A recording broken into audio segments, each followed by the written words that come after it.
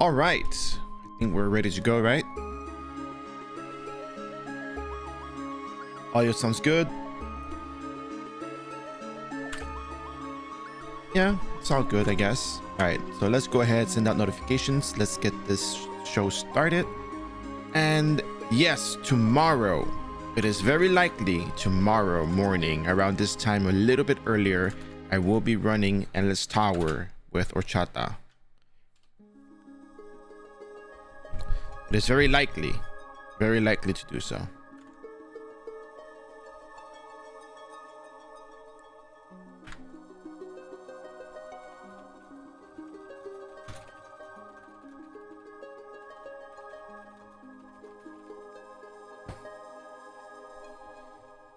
So in the meantime, we'll just wait for people to show up before we get this started. And yeah.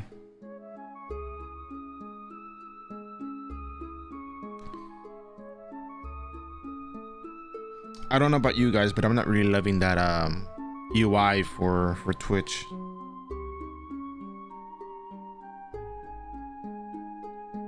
Why is the title description above?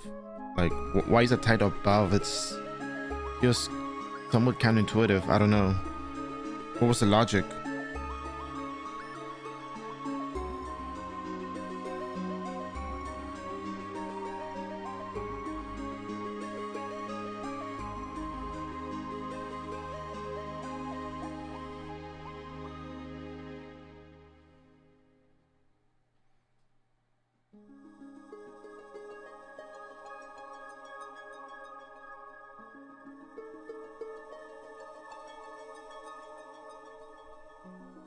But anyways,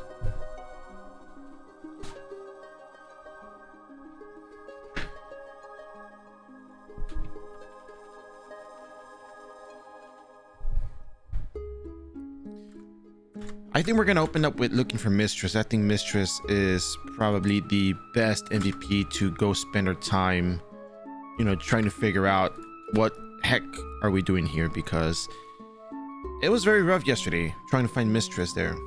Hanzo, how you doing? Let's just go ahead and start searching for Mistress just for now.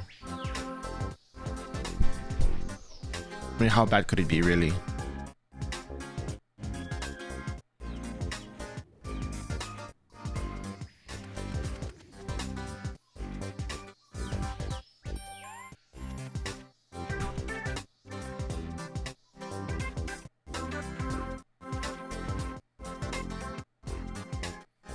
Who knows, maybe Mistress not bubblegum efficient, you know? Probably.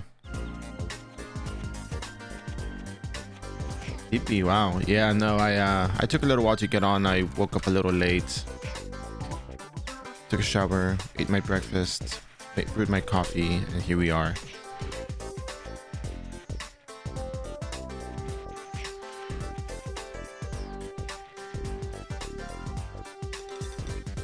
Which all in all is a pretty good way to start, just run MVPs the whole day, because we're going to be doing that the whole day today.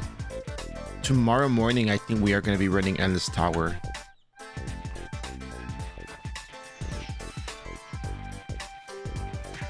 I think we might be ready for it, I think.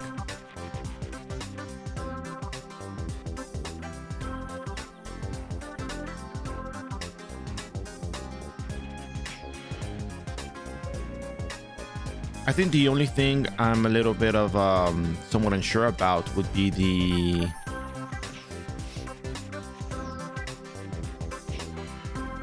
how long it would take to actually run the whole thing. So kind of tempted to upload it, you know, raw as it is, just because it's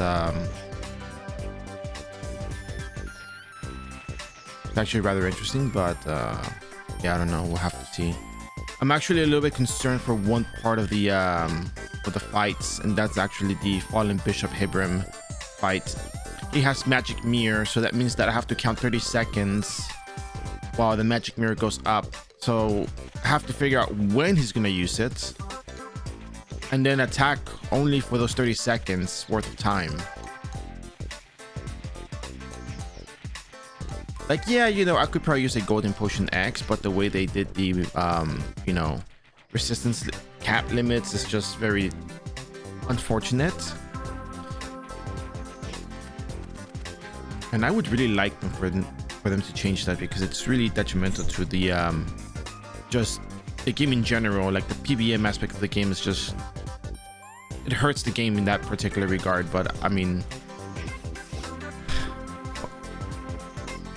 what are we gonna do about it? They already made the decision, they already did the changes, and the only way we're gonna be getting something reverted is if people make some ruckus about it. But you know, game balance and whatnot related to WoW and you know that stuff, so whatever. And you have a question. Hello, is this live? Yes, of course it's live.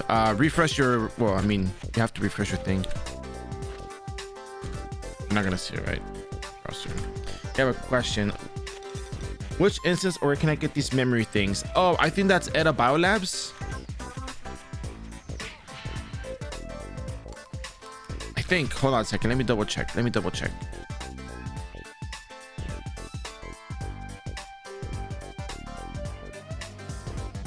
Yeah, here we go.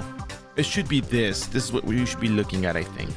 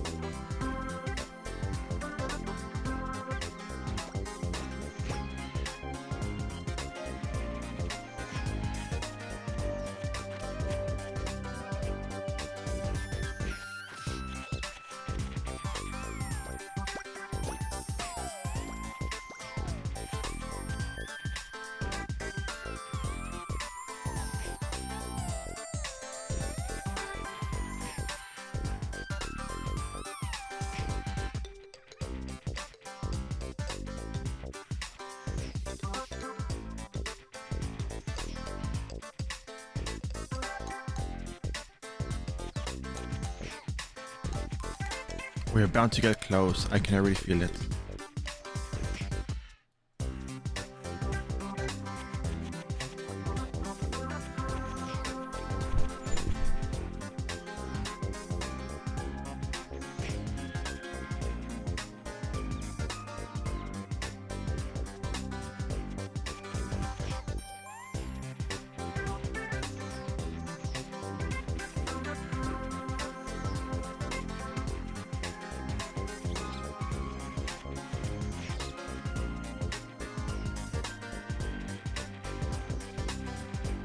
Next thing you know, we're gonna have another teleport fiasco.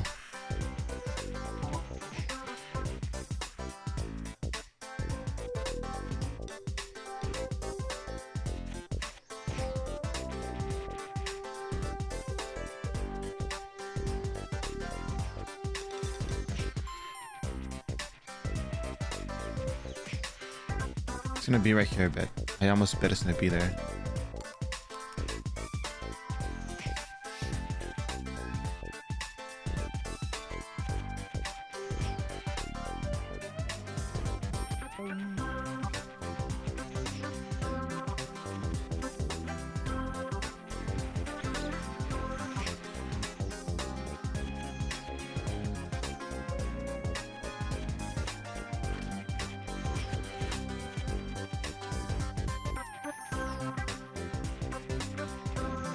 Where I'll be.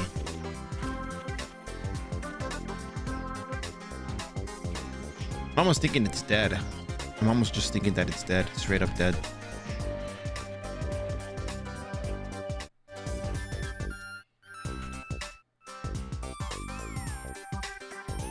Yeah, how you been? What's going on?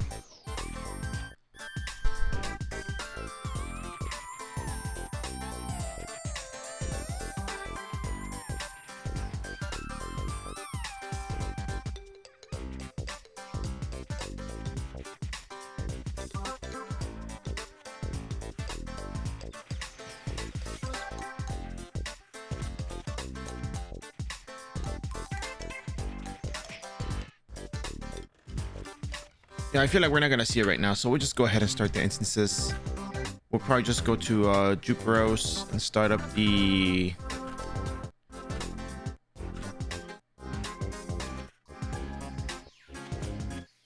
Charleston Crises and go on from there, I guess.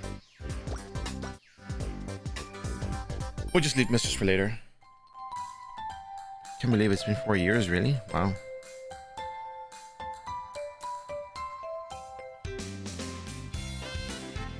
Even I can't believe it.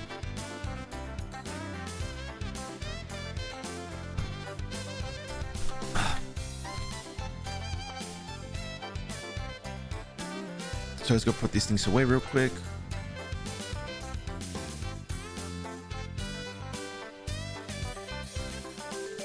Part of me thinks I could probably use another one of those shields with I'm pretty sure Alice card is really expensive now, so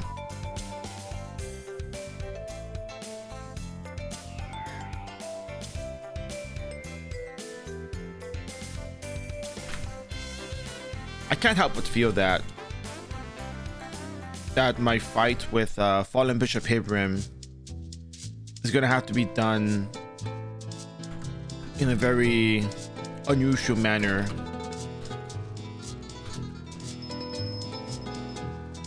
Let's see. Fallen Bishop Hibrim is Dark Element level 2.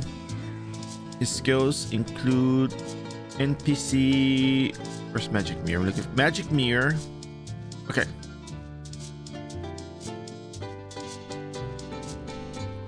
So here's the deal with him. Magic Mirror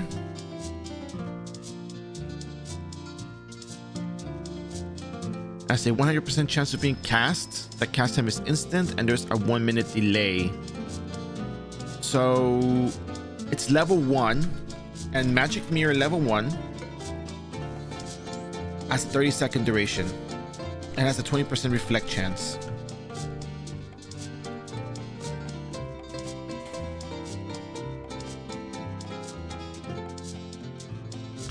So although it's just a 20% reflect chance, there's one thing I'm not sure about, and that is if line of sight affects the casting. The reason why I mentioned line of sight is because Hyunwook Breeze, the skill for Spirit Handler, can be cast on the ground and you don't have to be within line of sight for it to actually deal damage and count for the kills. So the problem here becomes, can I just cast it around the corner and run away, or am I going to be affected if Magic Mirror procs? Because I don't know if Magic Mirror follows the rule of, hey, there's a line of sight so you take damage, or it's like, hey, there's no line of sight so there's nothing to reflect to. So I wonder if we can actually test this with someone. I might have to test this off stream or on stream. I could probably even test it on stream. 50% magic.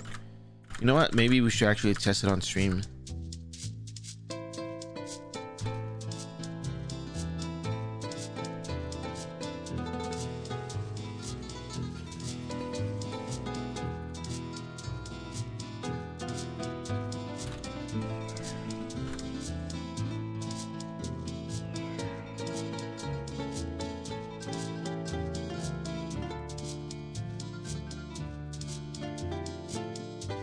But anyways, we'll see today in a bit. We're gonna go over to do a Charleston Crisis real quick and get our day started.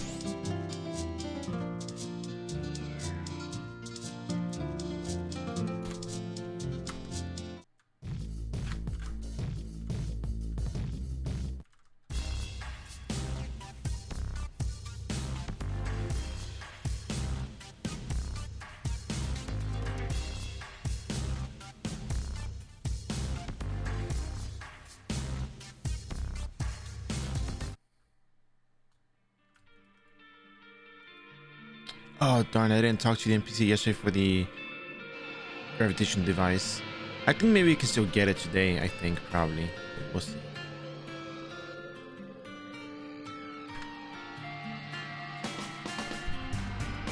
We will see to that. Oh, don't tell me that's a condition to complete last room.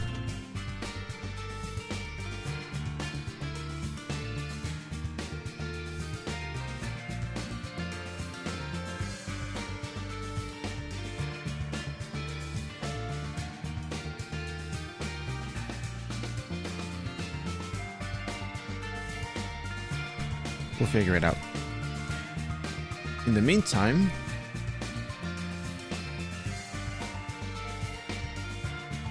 we're gonna go over to this instance over here. We're gonna get our counter out.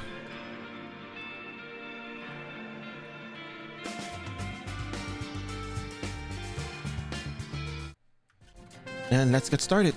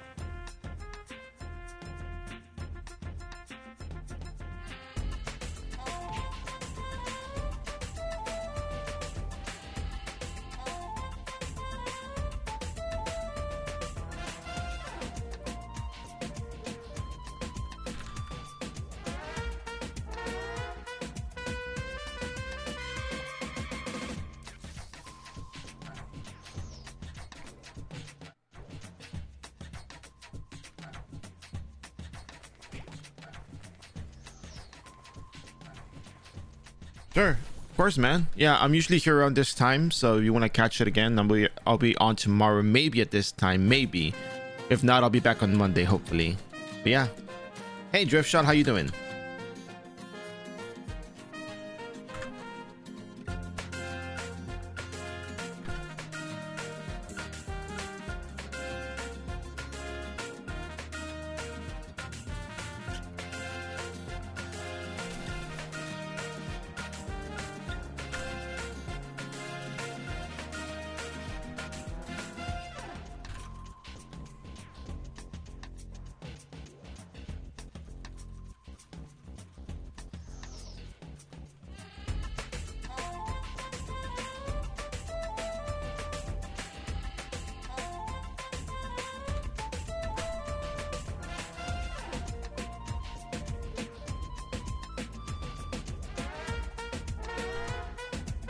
So if I recall correctly, there's 4 on the right side and 2 on the left.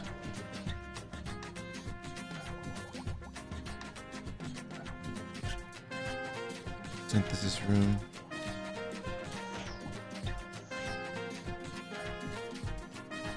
I should be fine without the mini map now.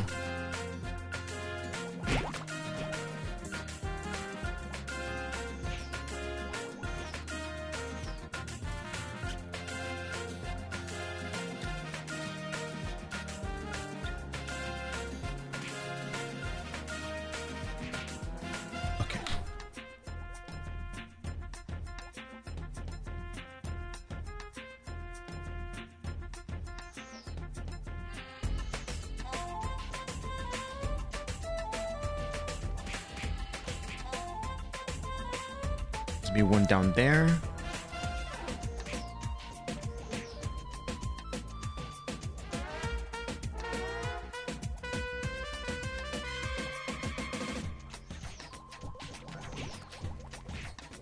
And the 2 will be on the right side of the map. Well, left side, left side.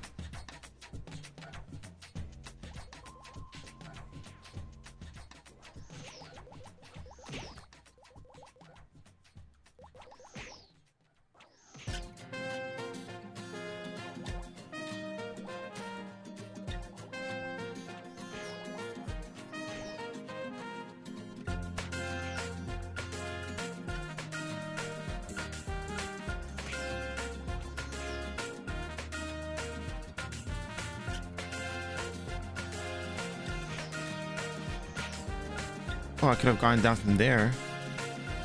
Wait, could I have? No, I could have not. I could have not. That's a different spot. Yep. Cool. For a second, I thought I was losing it.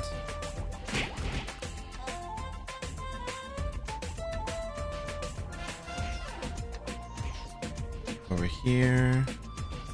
Go all the way around.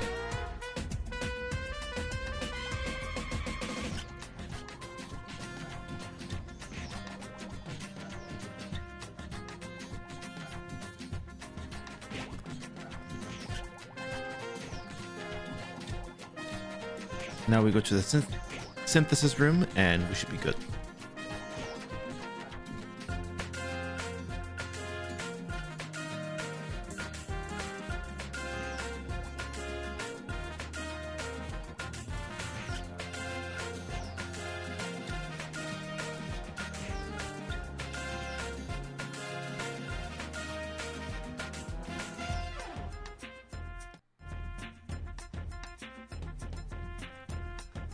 I'm doing all right today. Just, you know, getting started with the day and the MVP hunt and whatnot.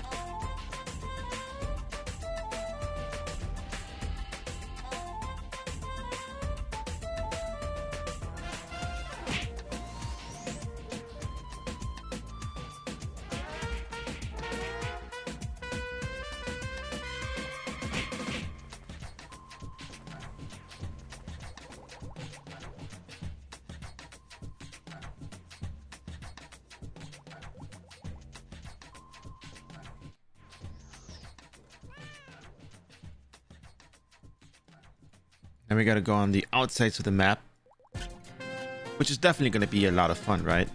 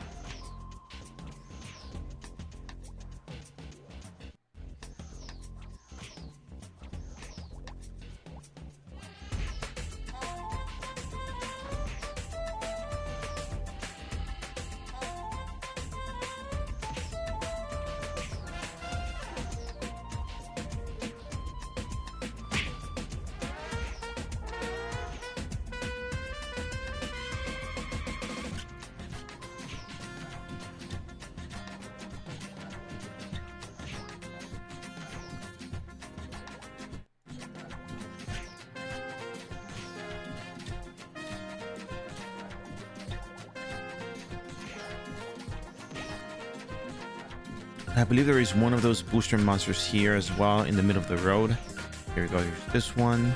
And then we have to defeat this one as well. And then the portal opens up. And up here to the left. You know, running this instance has gotten a lot easier.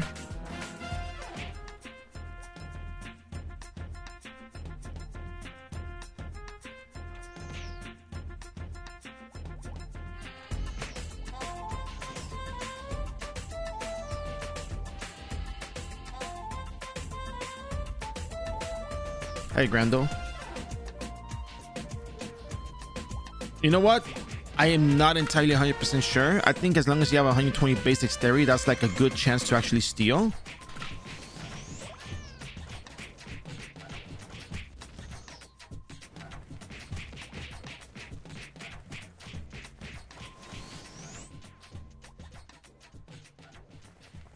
How much dexterity do you have?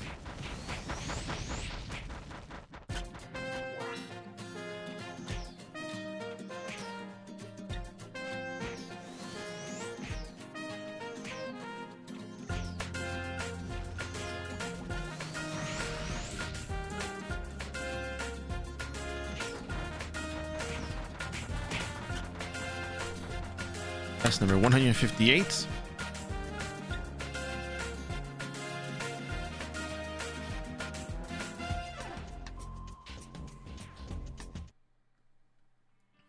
Which class are you? Actually, how much dexterity do you have at the moment? That's probably the better question for me.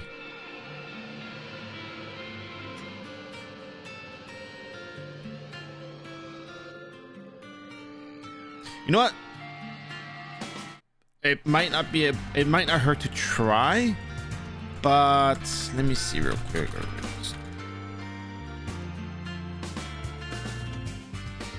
How about this? How about you do this calculation?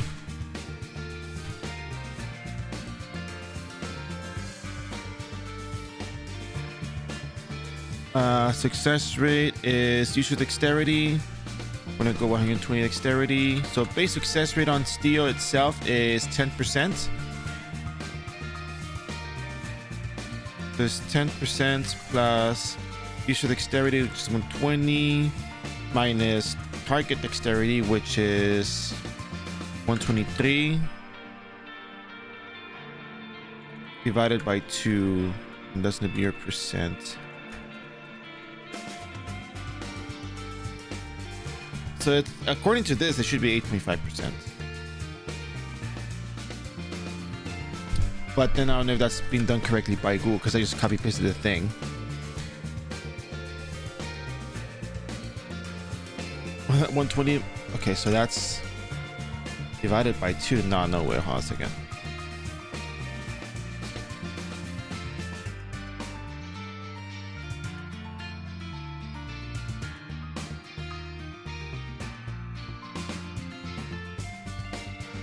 I mean, yeah, I guess 10 minus 1.5. Theoretically, you should have the 8% chance to steal. Theoretically,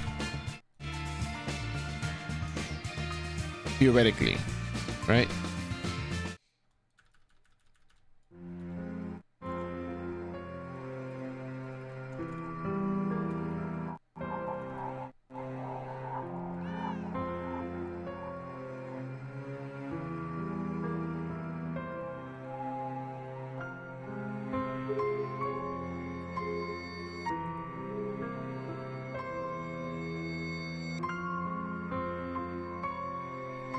I feel like I left my gravity device in my storage. I feel like that's what happened. Because I put a lot of stuff away recently, and I know I talked to Fruits after I did the thing, so it's gotta be that. I'm almost sure it's that. It's gotta be that. Yeah, if you should bring your blue syrups, by the way, your concentrated blue syrups, just in case. But you should be able to steal. Theoretically, you should be able to steal. But then again, I don't know, because we talked about 120 base dexterity, but it does make sense. Because if you were to put like 100 dexterity minus 123, it's minus negative 223. So negative 223 divided by 2 is 11.5. So 10 minus 11.5 is negative 1.5. You won't be able to steal then.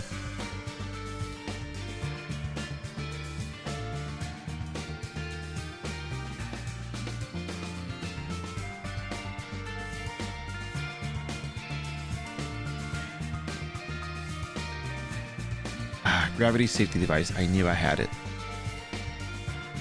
Wonderful.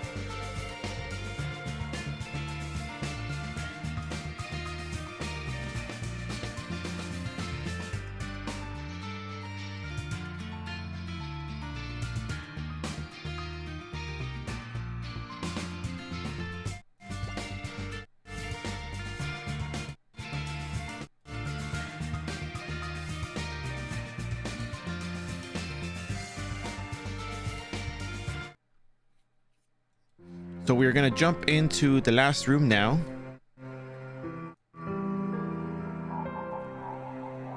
Which, by the way, the last room is actually a pretty cool name for an instance. It's like La Última Habitación. I know I keep doing that every day, but I really like the name.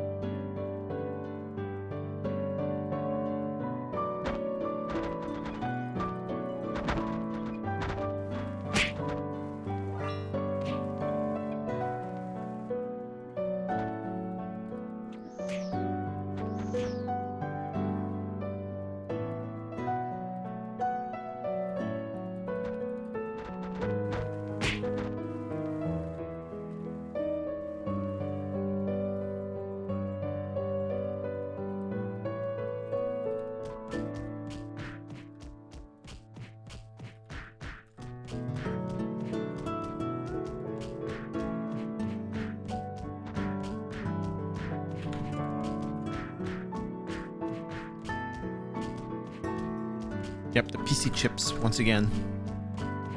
They're nice.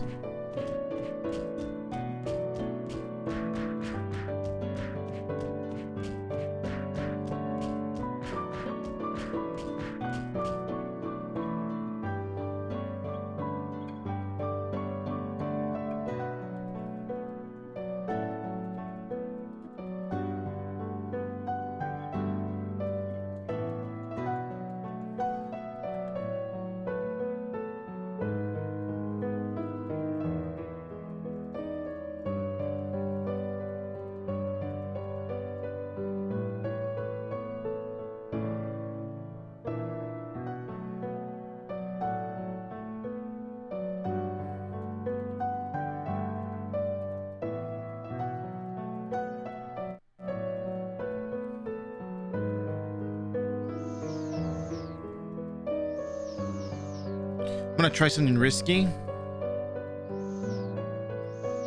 I'm not sure if I actually have to kill these monsters to go on to the next part, so...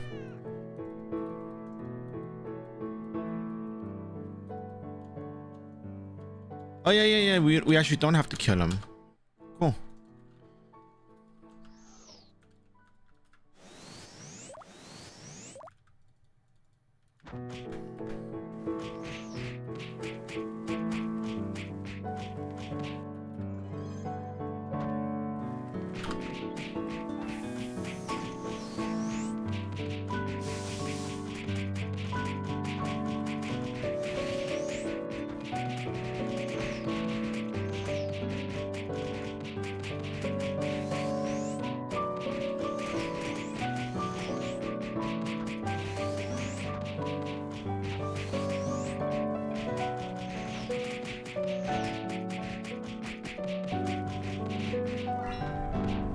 You are the MVP of chat at 159.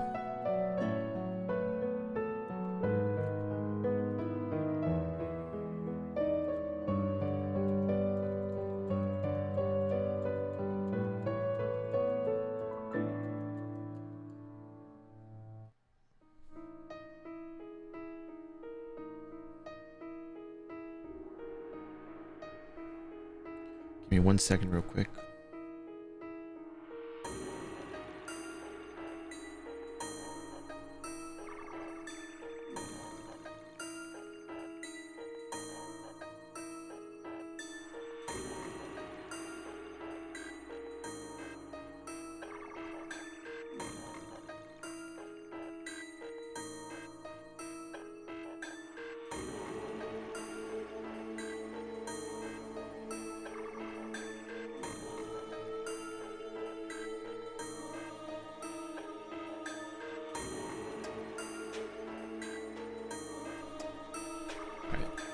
flowing out of here.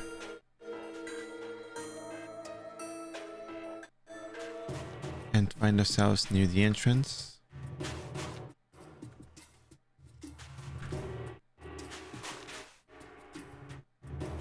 I'm surprised I don't see people AFK leveling here anymore. This kind of used to be like the place to AFK level.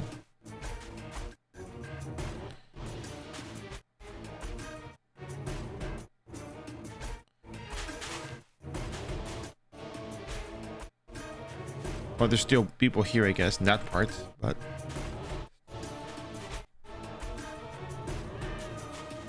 Here we are, back to the entrance.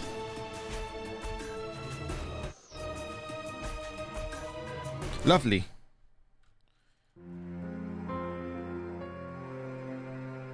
We talk to Fruit, we get our gravitational safety device once again. Well, gravity safety device. And now we go onwards to Central Laboratory.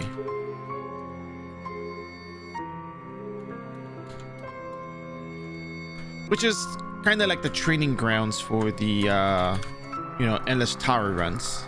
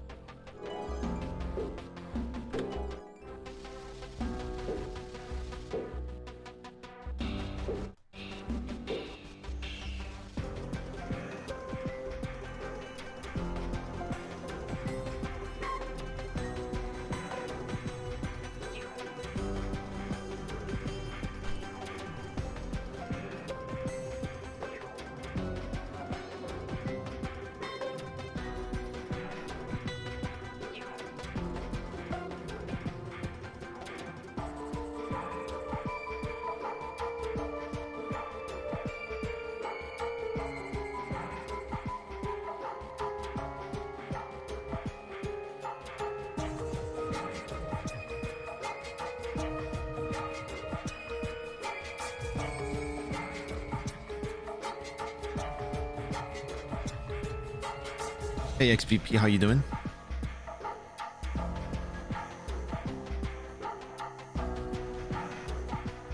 I'm just waiting for the Central Laboratory MVPs to spawn, but everything is going well.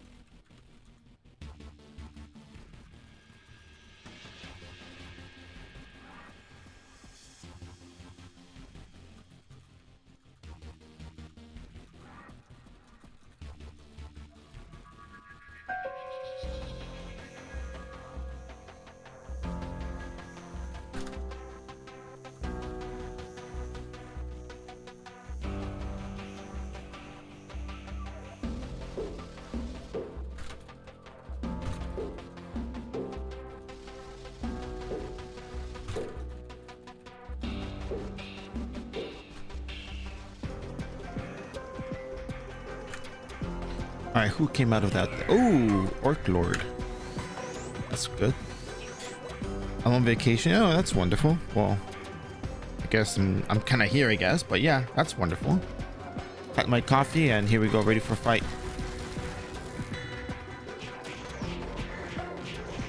And that's number 160.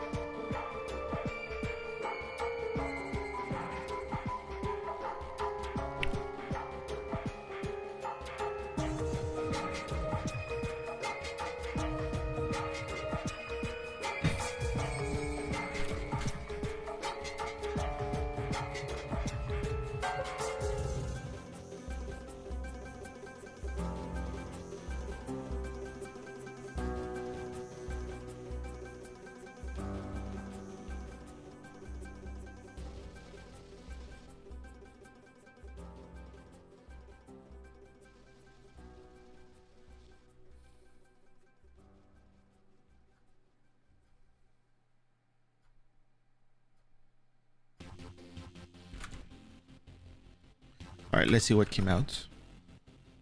Oh, Pharaoh. Okay, that's not that bad.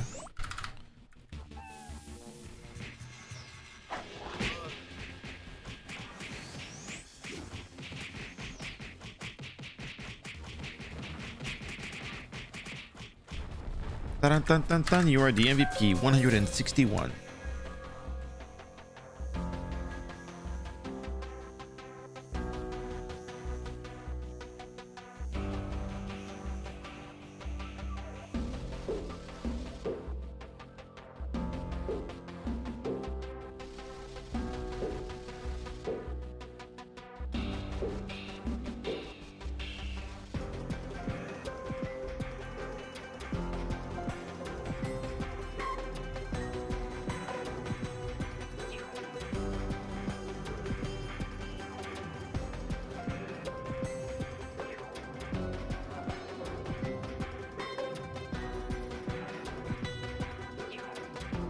So yeah, so today we're gonna be running the same instances that we did yesterday.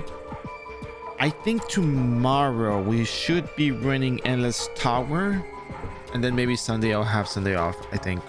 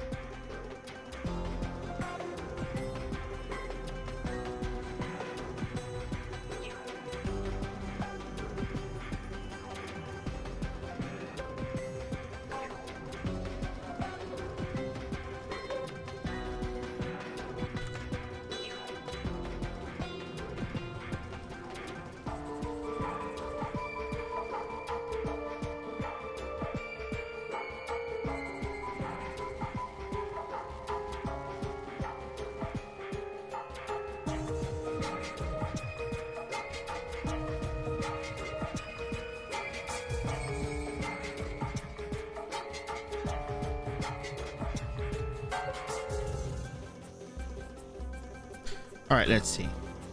Oh, Ifrit. Hello there, Ifrit. Hey, Simon, how you doing?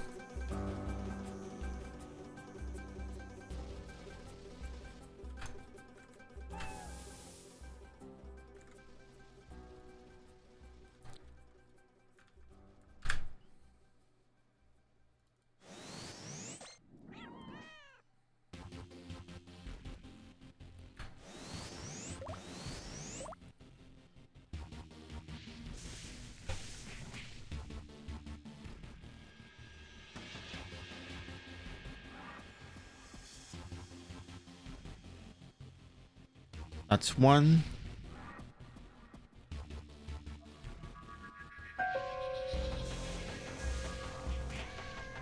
That's two.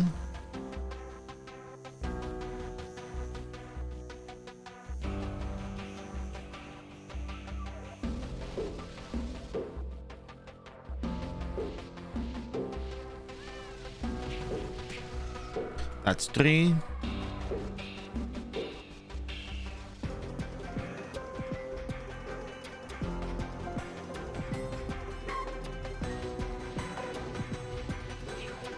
That's four.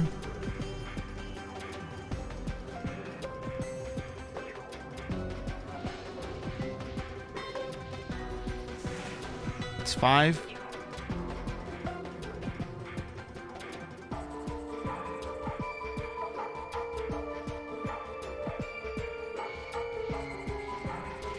That's six.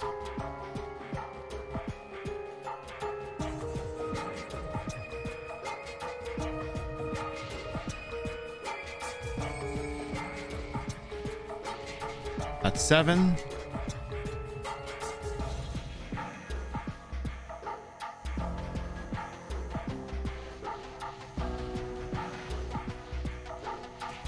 That's eight.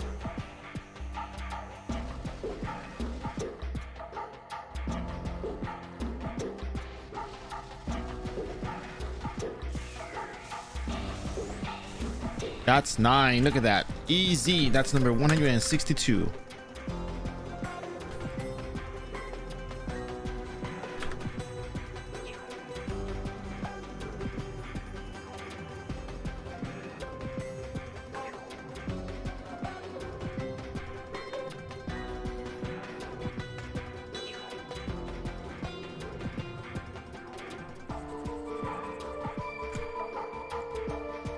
Just double check something real quick. I'm very bad about this. Just gotta make sure that I'm doing this right.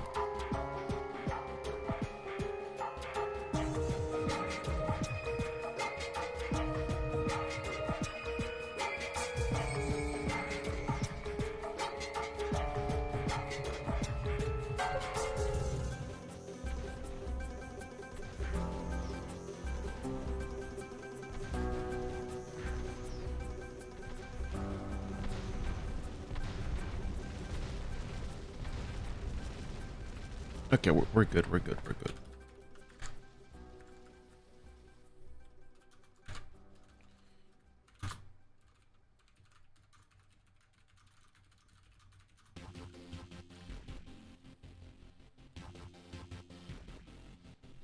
All right. So according to my Excel sheet, we are done with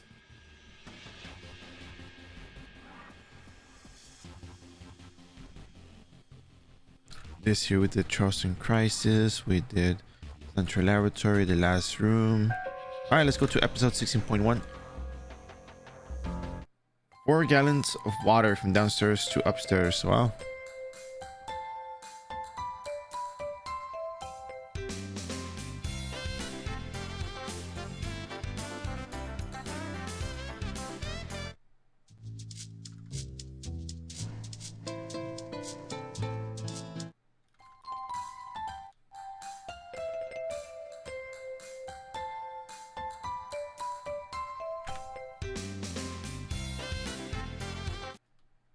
Yep.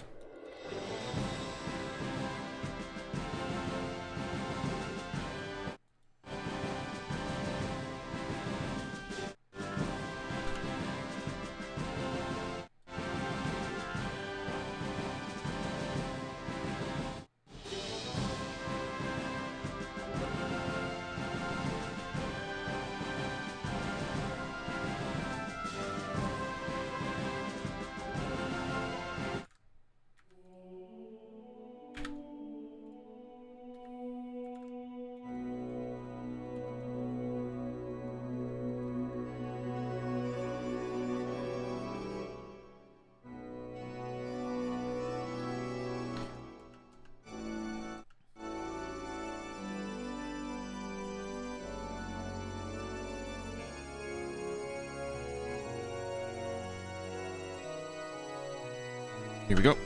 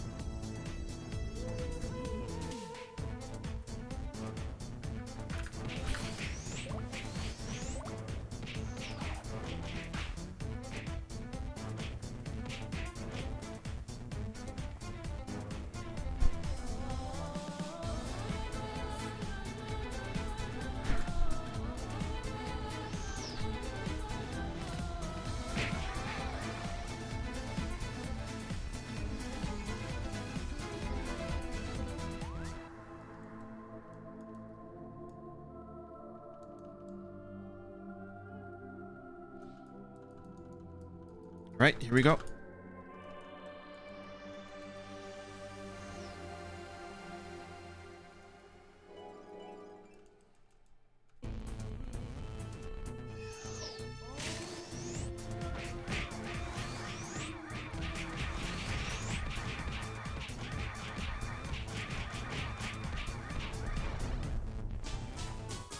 That is number 163.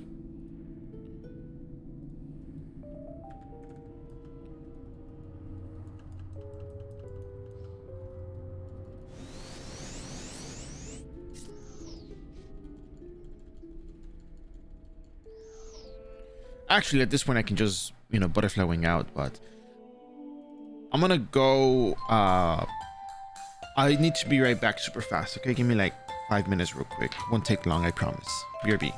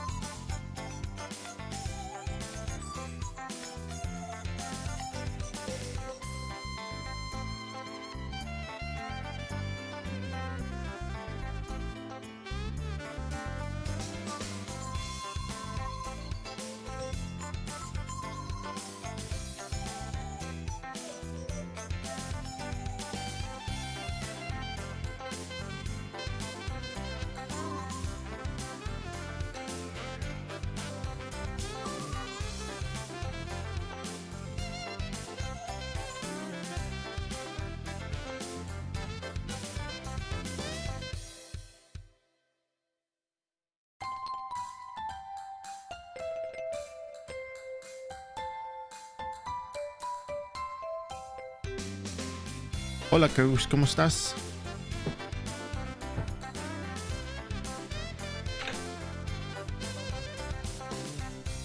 All right. Let's make our way on over to episode 16.2.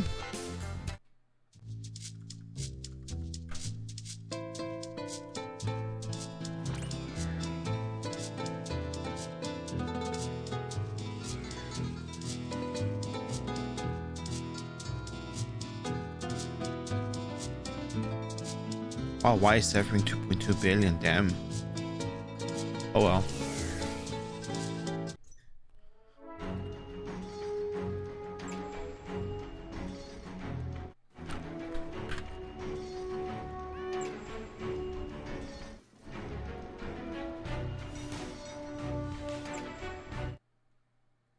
So I did a test run yesterday of the some of the classes. Acolyte, Archer, they get their first class skills and they get sent back to Islud. But when you're making a mage and you go over to the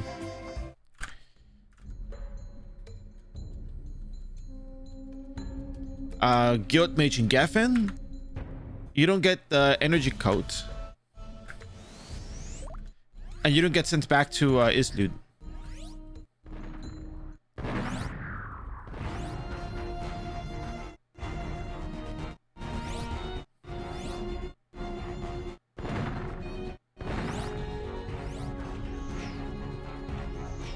And that's kind of troublesome because when you butterfly wing, do you know where you end up at when you butterfly wing?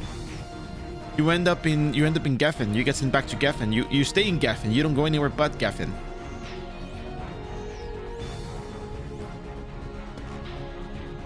Imagine doing that with just 50 Zenny and not knowing anything about the game. Just think about it for a second.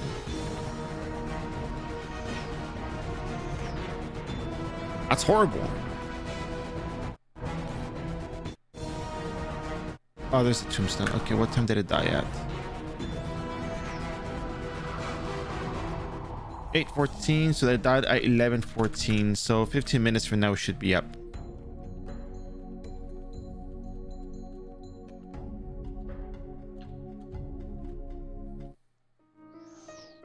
Yeah. So you're better off not doing the job change at the Geffen Mage Guild, because if you do that, you're gonna end up stuck with no skills. You're not gonna end up getting your eating gear. You're gonna have only 50 Zenny on you. I think you might have 50 Zenny, and that's kind of troublesome because you can't really teleport anywhere. And now you have to start living your life as a mage in Geffen, which, I mean, yes, it sounds fitting, but when you consider the fact that, you know, it could be a new player who does not know anything about the game, that's kind of troublesome, I think.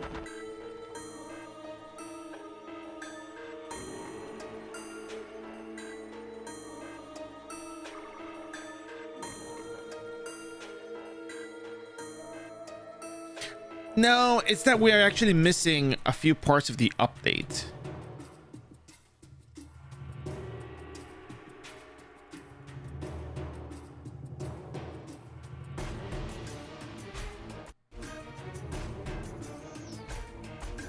Game design wise, it works rather well in iRO. For us, not really.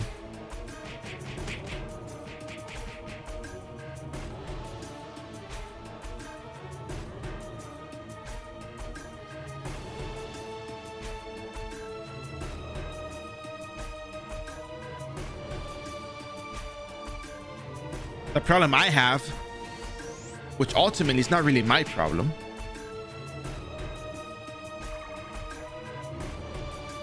is that it kind of makes it look bad that, like, hey, you know what, they're actually missing this part of the update, so it's better you do it like this.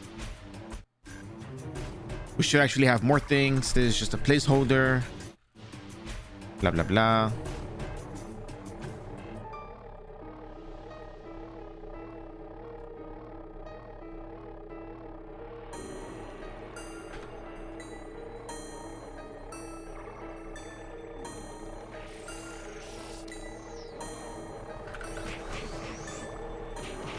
And that is number 164.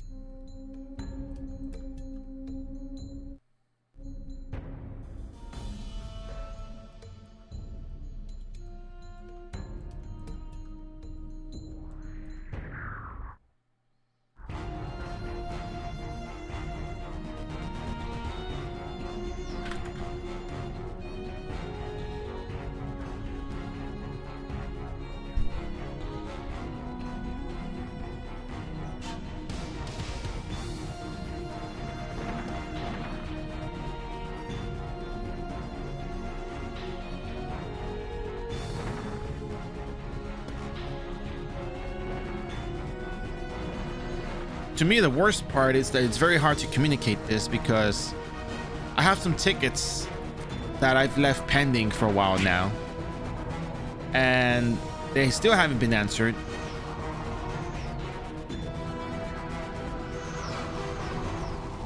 But the thing I'm actually sending a ticket in for has actually already been resolved in game. But the problem is the way they respond to tickets is not ideal. So that's kind of my problem with all of this. But I mean, what am I gonna do? What am I gonna say?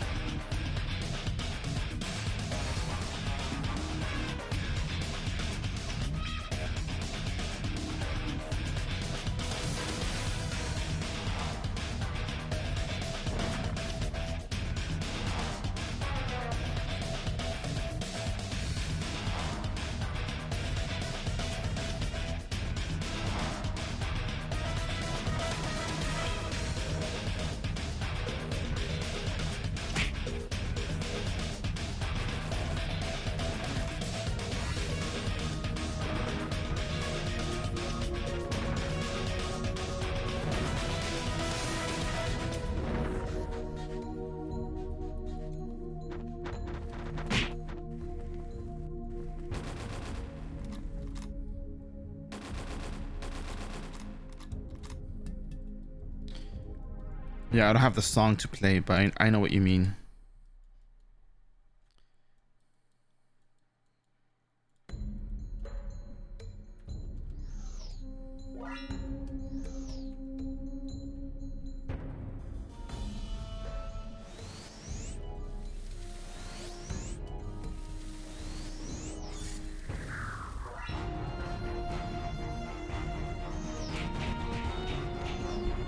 Dun, dun, dun, dun. That is number 165.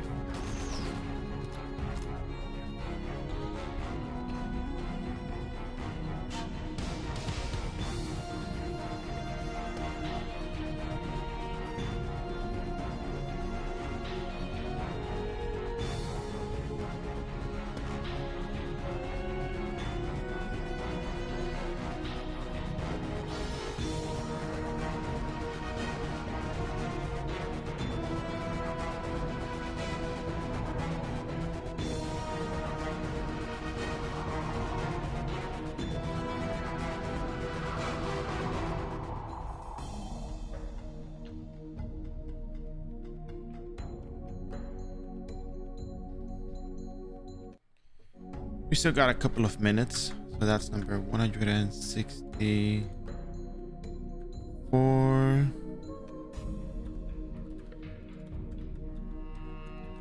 Let's go fight Miguel and the other one while we still got the time. We'll come back for the Toxic Chimera. If it doesn't get competed for, we'll go get it, but if we have to compete for it, then maybe we might just we'll try our luck, but you know, can't make any promises of success.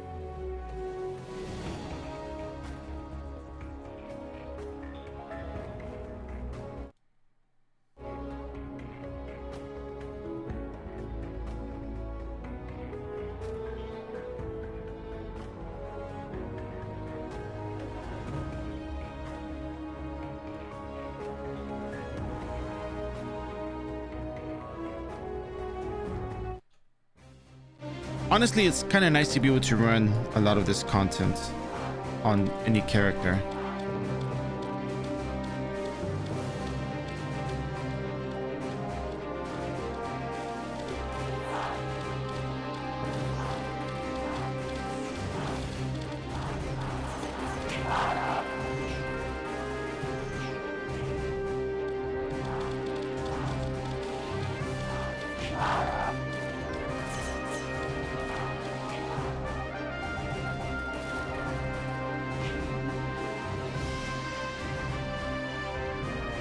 First base has been secured. Or the one base? I don't know. I want to say Firth because it's funnier.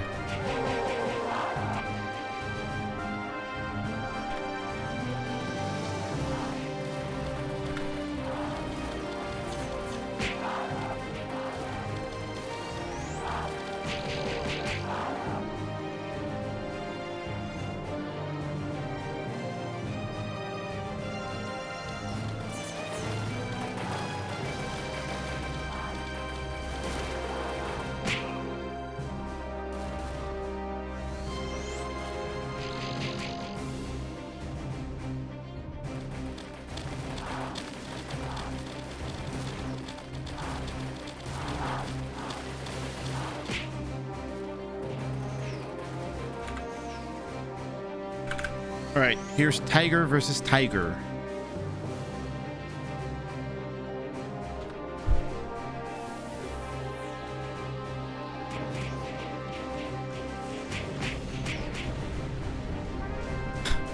Double KO. That's number 166.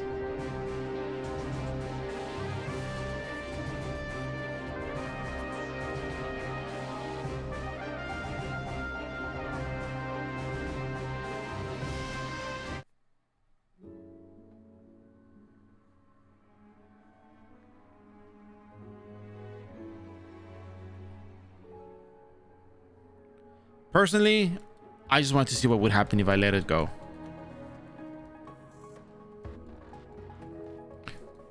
Ochata's like, good job, Miguel. You're very strong. But I was better. Something like that.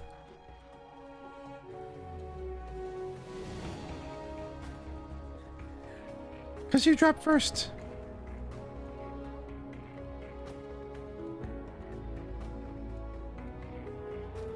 Enter, yep. All right.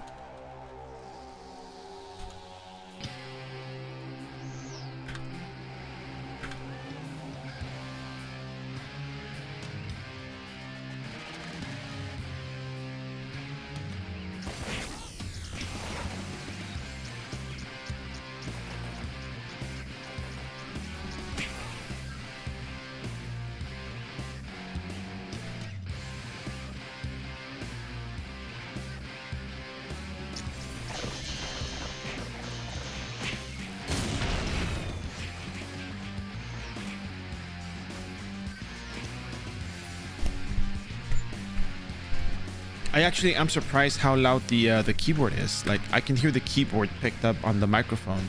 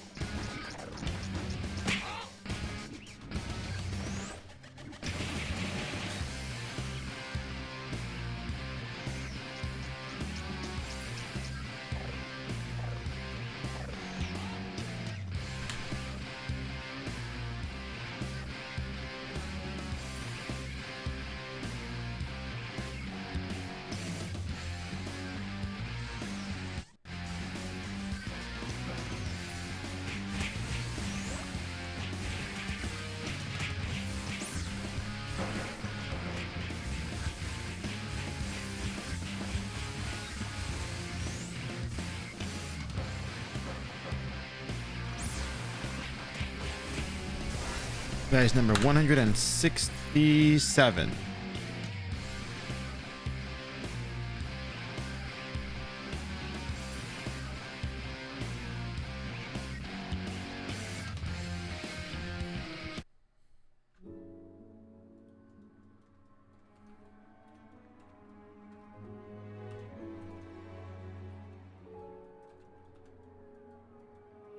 All right, we're gonna go back for the toxic chimera.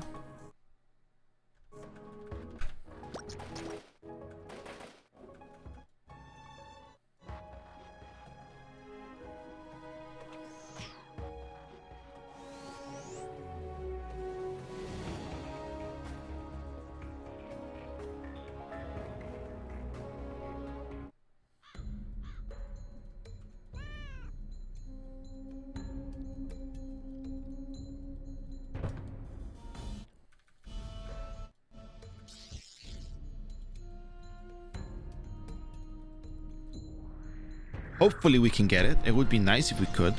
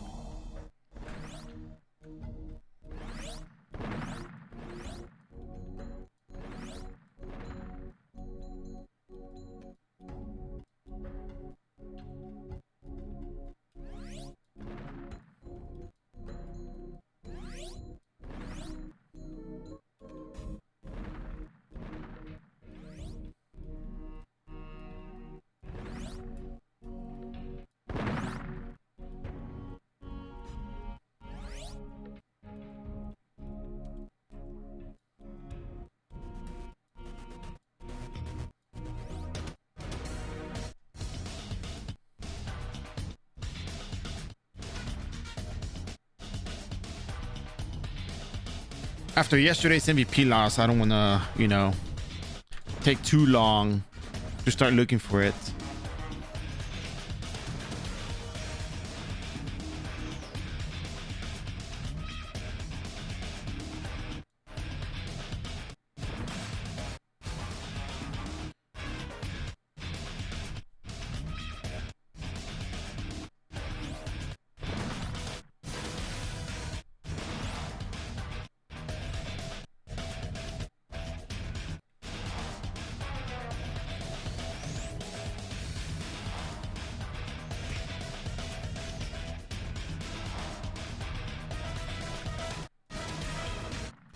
And now it's spawned.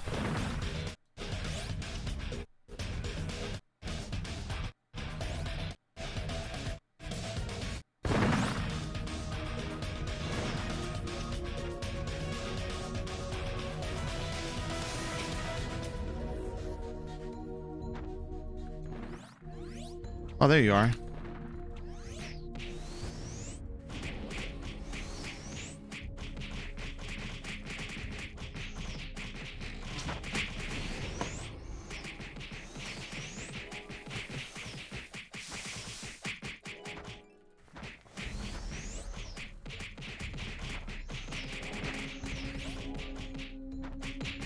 Crap, I used slope. Dun, dun, dun, dun. That's number 168.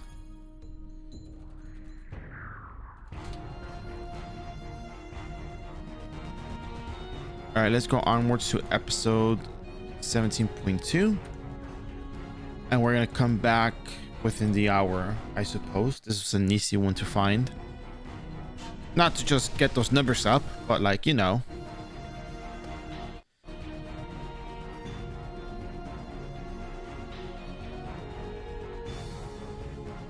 to actually be on the hunt.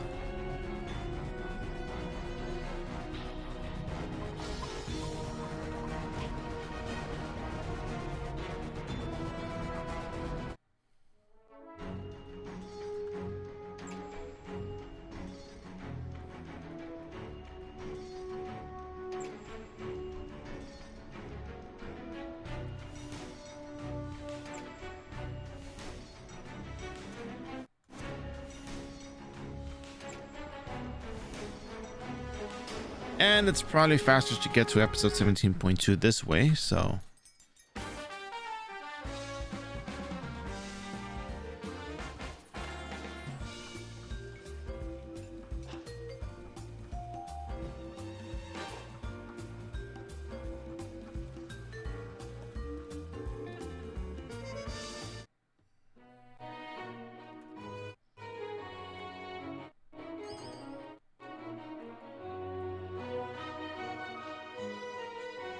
man, we only got one Yggdrasil. We only got one token of Siegfried, so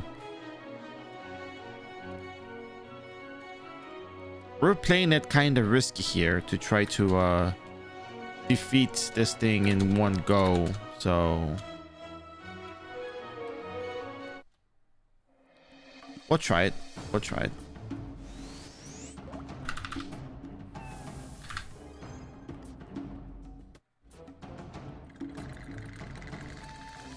Should have gone neutral, but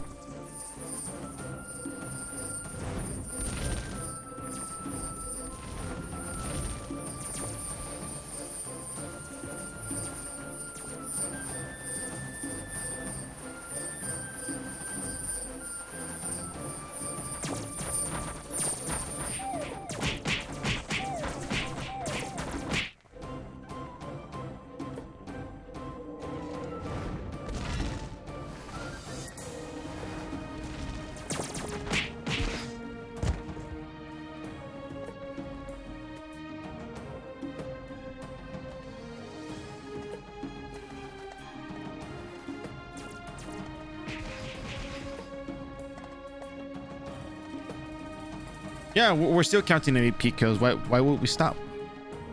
We're not gonna stop counting until the card drops. When the card drops, that's when we stop the counts.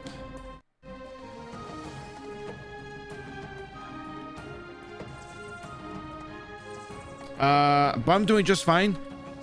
Everything is going just fine. Just doing our daily runs here. Yep.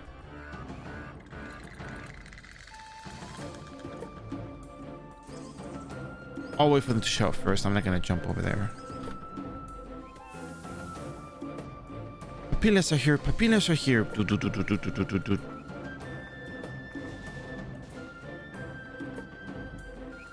Okay, that's good enough for me. Showed up. Ran through the field. Grab everybody. Stoop. And here we go.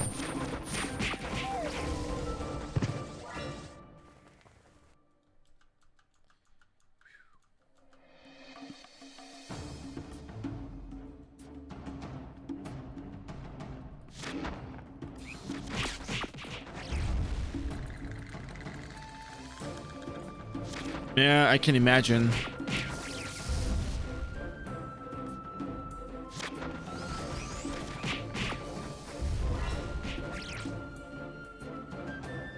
Yeah, I finished episode 18 already.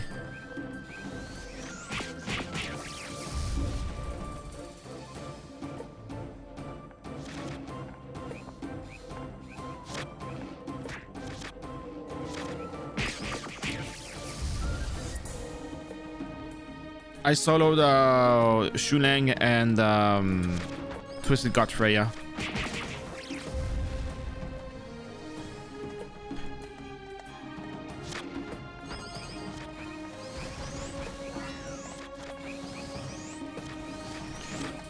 Story of course, not Villa. I mean, I don't you need two people to do the Villa anyways, so. Well, Veil of Deception is a story, right? I mean, that's... But I know what you mean, like the regular instance.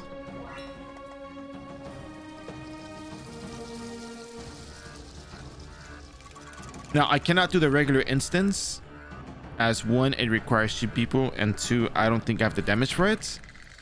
But as long as I completed the story, that's kind of what I care about the most.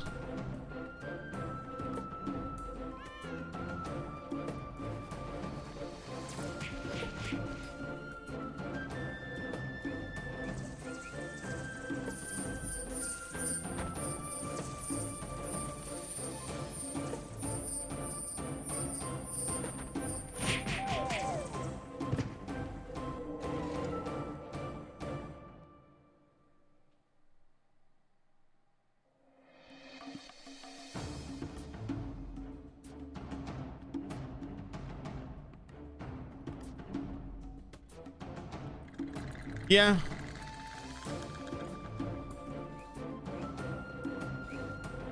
Even then, I used my amethyst to try to get the enchant for the footgear, and I was not successful at it, so... I'm kind of just opting to not even bother with the Grey Wolf equipment. I can't recommend it for the amount of effort required.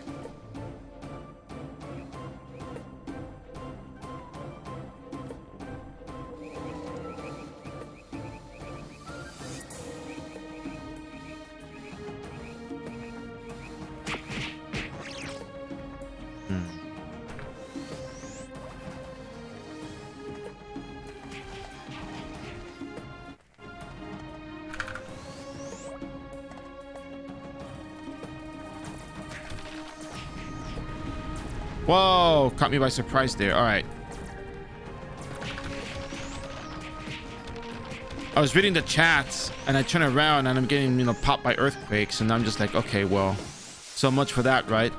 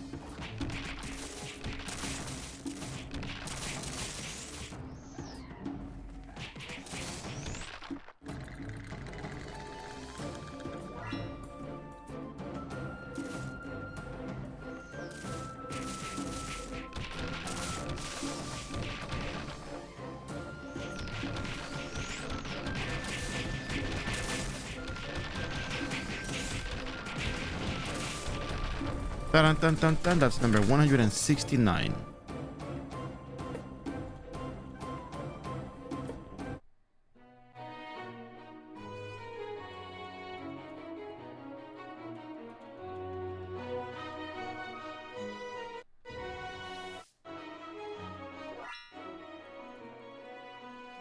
Well, we can't possibly die to Meow, so...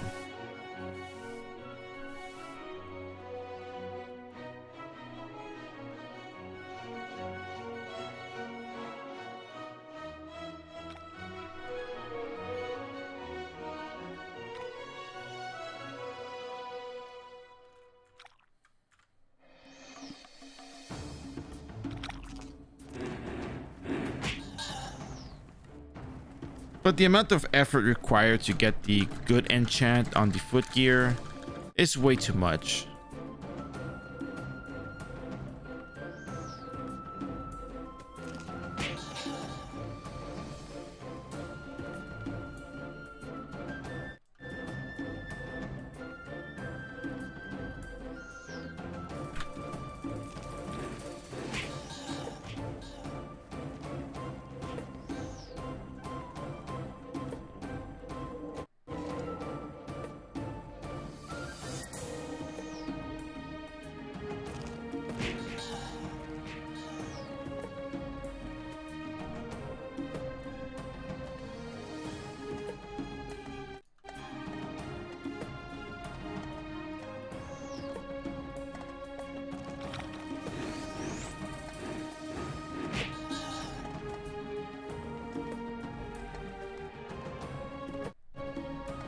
And if you look at it this way, it's like, well, you know, you can still clear MVPs without a problem.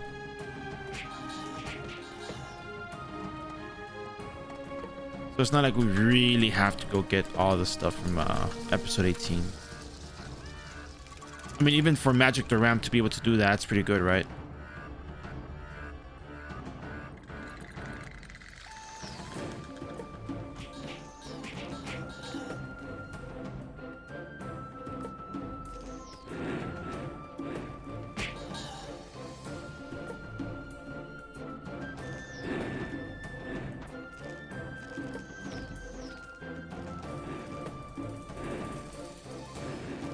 Even if it was difficult, I'm pretty sure we're going to get to a point where there's going to be a market saturation. The price will go down.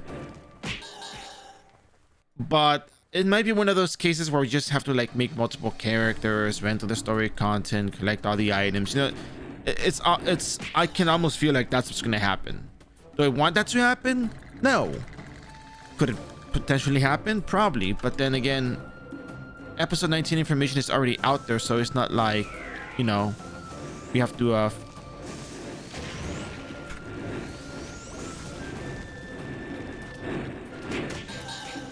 oh wait. Yeah.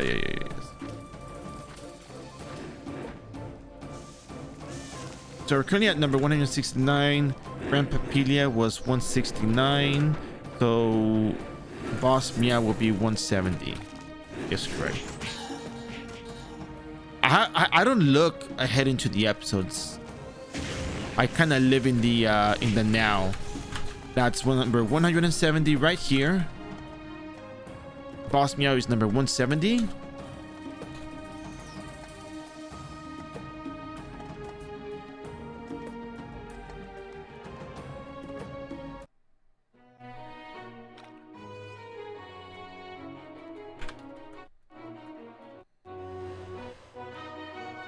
Now we're gonna go over to Sweetie and see what Sweetie has to say.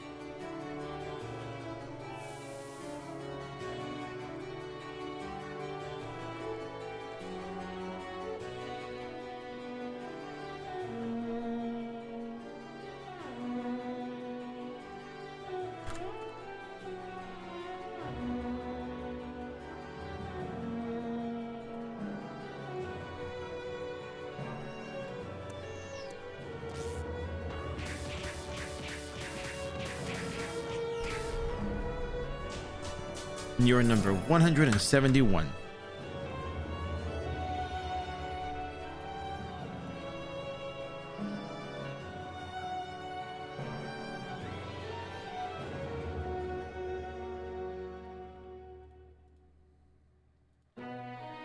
And that finishes up all the episodic content stuff. Now we're moving on to the Dimensional Time Gap, the Heroes Trails. Wow.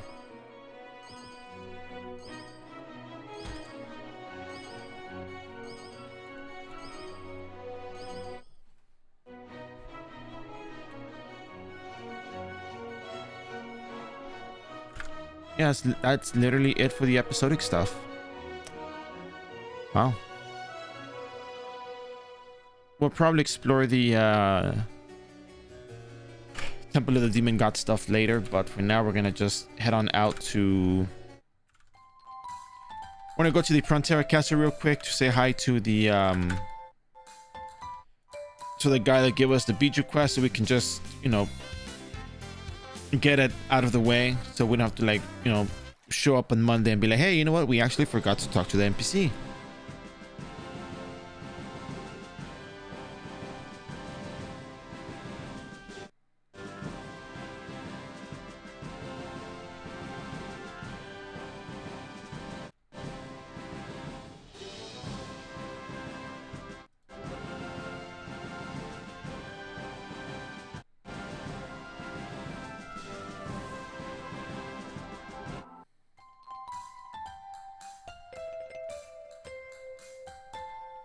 All right, so first up on the list we have first up we have me going to the restroom. I'll be right back. Give me a few minutes. All right, BRB.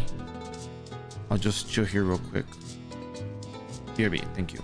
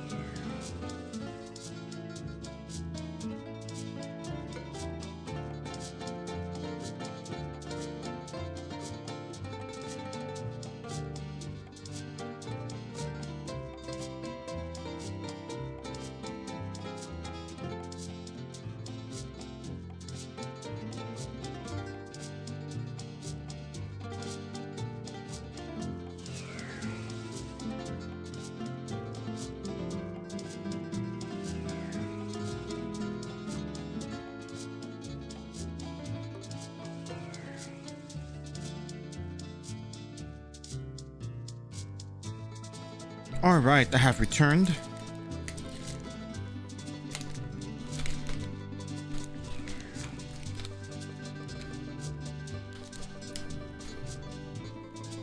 And first up, I think we're gonna go over to Base Room Nest.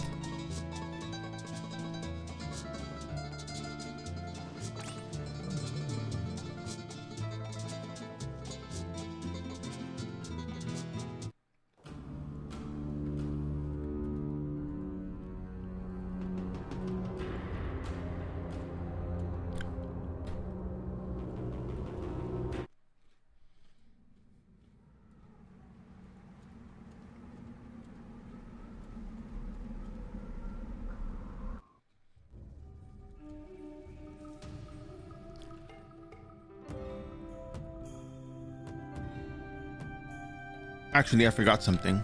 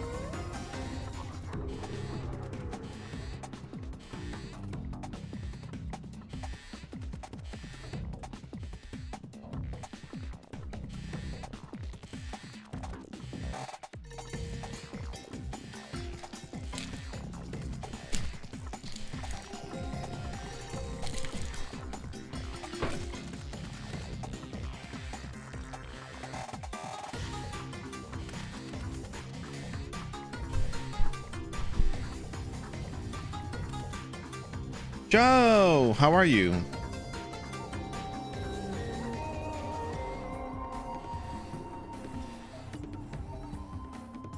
How's it going?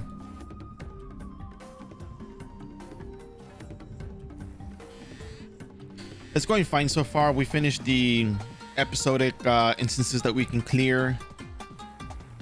We cleared, let me see the thing real quick while I cast this.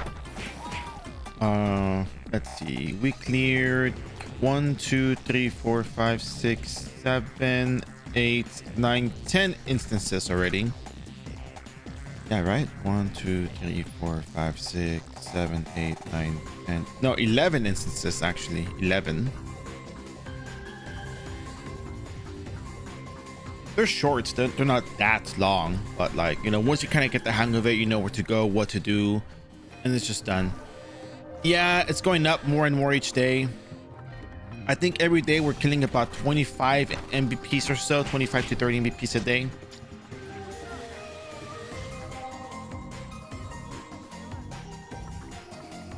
So I'm expecting the something to maybe happen at 1,500. On the low end, 800 for me, but high end, maybe like, honestly, 2,500 sounds reasonable.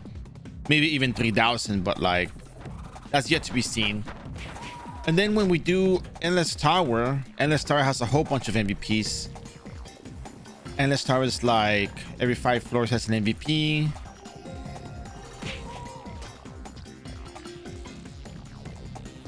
A couple of floors have 2 of them.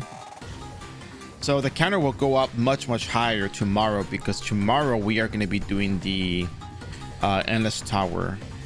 If we get drop rates, of course, we will definitely do it. If not, then, you know, maybe. But more than likely we will, because we're kind of at our quote-unquote peak here. We cannot really do everything for the most part. Not the highest peak, but you know, we are in a very, very good spot where we can kill the vast majority of MVPs, with the exception of the really, really hard ones in the hard mode. So theoretically, we should be able to do Endless Tower. 26 MVPs. Well, that's gonna be 26 added to the counter. We don't have the best equipment though. Like, our equipment is not quote unquote the best, but it gets the job done. The only things I cannot clear as of now are things like Red Pepper, episode 17.2 MVP normal mode and hard mode, and Shulang and Demigod Freya normal and hard mode in episode 18. Anything that has magic mirror, I know how to handle.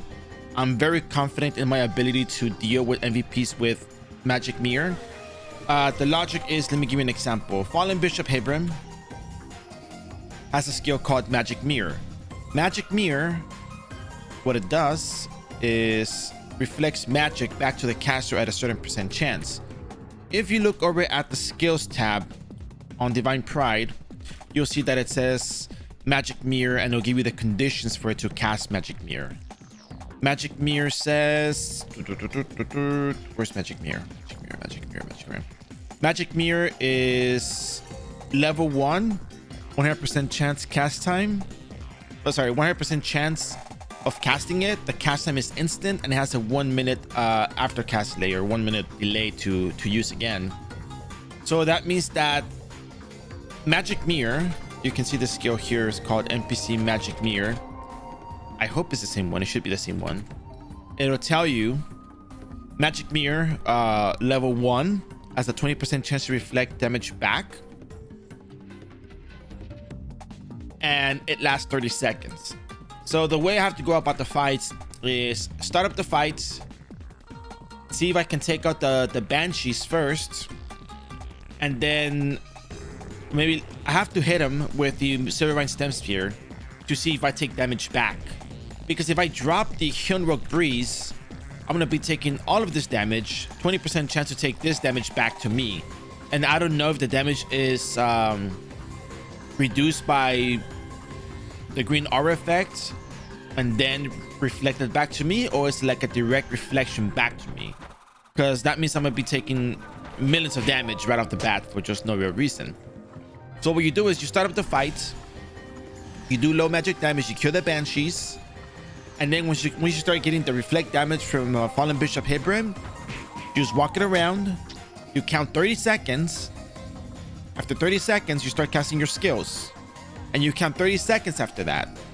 Then after that, you have to start counting again to make sure that you don't get popped by the Magic Mirror, because you probably will if you just spam relentlessly. So yeah, I was told that there is no difference in the Beelzebub fly form and the real Beelzebub true form. So, and I know it sounds super like, oh my gosh, you have to count the seconds. I'm like, well, yeah, but I have no other choice. They changed the way resistances worked in iRO, which should have not happened in the first place, and we can only reduce up to 90% reflect damage or something like that, which a golden X potion would have solved all of my problems. But because they made these changes because of, you know, the whole WoW thing, now it's like, you know, it affects PvE gameplay.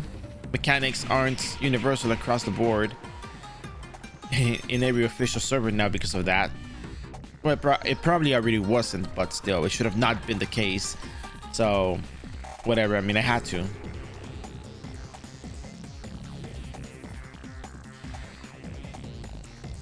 So now I have to figure out the Magic Mirror by actually counting seconds and making sure I'm not taking any reflect damage back towards me and blah blah blah blah blah blah blah. But yeah, that's iRO when you were like really into it. So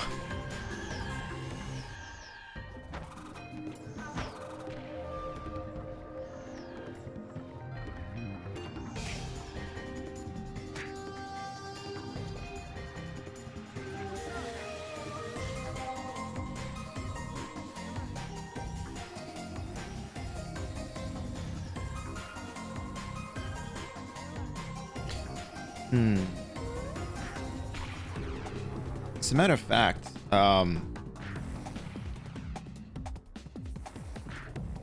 maybe I kind of want to test something because I was told that line of sight doesn't matter for the magic reflect, but I still want to see it myself though.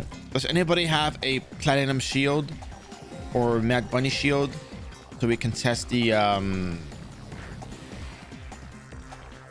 magic mirror? I want to see how it works with golden X potion, and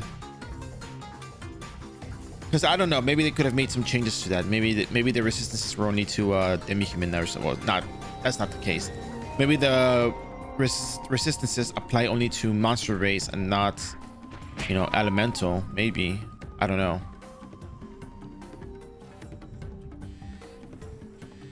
I'm hoping for it because then that would make my life a lot easier. Imagine going into Endless Tower and assuming that Magic Mirror and Golden X Potion work the way that we thought it was working a couple of weeks back. That would kind of suck because it could have made my life a lot easier.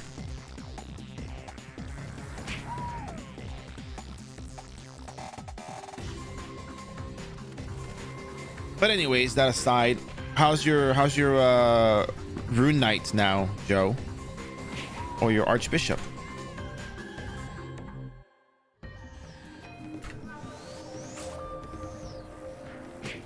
Hey Lumina, how are you?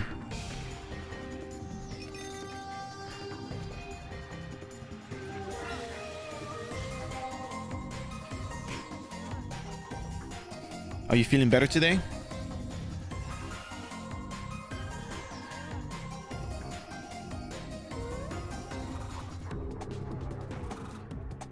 That's good. I'm all right. Just doing my dailies as usual. Woke up, showered, ate my breakfast, got my coffee, started things up.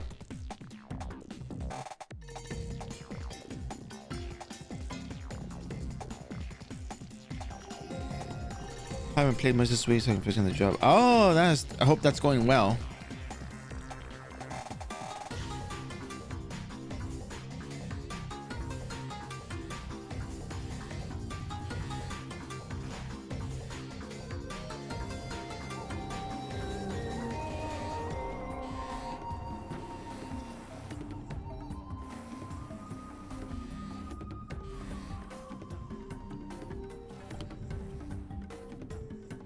That's wonderful.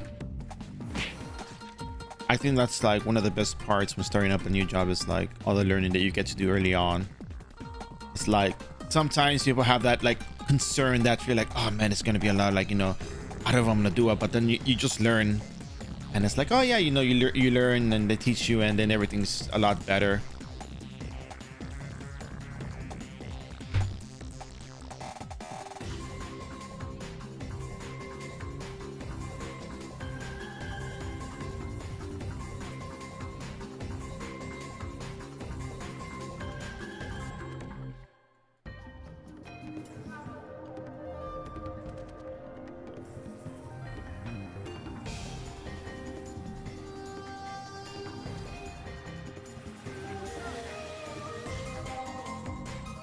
That's great.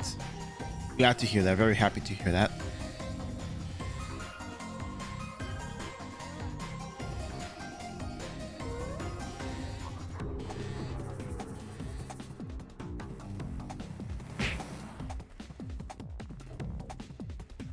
By the way, so I got my Twitch the recap thing, and I was looking through it.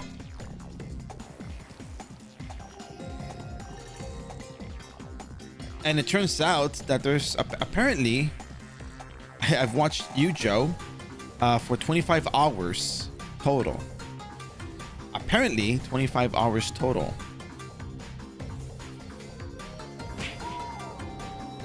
25. I'm like, wow, that's a lot of hours. Like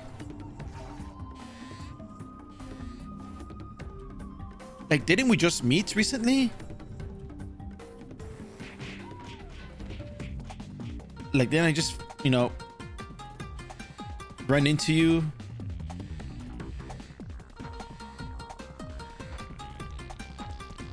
And it's been that long, which it's already December. I know. I probably watched like full streams. Then in that case, that's probably what it was.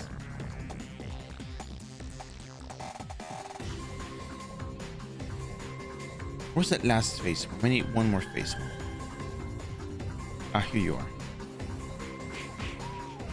It's nice. It is nice. I was like, wow, that's like, damn, I don't remember watching that much, but I guess like if that's how it is, then that's how it was.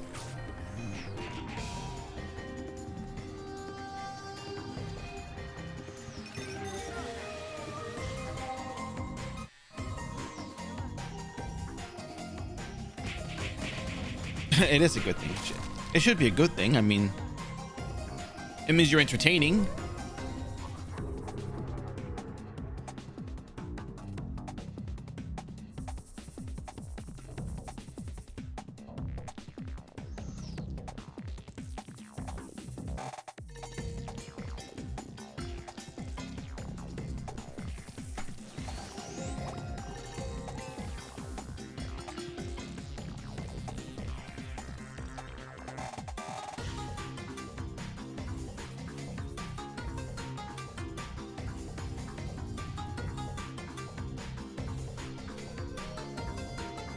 So I technically don't have to clear the content like this, but I think I'll just do it for fun because I kind of like doing this.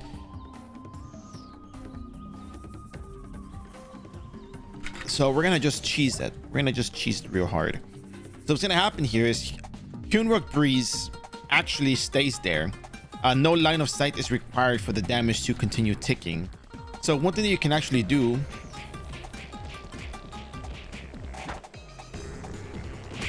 is drop the Hyunwook Breeze and jump out. Wait for your Lope cooldown to go away. And then drop the Hyunwook Breeze and Lope away again. Wow, look at that. 17 million damage? Is that what it recovered? That's crazy. Okay.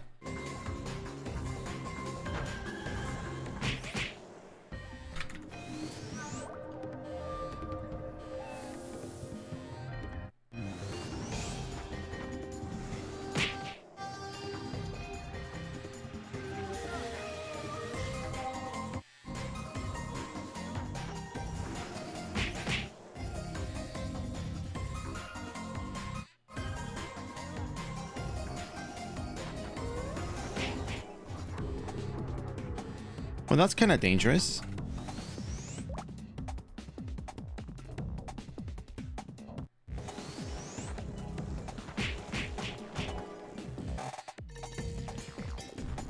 There you go. Dun, dun, dun, dun.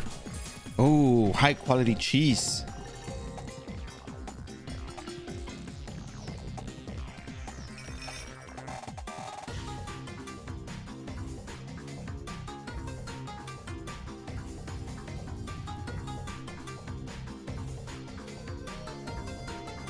That's crazy. Like you don't even have to be there for it to happen. So the reason why I'm showing you guys this right now is because this is the strategy for the tougher MVPs in the Endless Tower. No, we're not gonna, run to another map. We're actually gonna drop the Hyunwook Breeze and we're gonna jump away out of their line of sight so they don't go around chasing us. And they'll just be taking that damage because they have nothing else to do, nowhere else to go. And above all, instance mechanics pretty much say, hey, you know what? You're in an instance, you can't teleport. So the MVPs cannot teleport away, even though it would be considered a root attack. So it's kind of interesting. It's very cheesy though, but it's very interesting.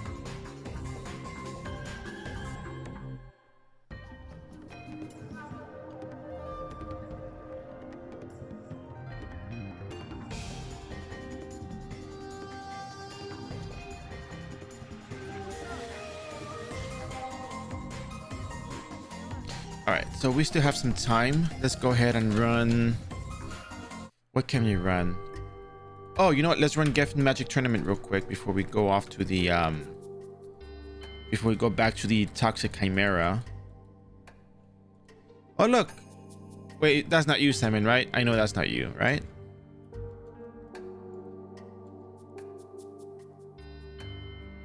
I don't think that's you.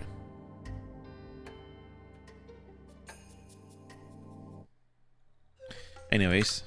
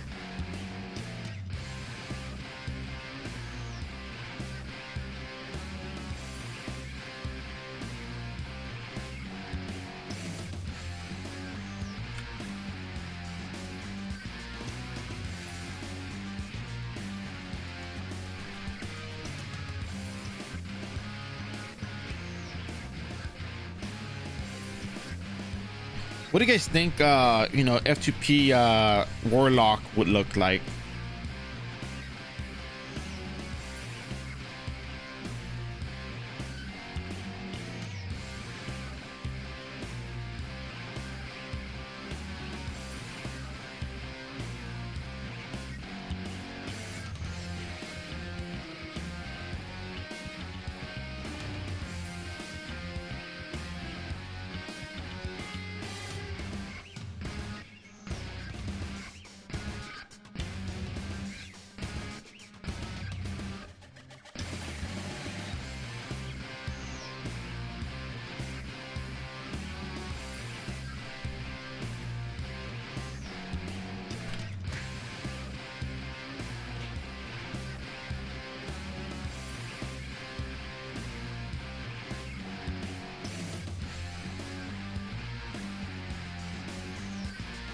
I feel like maybe Magic Doram turned out to be the easier of the magic classes to actually do. Now I feel like it was the easier one to do. However,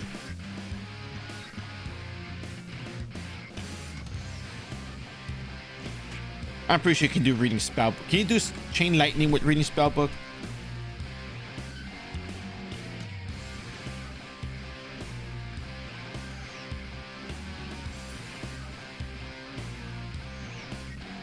Oh yeah. Cool.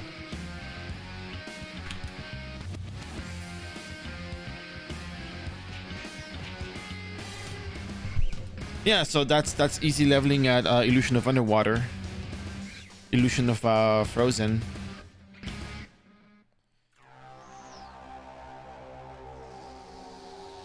Crimson Rock, yeah, you can easily do that for Vampire.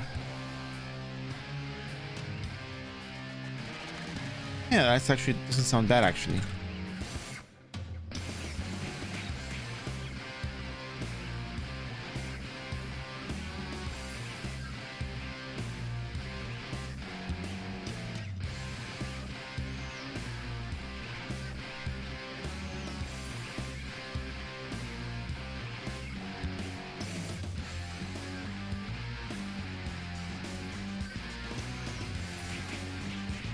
I think that might actually make it easier, no?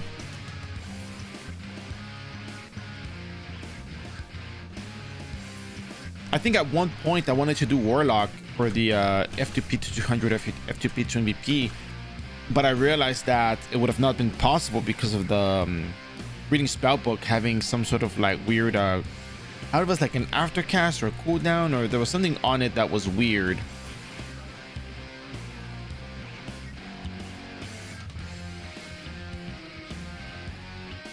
But I think it would have not mattered for me because it was it's like a forced cooldown on it or something.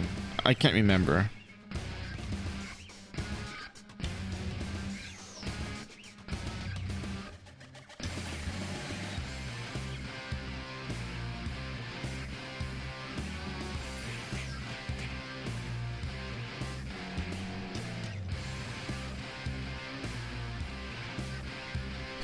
I do kind of agree, but I also want to say safety wall, Frost Nova.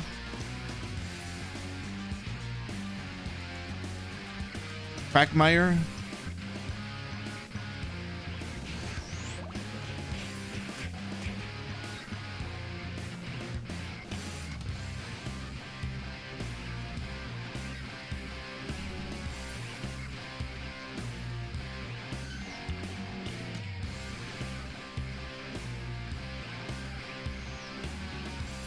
Ooh, die.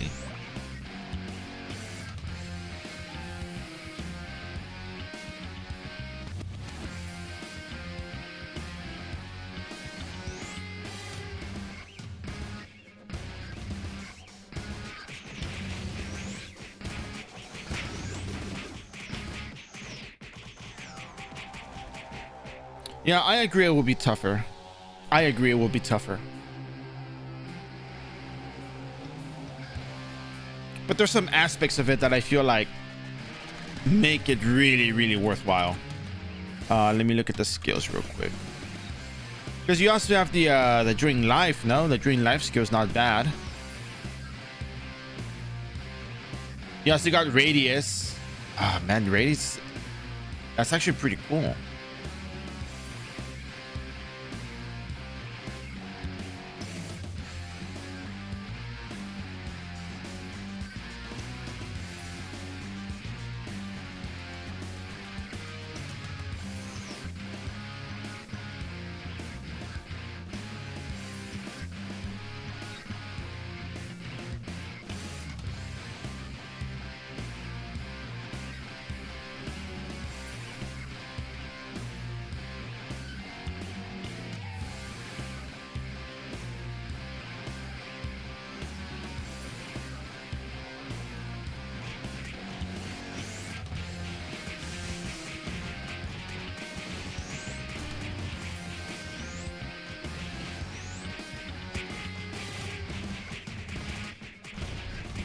Dun, dun, dun, dun. That's number 173.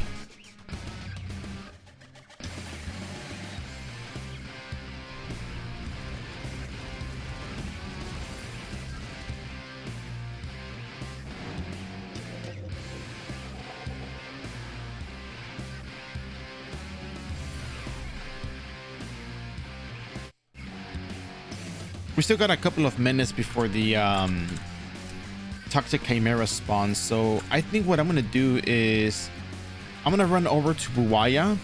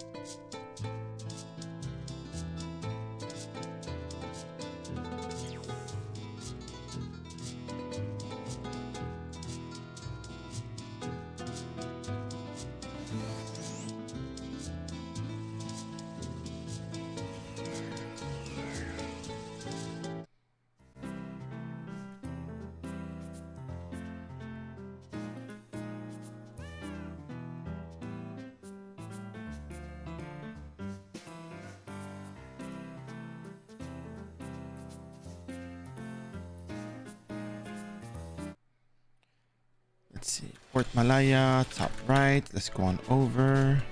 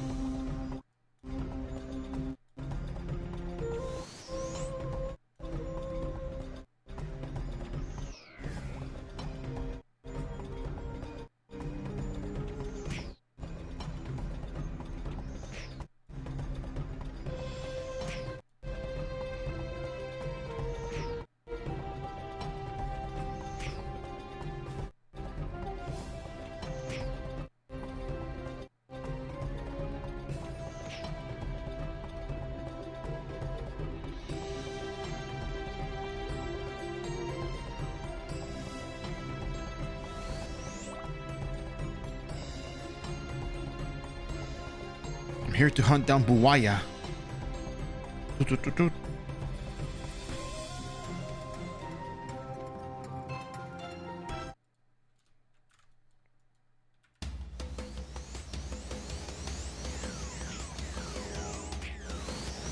Bachatta's like, Buwaya, come out to play. I challenge you. That's number 174.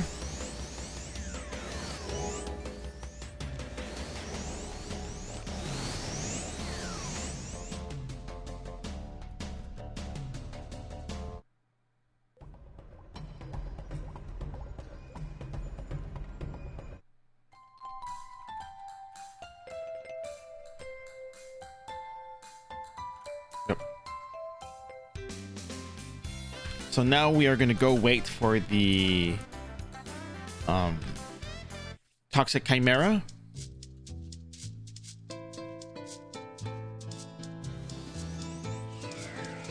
When you start getting the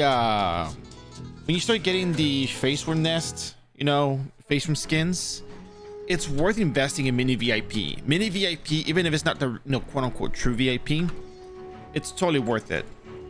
Plus 7 off stats. Teleporting to any city from the Eden group. I mean, it doesn't get any better than that. So it's kind of like one of those things that you get to do after a certain level with ease, instead of having to do it right away and spend the money on doing that. Once you start getting a lot of snake skins just because you're clearing the instance, it's totally worth doing. Totally worth it.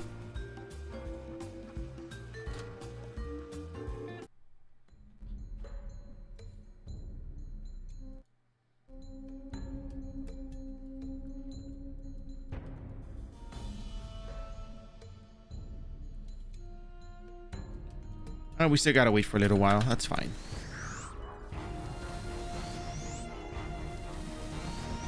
We'll just spray water everywhere and make a mess.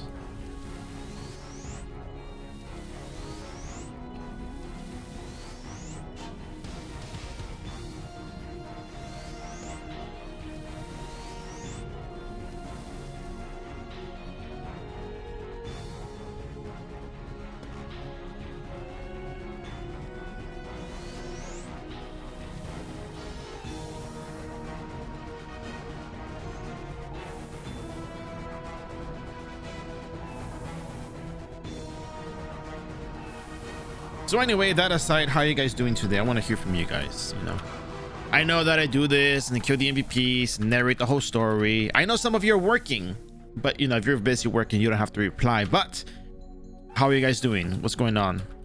Who's farming? Who's grinding? Who's IRL grinding? And again, if you're busy, you don't have to answer.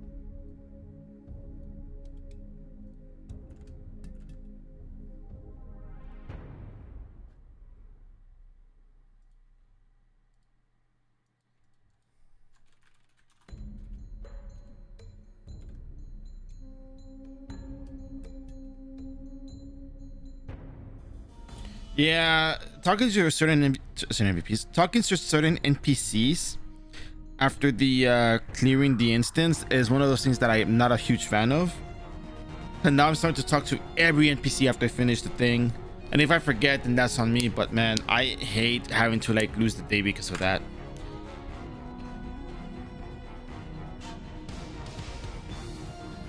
Not a huge fan of it.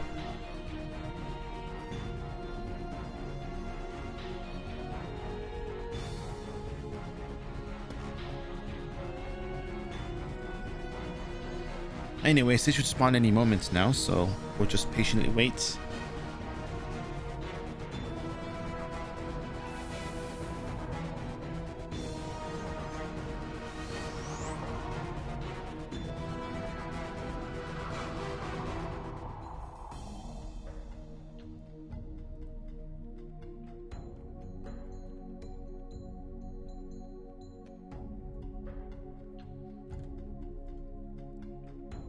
Let's give it a few minutes.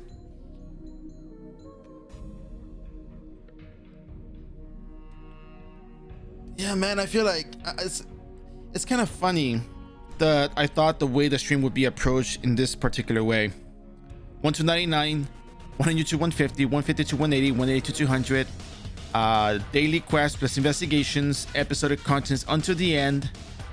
Focus heavily on just leveling at minimum with very little zenny in my pocket, using very minimal equipment, using stats that are somewhat allocated for generic purposes for a caster. And then the moments I ended up getting 200 plus, it would be running the same dailies all the way to 230, well 220 to 230, or 100 total SPL parameter. And then after that, it would just be like 2 to 3 hours of MVPing per day. And it's kind of become that actually.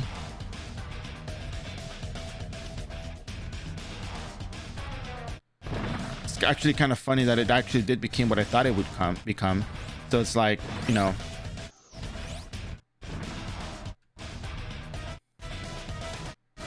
either I've been playing this for too long, or it's kind of just like a generic approach to the game now, because again, we don't hear about it this often.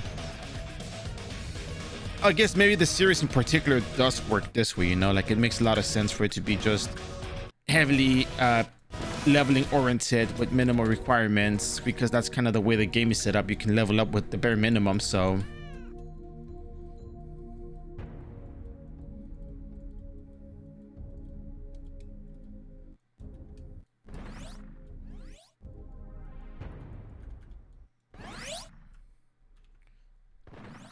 the cooldown tab, who even uses the cooldown tab?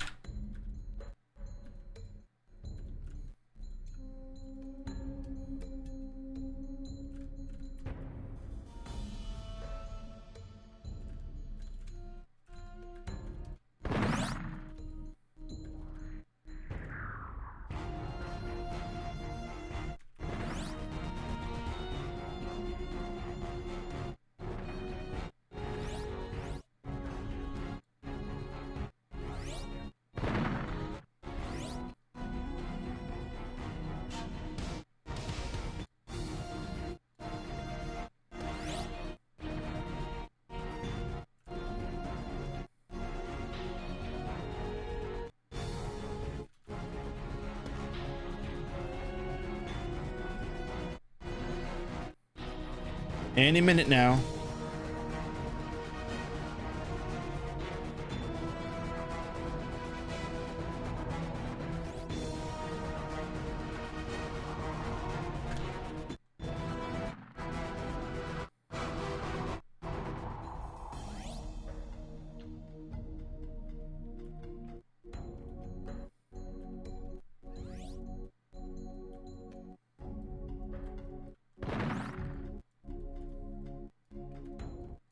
I'm not exactly sure if it's really that natural of a progression. Again, not being a contrarian, you know me, we talk a lot.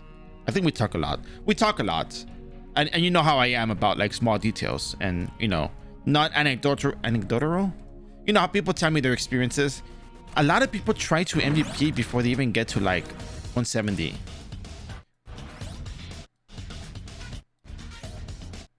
You know what I mean?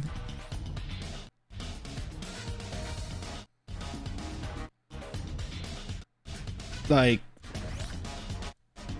I don't think leveling to 200 is a goal for a lot of people right off the bat. I think a lot of new players get caught up in the old renewal way of thinking that you can kill MVPs early on. We've seen it a few times in the iRO Wiki Discord. I do get DMs from time to time about people trying to MVP early on. They say, hey, should I be focusing on MVP right now? And I'm like, what level are you? I'm like, I'm 150. Like, no, not really. Like, you could do instances, but like not like field MVPing. And if you unlock an instance, you don't go do it right away, you know, unless it's like easy mode instance, but unless it's face witness with an Archeop card. But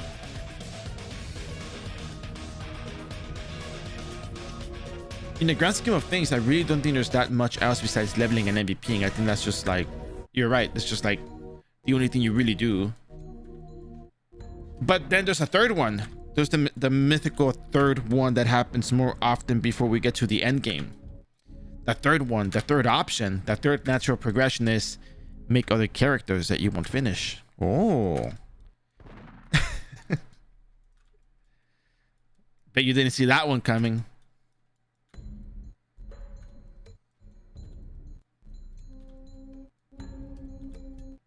Nah, it's because we all hit a wall with brand new characters. We always hit a wall. Ah, sure. Gotcha. Oh. Hmm.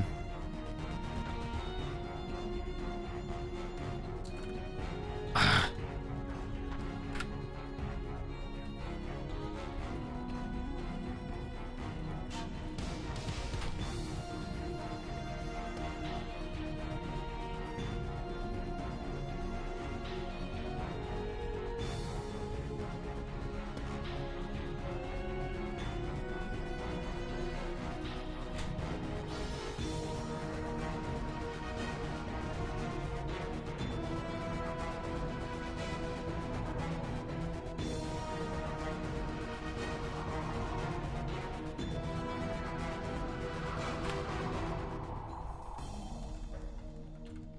Still not up yet.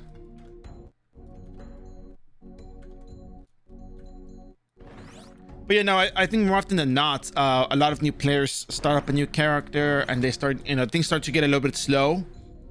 And then start up a new character because, you know, the start of the game, it's a little bit speedier than the mid-game part of it.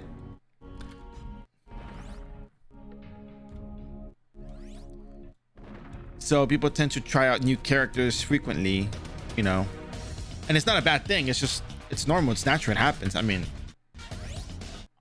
I did that too when I started on iRO. Just to kind of like try out different things, level up different things, see how they went, you know.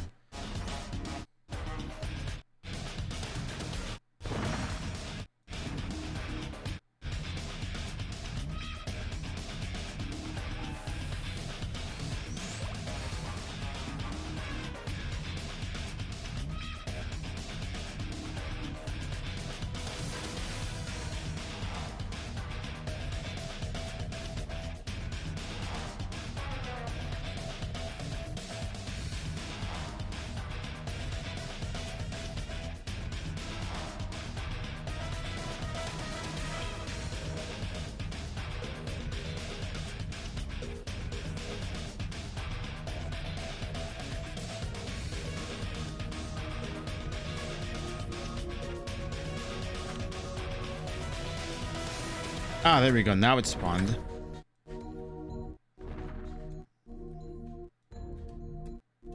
It could be anywhere. It could literally be anywhere. But where could it be?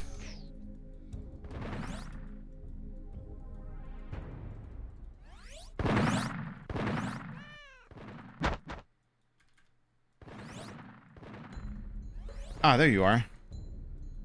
We'll hide you right here behind the screen.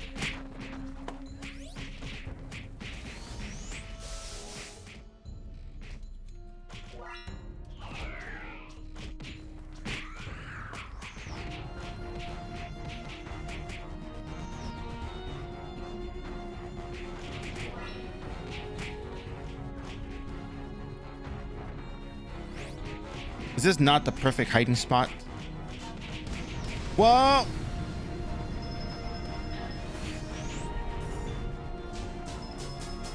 That's number 175.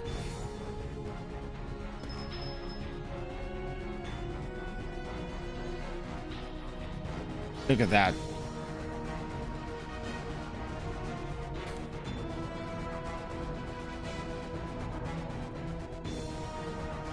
Kind of funny. All right. I had a random assortment, asked me for weapon to get 26. Complaints he's only level 13. Like, bro, you can get to that to tell you. Not like there's a big cache of weapons. At least one guy knows where it is. I mean, yeah. I think that problem is people's perception of iRO and leveling. Like, they want to get strong right away, right off the bat, fast. Look, my gym people, if you're in the crowd, my athletes, my champions, you guys know how it is when you're doing a sport, when you're going to the gym. You start somewhere, and little by little you scale up, you get stronger, you get better. No. They want more power, Vividor. They want to get stronger. They want better equipment. They want better everything right away.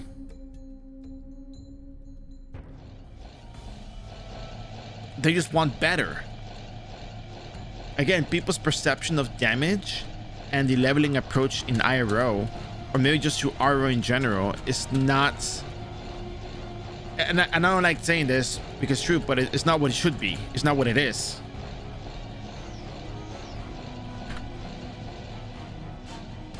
And the reason why I bring up people who do sports, athletes, gym people, you guys know that there is a bit of a climb in terms of, you know, quote unquote, leveling yourself up to get stronger, to be better.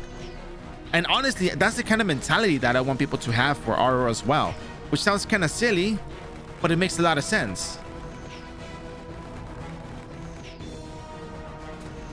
We all start somewhere, and we only get better.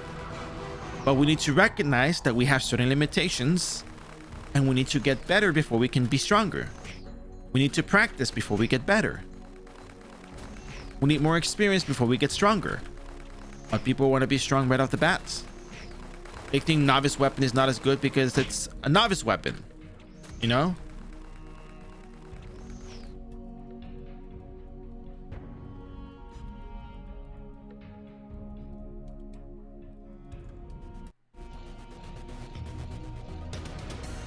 Or maybe people coming from different places and they have the expectation that they should be able to get stronger right away. Or maybe they saw a YouTube video where somebody was really strong at that level.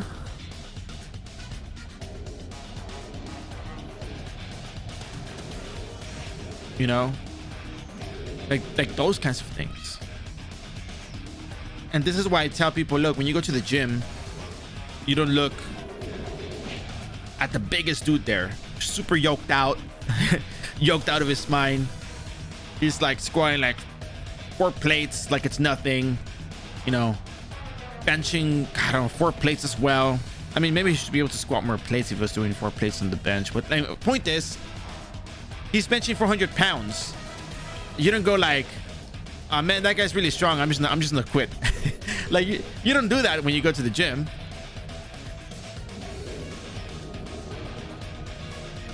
But you realize that, like, wow, this person has actually been training a lot. This person has put in the time, the work, and has the experience to get to this kind of level. That's what many people think, though. That's why they give up 1 month, on gym 1 month after New Year's resolution. Like, last I tried a couple weeks back before I started the series was 265-ish. Before then, it was about 285. That was as much as I was going before I kind of like took a little break. But yeah. But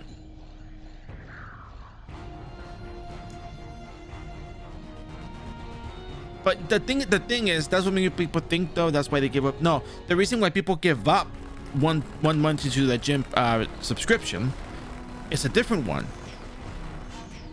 It's the similar reason for why I can go on and on and on, giving you guys the whole leveling content, the MVP content for hours on end every day. Besides having free time, let's not get into that.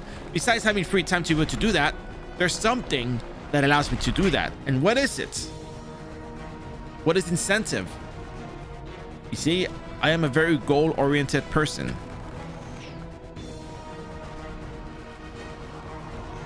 When you have a particular goal or something that you desire to actually reach and do, it's not going to be something they're going to be motivated to do. I'm not motivated to go log on and do the MVP runs and talk to you guys. No. It's not that I'm not motivated to do that. It's because, one, I enjoy it. I have a goal which makes me enjoy the process by which we try on a daily basis and learn something new. Yes, I know it's about iRO, but we get to talk about things on here and it's entertaining as well. But motivation alone will not carry you to your goal. It has to be something that you actually desire deep down inside. Not motivated, but an actual desire. Or at least that's me.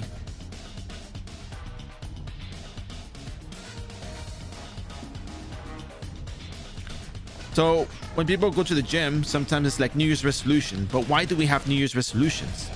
Because people, there's also the discipline aspect.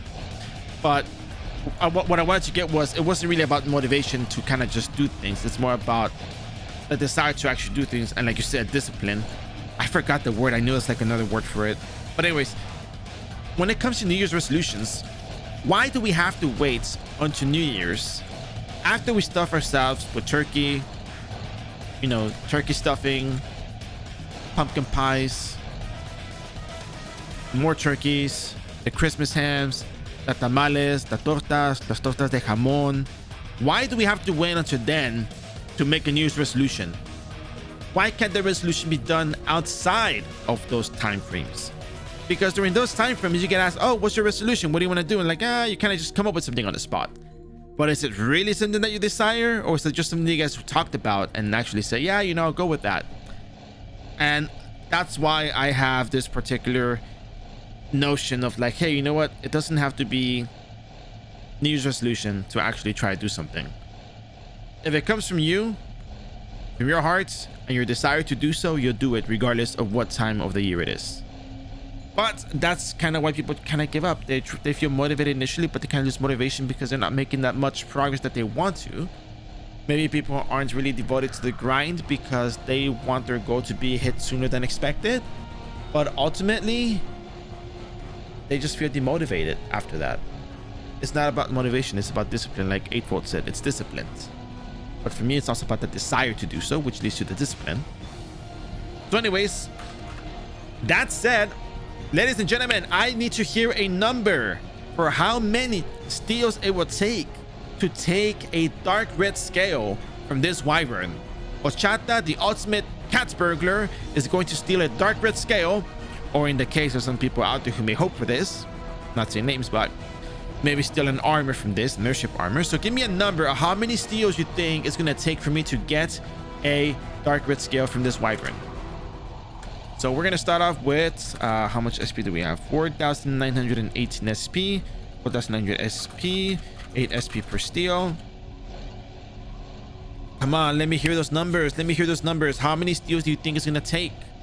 Base chance is 10% plus whatever extra added with the dexterity that I have. The calculation doesn't matter. What matters is that you participate and you take a small little tiny guess to win the ultimate prize. Bragging rights.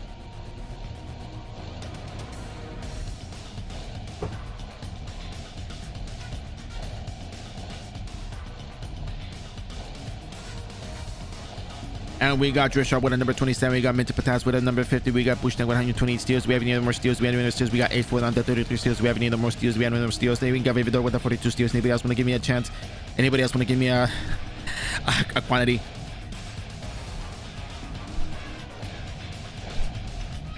Come on, come on. We can do this. We can do this. Come on. We got 1, 2, 3, 4, 5. Let's do a few more, guys. Come on, just a few more. I know, right? If I had more numbers to read off of, if I had more numbers to read off of, I'm pretty sure I could go on for a really, really good while. And we got Fallout with a number 66, we got Vivido with a number 42, we got A4 on 33, we got Bushting on 128, we got Mitipataz on 50, we got Drift on 27, we got Air Neptune on 35, we got Popogang on 15. Do we have any other numbers out there? Any other numbers? Any other people want to put in their bid for the amount of steals we're gonna have? All right, I think that's good enough. Let's go ahead and see how much it's gonna take. Ochata, do your thing. We are all cheering for you.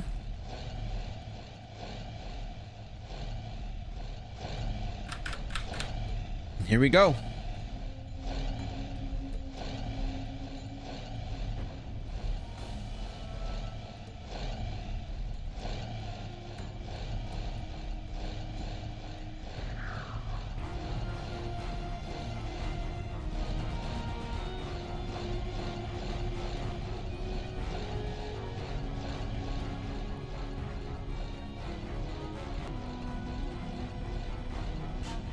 If Ochata steals an armor, I'm gonna jump off the airship.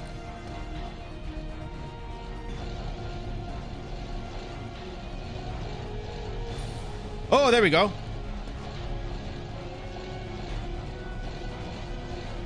So we have 43, 44 SP. It took us 574 SP to steal. 8 steals. Wait a second. Wait a second. Hold up. 434. How much SP did I say we had? 400. Yeah. 4,918 minus 4,334. It was 584 SP divided by 8.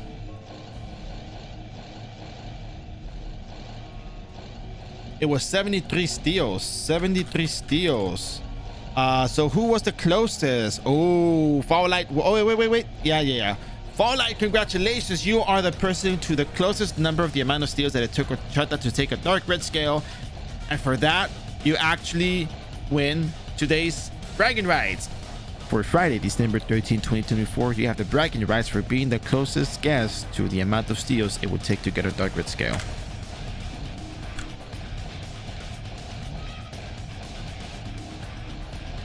Hey, Bushnag, what happened? Wait, what did I do again? Oh, yeah, the question. I'm gonna tell you the truth. I think I was waking up from a nap, or I think I took a nap before that time. So it's kind of like I was halfway there, but I think I just channeled my inner sun bear, answer the questions, bear, answer the questions. But no, but don't worry, everything was answered to the best of our ability. Everybody participated in it, and it was actually a good response overall. So yeah.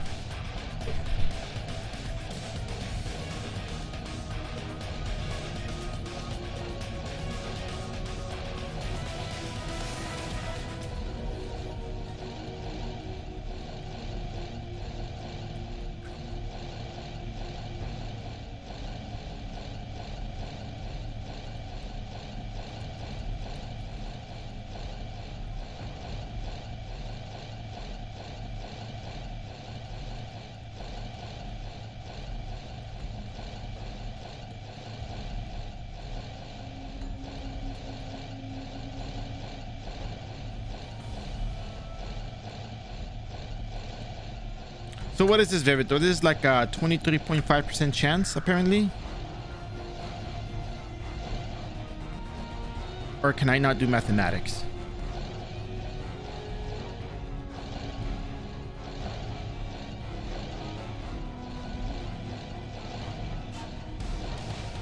Yeah, it is 23.5. Okay. I can do math.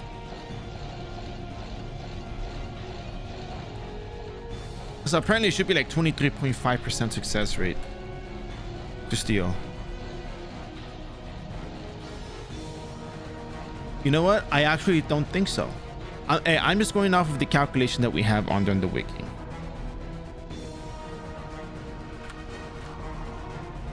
Whether it's accurate or not, I'm just... Oh, wow, that was... Oh, yeah, that's right. That's in one hit.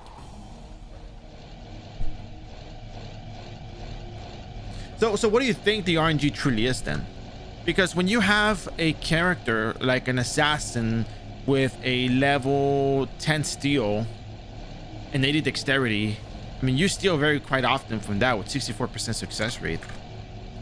I mean, it could be higher. There were times, however,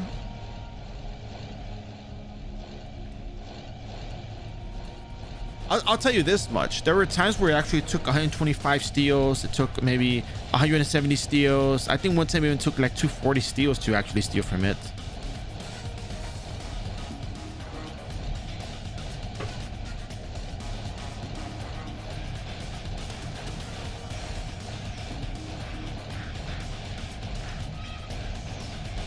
You might have a point though. You might have a point on that.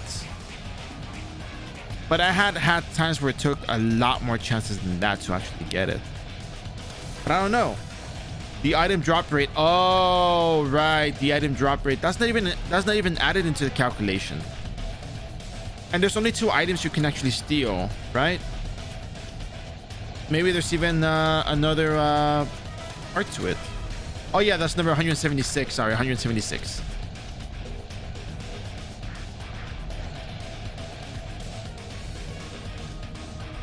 174, 175. Chimera was 175. Chimera 175, and then Farlock was 176.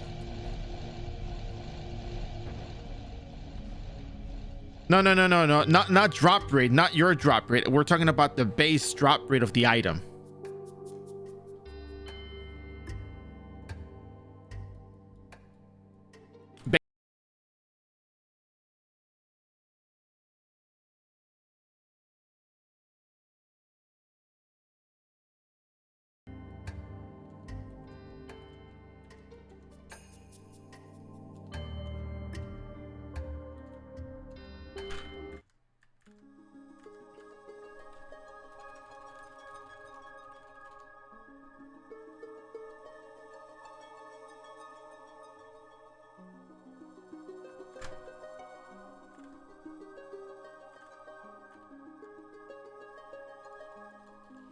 Okay, let's take a look at this, for example.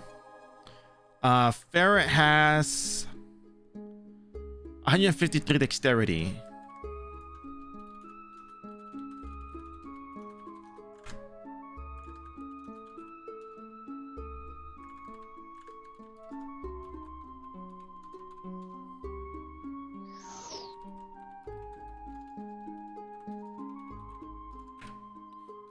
Should be 7% chance to steal. So how many steals do you think it's gonna take for me to actually take something from one of these? Oh, that didn't take long.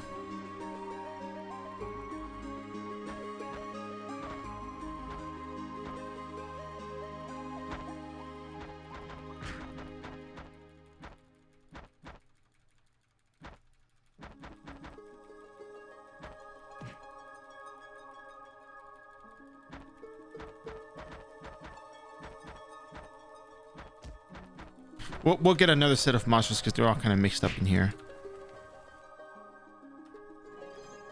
Again, 4918 SP.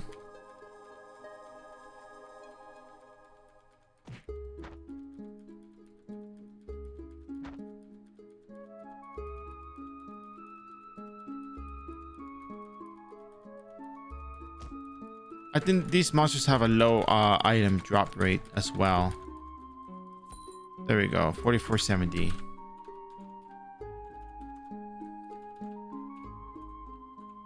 $56 steals. We should go for something with a higher drop rate. I think that's where we can see it better. With the higher the drop rate, the higher the chance of stealing, I think. Because these things are like, what, 3% chance drop rate for the green lives?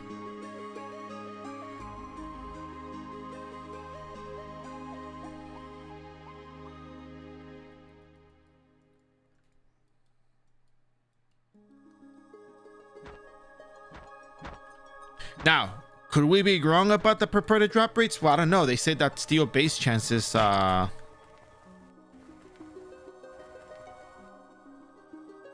this wasn't updated. Why does the wiki have a more updated version of this than that? But anyways, let's just say that it was even 8% success rate. Taking into account the enemy's dexterity, it does kind of make sense for it to be lower. But RNG is very RNG here, so that means that the enemy's item, the monster's item drop rate that we're stealing is affecting the chance of steal. It has to be. Oh, that was the range one? Well, then that means that we should look at the... Oh, that was... Wait. Range one.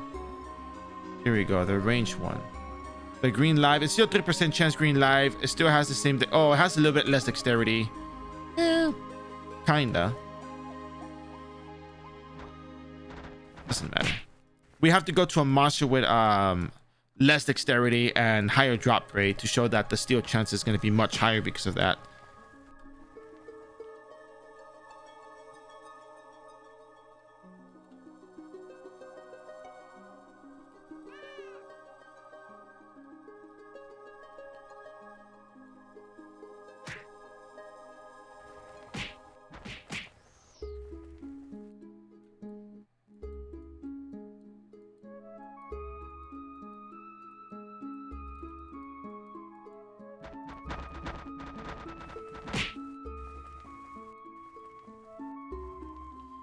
Yeah. No, that's it. That's what we want to aim for. Something that is less dexterity and higher drop rate item. That's the key to just showing that it's probably based on the item as well. It's gotta be. There's no way that we're gonna take this long and 5% drop rate item on the Wyvern plus you know, kind of having 23% chance. Maybe there's like a I don't know. There's gotta be something else to it. Maybe like another layer of like drop rate reduction based on the thing, or because I've been keeping track of every number every time we steal, so we had variances, huge variances, if you will, ranging from like 25 steals all the way to 70, all the way to 200. So, and I think twice we've actually gotten 25 steals to succeed. So it's gotta be something, you know, like that.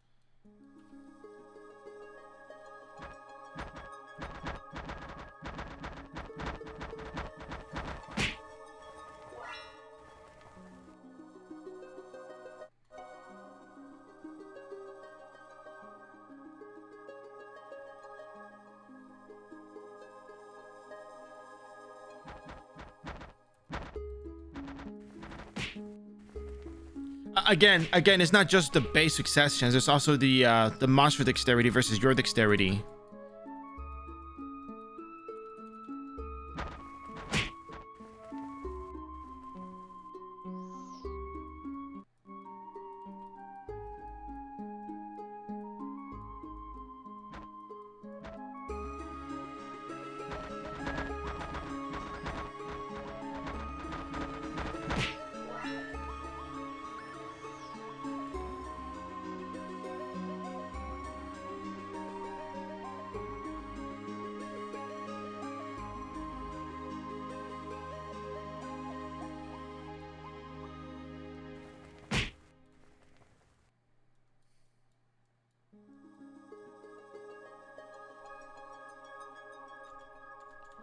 Like, for example, Divine Pride, Lunatic. Let's look at Lunatic real quick.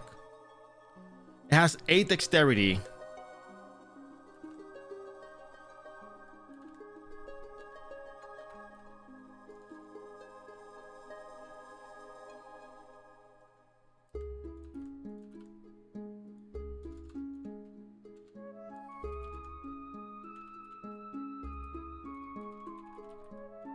142 divided by 2 is 71, so it's 10 plus 71 equals 81% chance. If I did this correctly. Well, yeah, I mean, that's another RNG right there, but yeah, still.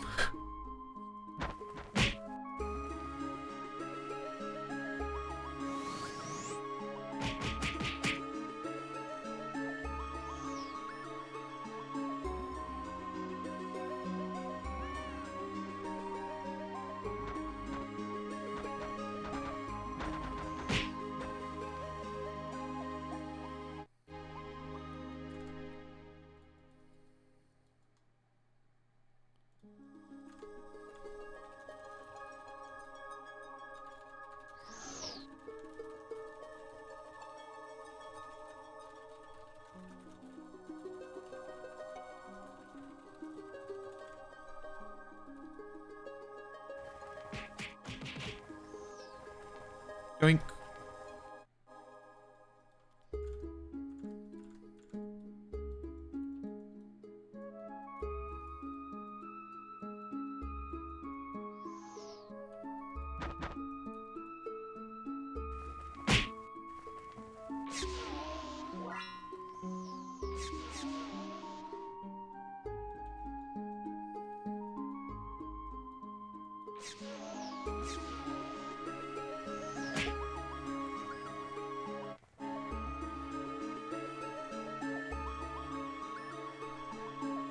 So yeah, we should have like an 80% chance.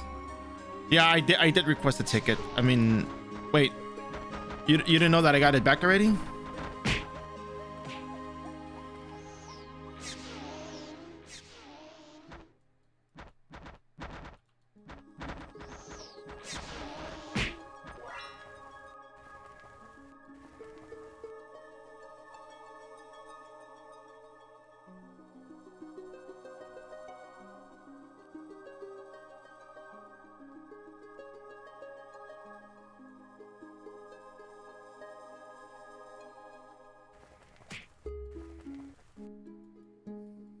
Yeah, after it broke, I put in the ticket.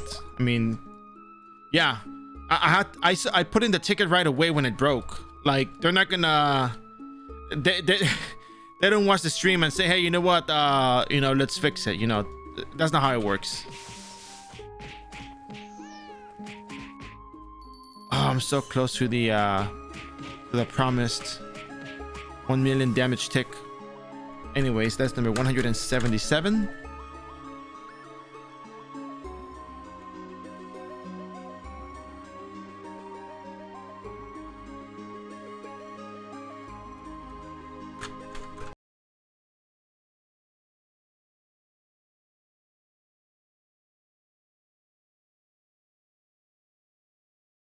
So we're gonna go find the lunatic,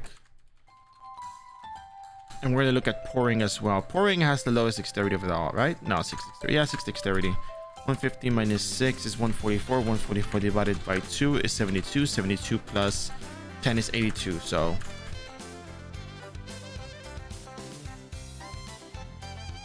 what else did they add on there? Because I think we can approximate it here just really quick, just to show that it's a very high chance to steal.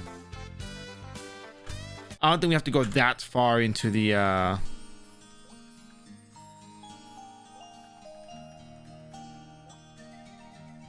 into it, you know. I really think it's just a matter of like use a monster with much lower dexterity and steal from it. How many steals do you think it's gonna take to steal from this monster? It's about the same thing. It's like an 80% chance. Ready? Here we go. Yeah, 1 chance to steal. There we go. 1 chance to steal. 1 chance to steal. 1 chance to steal. There you go. 1 chance to steal. Maybe 2 over here. I don't know. I think I already stole from that monster. But yeah, I mean, the monster dexterity is really low. There we go. So we are bound to steal from it right away. So the steal chance is not 1%. We had someone not here.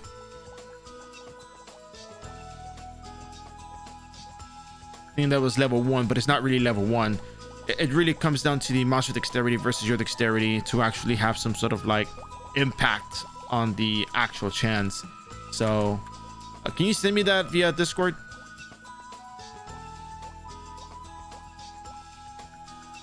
Just to take a look at it. But yeah, do we have this cleared out on the steel chance? Like, does it make sense?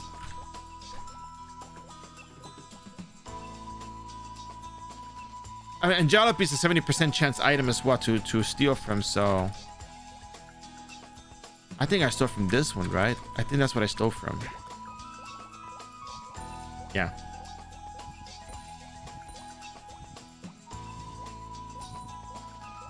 So yeah, I mean, that's really how it is. That's really what it comes down to.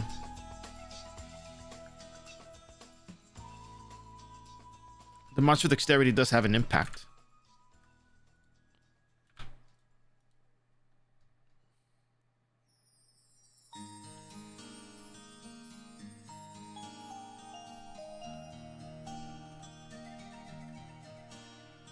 What's the steel bonus?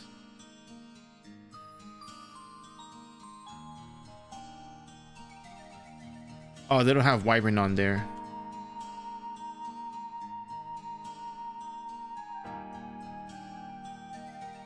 Yeah, 82% steel chance, like exactly what I calculated is on there. I mean, I know we're talking about, I'm just talking about the base chance, the steel chance at level 1.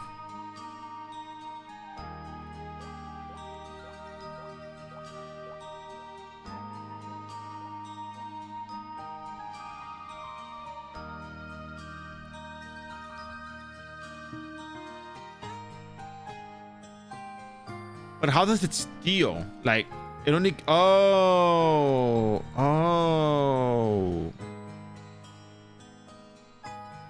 I see it now. That makes a lot of sense. Find me a 5% drop rate item.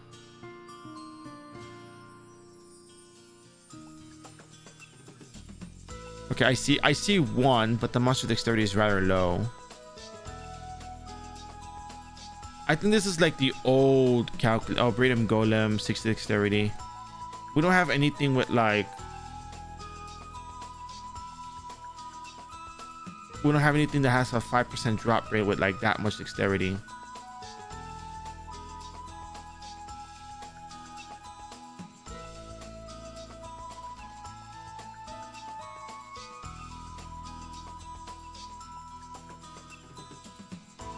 Yeah. Well, yeah. I mean, that's the thing we're trying to say, that it's not a 1% chance.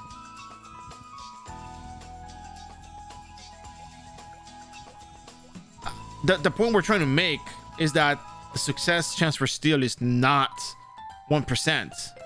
That there's factors at play.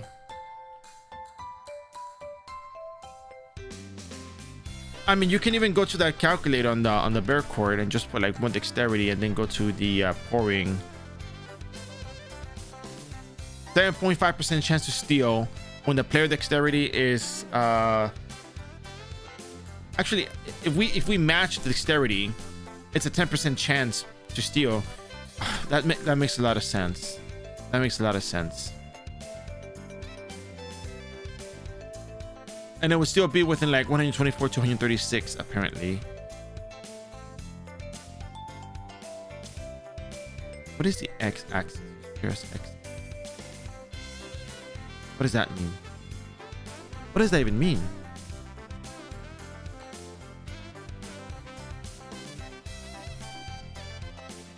No, it's not even that. Like, think about it this way. No, I'm looking at the graph, but I don't know what it means.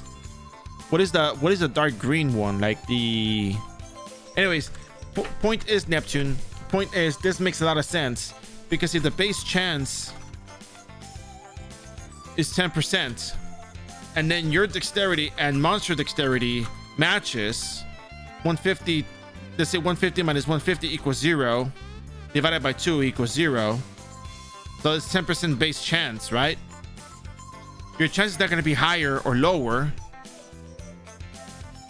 Your chance is going to be the base chance to steal from it.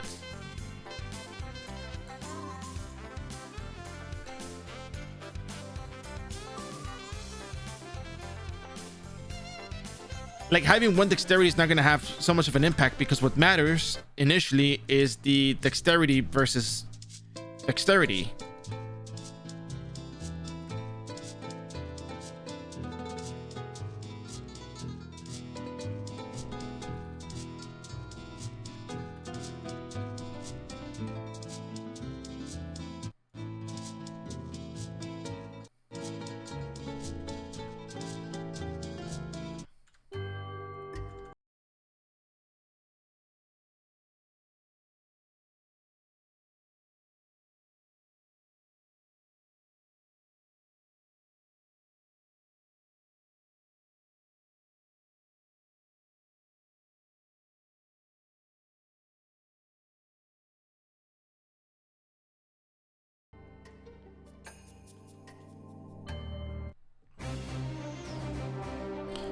You know, I stand by the dexterity versus dexterity has a greater impact. First of all, if your dexterity does not match or beat the other one, your chance is going to be reduced significantly.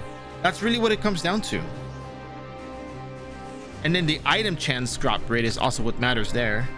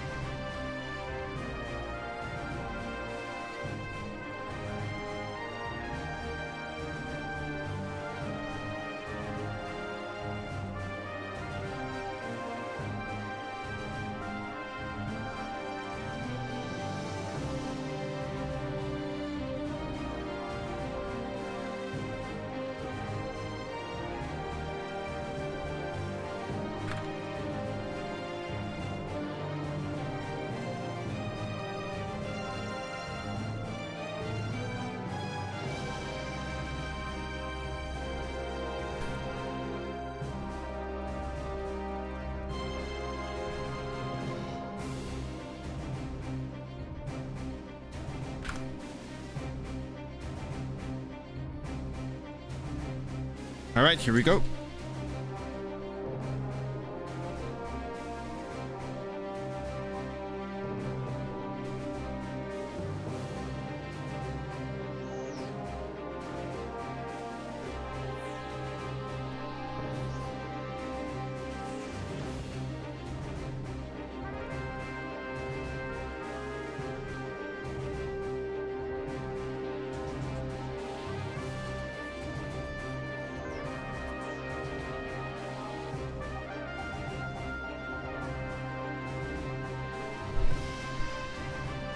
Yeah, and the item drop rate is 5% chance. So the base item drop rate has an impact if our dexterity is actually kind of matching. But even then, 10% chance, well, 23% chance and still taking that many attempts may seem questionable. But then again, the dark rate skill is 5% chance to actually drop.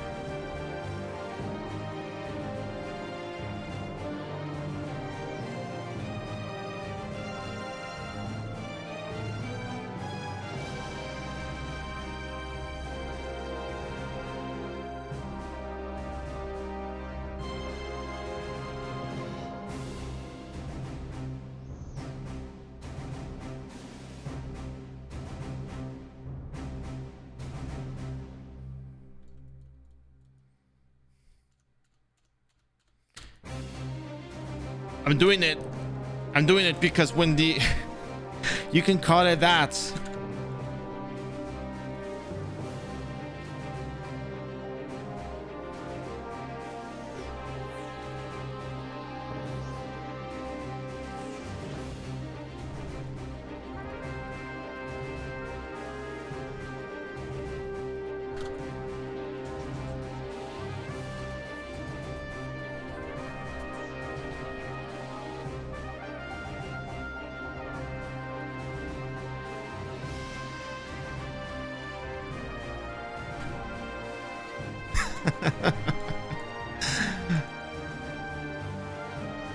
Oh, the Lich King. Yeah, yeah, yeah. We're gonna do that. We're gonna do that.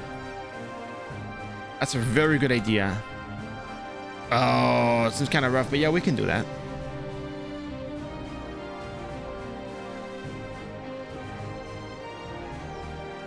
It's only one time per week anyway, so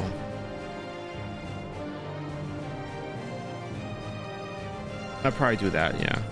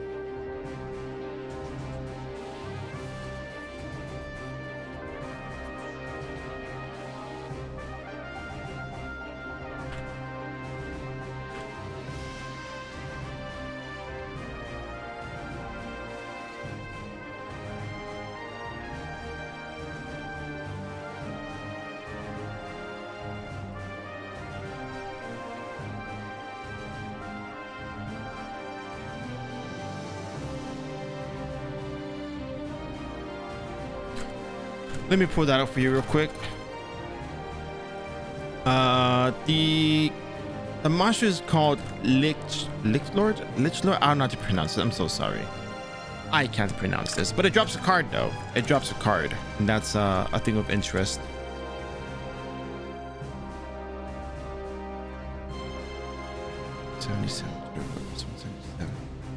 We defeated Jitterbug last, right?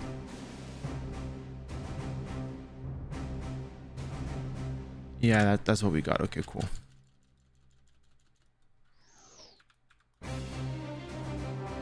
I wonder if I can just wait for all of them to spawn before I actually go up and deal with them individually.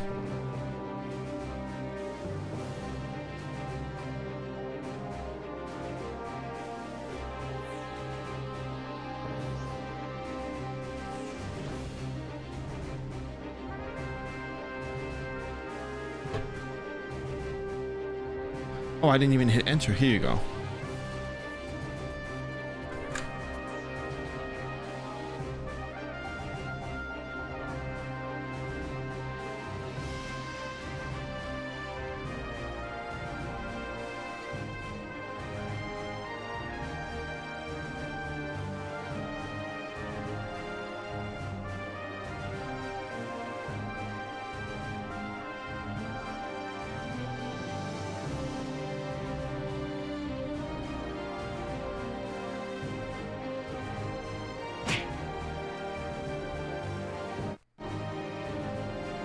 I'm gonna have to time that now. I'm gonna I have to time this.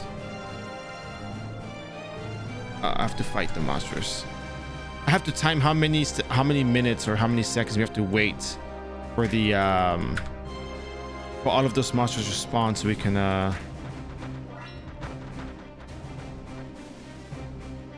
watch out, that run. I forgot to hotkey my syrups here.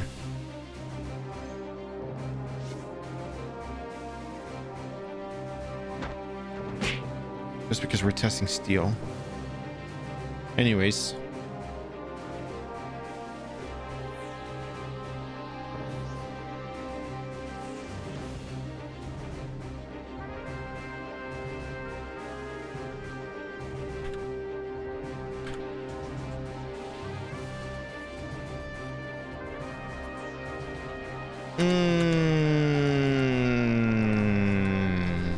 I don't know if it's a woke card. Is it a woke card? I don't know. I really don't know if it is. I'm gonna be honest with you. I really don't know if it is. I don't think I hear people using that. Collection card. It's a collection card, you know? Honestly, I'll give you like 4 billion zenny for the effort if you get it. I don't think it's really worth all that much, but people hardly ever run the content, so it's whatever.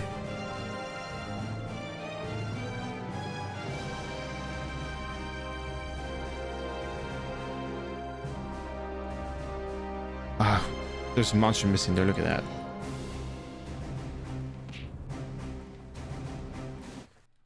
I tried running that with multiple characters. Dude, it's so boring. Like my Fridays were like Fridays before I started doing the streams were so boring. I'm not even kidding. It was just like really boring. Like I really don't recommend this. If you want to casually try, go ahead. But the problem is you have to wait 30 minutes for the MVP to spawn.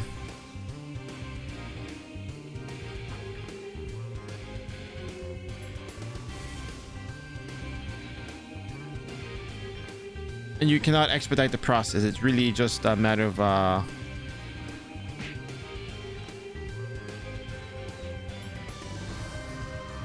waiting. Yeah, for a chance. That's right, for a chance. It's not guaranteed that it'll spawn either.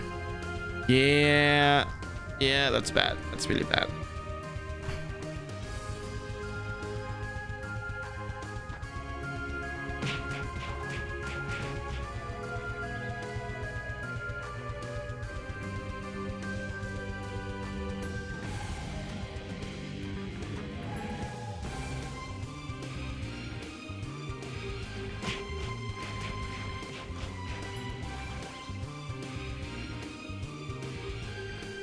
Yeah, I would. Well, I mean, it's not really just a collection. You know the whole purpose of the streams, the F2P to MVP series. You know, there's a documentation aspect to it. I mean, let's be real. I mean, people pay to see the numbers go up in terms of damage.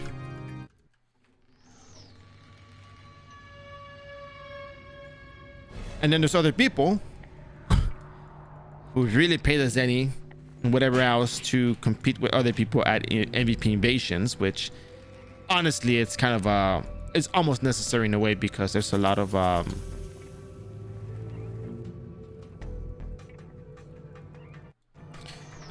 good MVP cards that drop there that you don't often see out in the wild, because they're behind the level 200 dungeons. Sometimes they're really farmed, and you know, it takes a lot of effort to actually get to them. So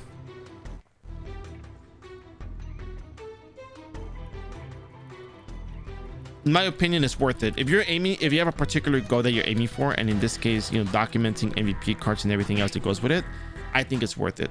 My personal opinion is worth it.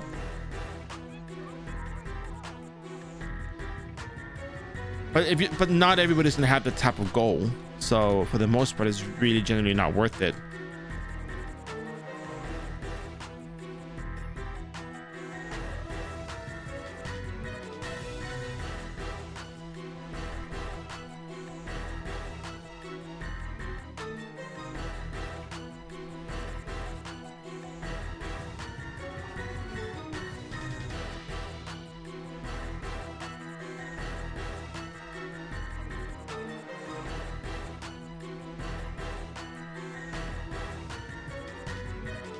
I'm hearing different numbers. I am hearing a lot of different numbers for this.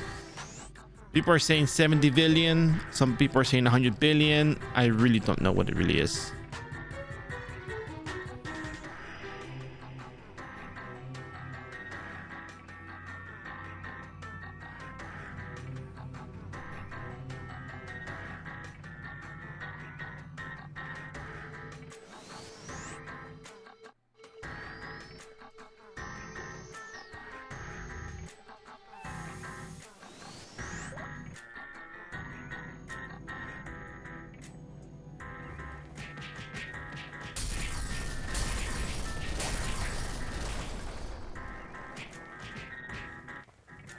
That's number 178.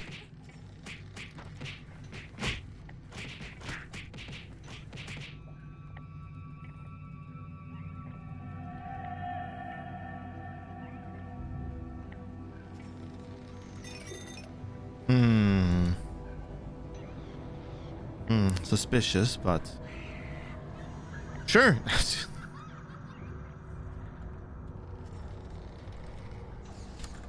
So let's see, we have this one as number 178, and that actually completes the dimensional time gap, so we can move on out to the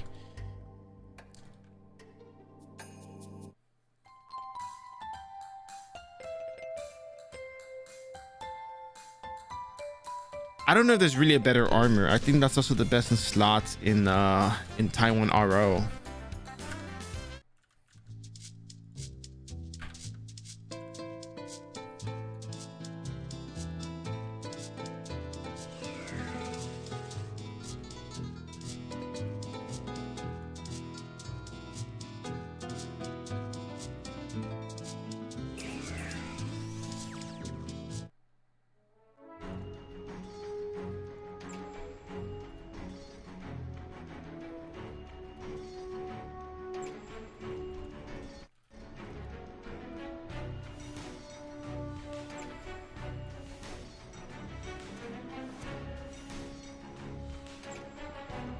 Let's see, how many goodies does Ochata have here?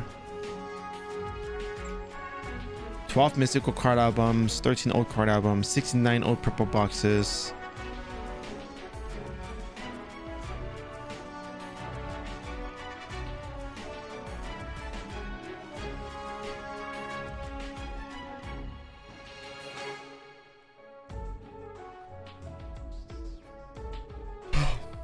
Yep.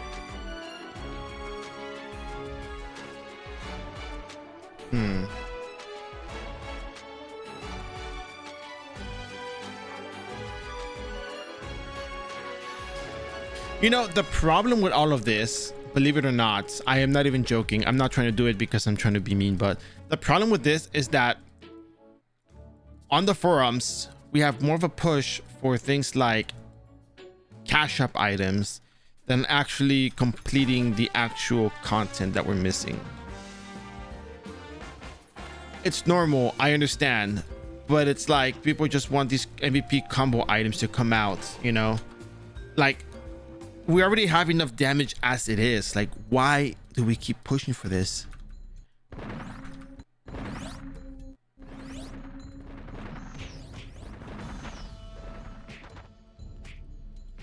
And then the other problem is that with items with functionality, people are going to be like, well, you know, there's always functionality, but like, you know,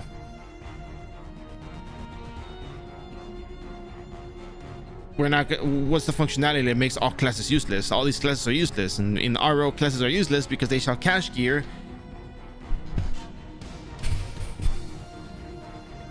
That makes them useless. It's like, guys, we need to like actually change the target. We have to, as a community, we actually have to aim towards these kinds of things. And I've tried, believe me, I've tried.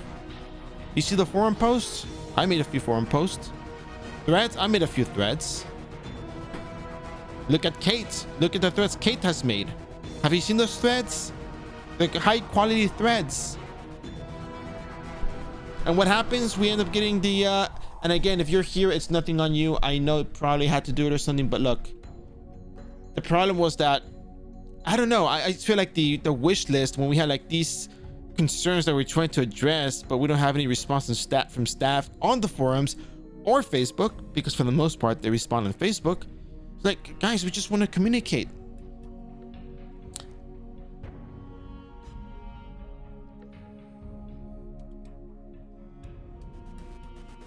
World Boss, ya sé dónde viene eso, pero no tenemos World Boss, pero tenemos MVP Invasion.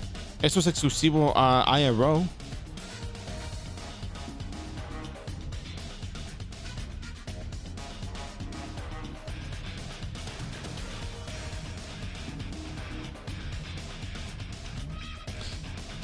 I feel like the communication wasn't that much of a problem because at least we used to get like staff responses before, but now we don't get staff responses at all. And that kind of sucks a little.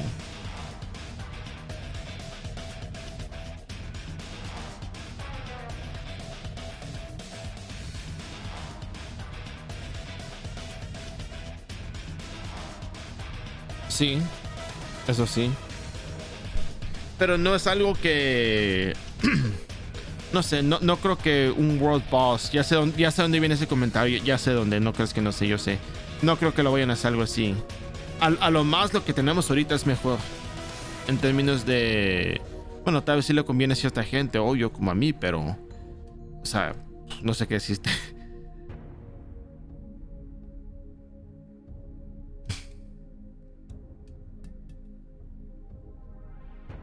Yeah, it's tough, you know. I'm gonna jokingly say it. If I could be an ambassador, I would. I'd do it. But I need money though. So.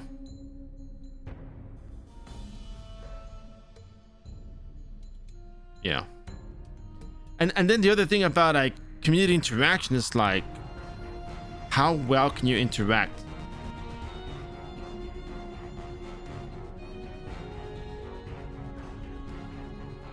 You know?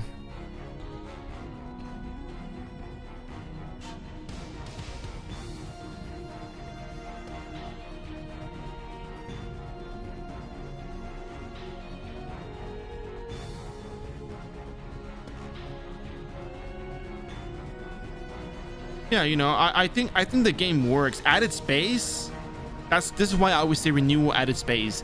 Renewal added space is really good. The problem is that we keep seeing wanting more damage. People want to see more damage. We keep seeing that desire to be stronger. People say party play is dead, but you know, it's hard to make a party because everyone's on their own schedule. A lot of people are just adults. They have responsibilities, they have their families, they have their loved ones. It's not easy to just make a party. And then if you party up, how long do you think it's gonna take to actually get something done? It wouldn't take that long, but you gotta be coordinated, know where to go, what to do, and everything. Like doing dailies for illusion dungeons wouldn't take more than an hour. Like if you have a squad to do this with, it's easy. Get the kill counts, get out, done. That's a party. How fun, right? You want to do instance runs, then you gotta get your party, open up at base level. I mean, open up at entry unlocked level and go for it.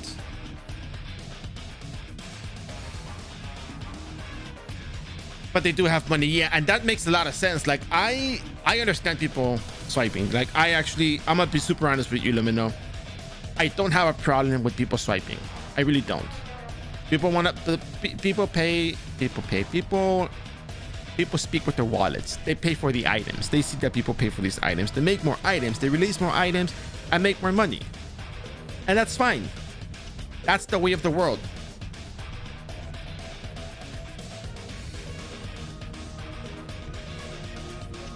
We're all adults here. So we know that this is the way the world works, right?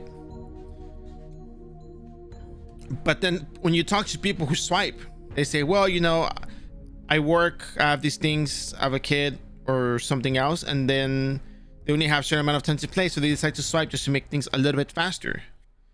And that's fine. You know, people pay for entertainment.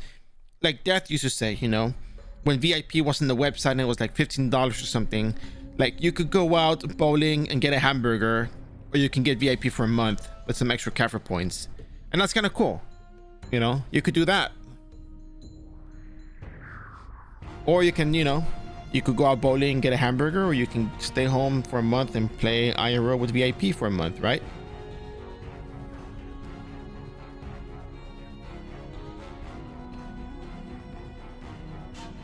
But the thing is, party play is not exactly dead. It's just RO is a very social game. We need to socialize. Like, look, for example, let me put it this way. Everybody watching the stream right now, if you're working, don't worry, just listen. It's okay. You don't have to reply. This right here is technically a party of 30 people enjoying iRO. Are we all in game playing the same thing at the moment? No.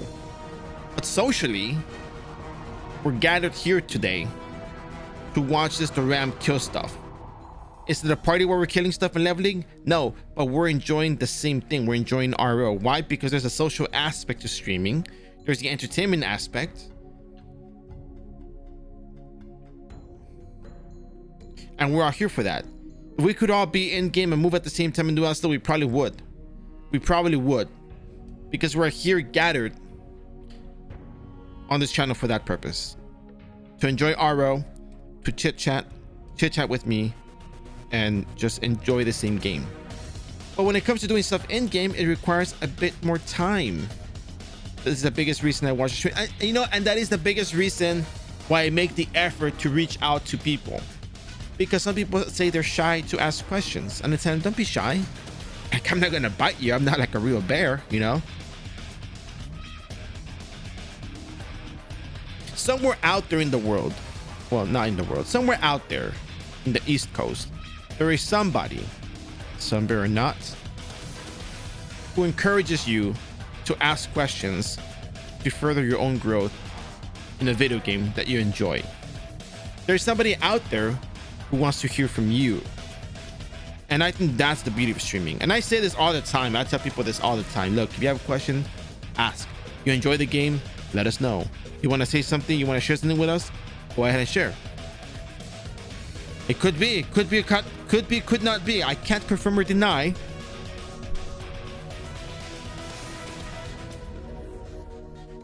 Oh, come on. Don't make me get one of those masks. Don't make me get a suit and one of those masks and just like not ever show my face to you guys.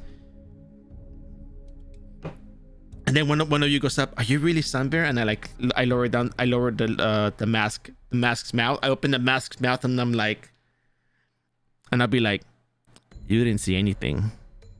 There's nothing here. And just close the mask again. Like one of those realistic bear heads.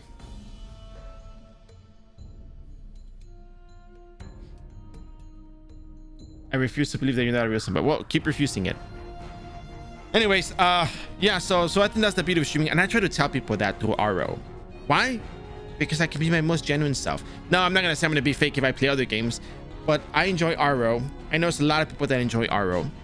You know, growing up, I don't think I played a lot of iRO with my friends. I think I played a lot of iRO with people online, but iRO wasn't something that was big in my area.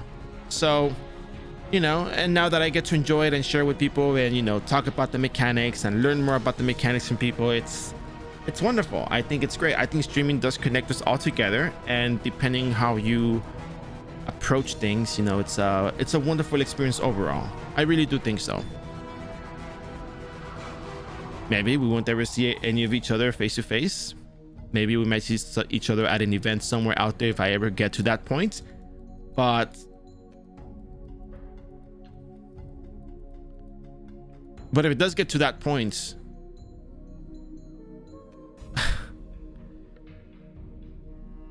that would be beautiful.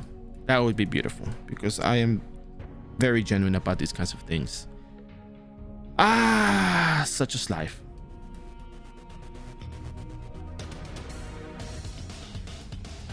You know, I really wish there were more people too. I mean, there's Sidewinder.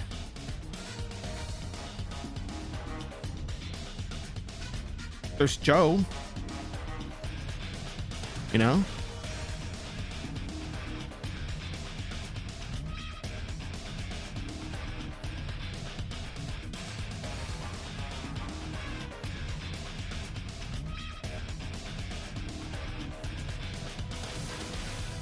For example, here's Sidewinder.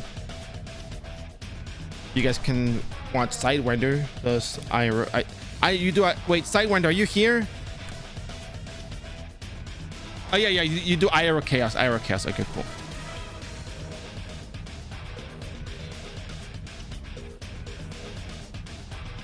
There's that. There's Sidewinder. There's also Joe. Joe started streaming iRO a while ago. I think it was in the summer, I think. Or like late summer. I think late summer.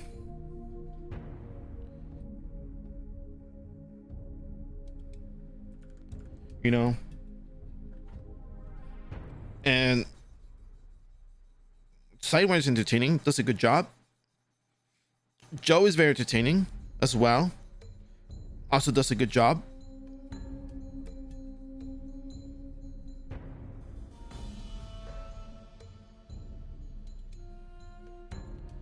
So, you know, there are people that play iRO, English iRO streamers.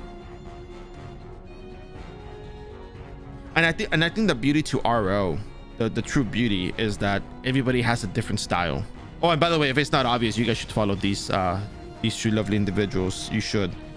If you enjoy iRO content in English, check them out when they're around.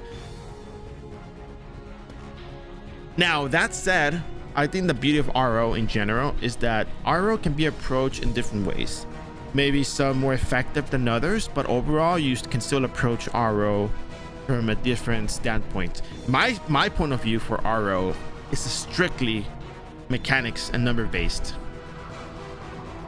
When people ask me for a build recommendation, what logic do I use? Oh, cooldown and aftercast delays and person skill attack damage.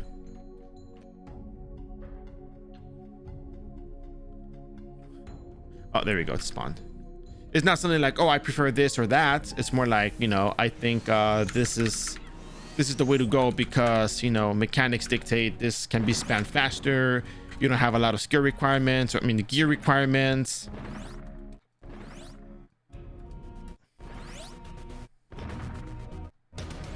So it's very quick and easy, if you will. You know, that's my approach. My approach to fighting MVPs is like, oh well, I mean, well, not fighting MVPs, but more like how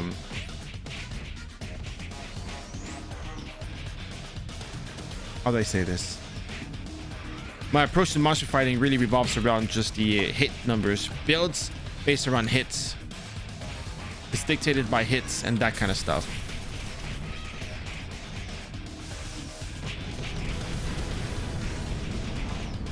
All right, we are safe from the earthquake and we are the MVP.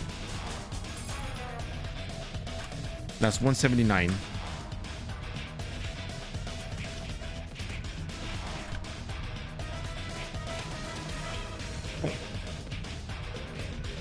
And it's hidden down here, so I don't know where it is. What time is it? 11:35. Wow, okay. All right, so let's go on over to the Horror Toy Factory.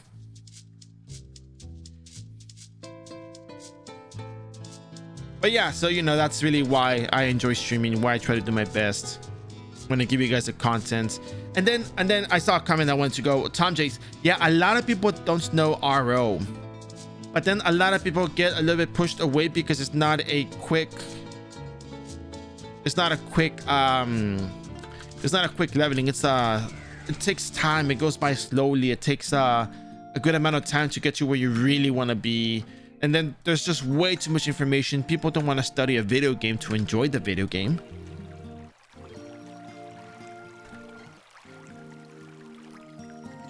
But then the problem with iRO as well, and this is, you know, it's not about style. This is not about style. This is more about the fundamentals of education and tutoring, if you will. The way everybody learns differently.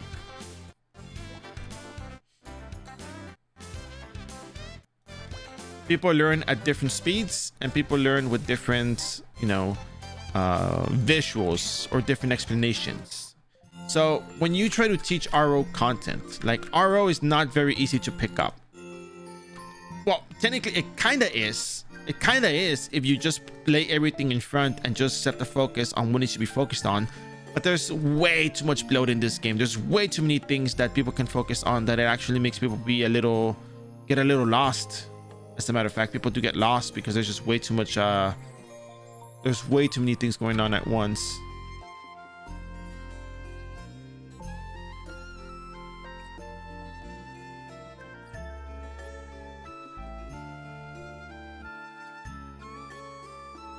Correct. There's a lot of minor things the game does not teach you that actually help a lot.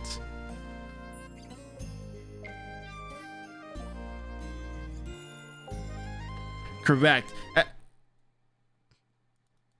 Like, no one's gonna teach you combat.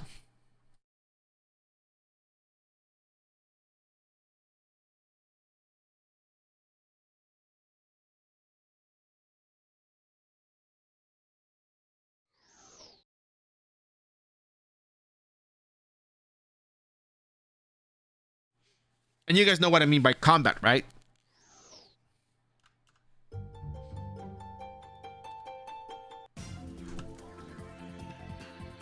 I mean, I hope you do.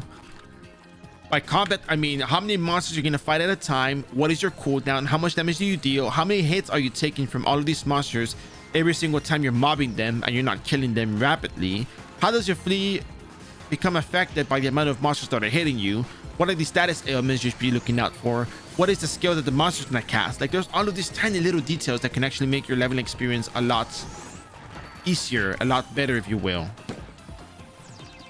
Is it too much? Kinda, yeah. But does it make a huge difference when you're fighting a lot of monsters or fighting more difficult maps? Absolutely. Absolutely. No doubt in my mind that it makes an impact.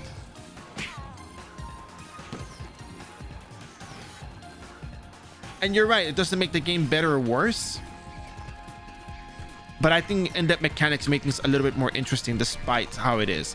Yeah, you can get to a point where the amount of damage that you do in the game makes a lot of things, you know, you can ignore them. Makes them negligible.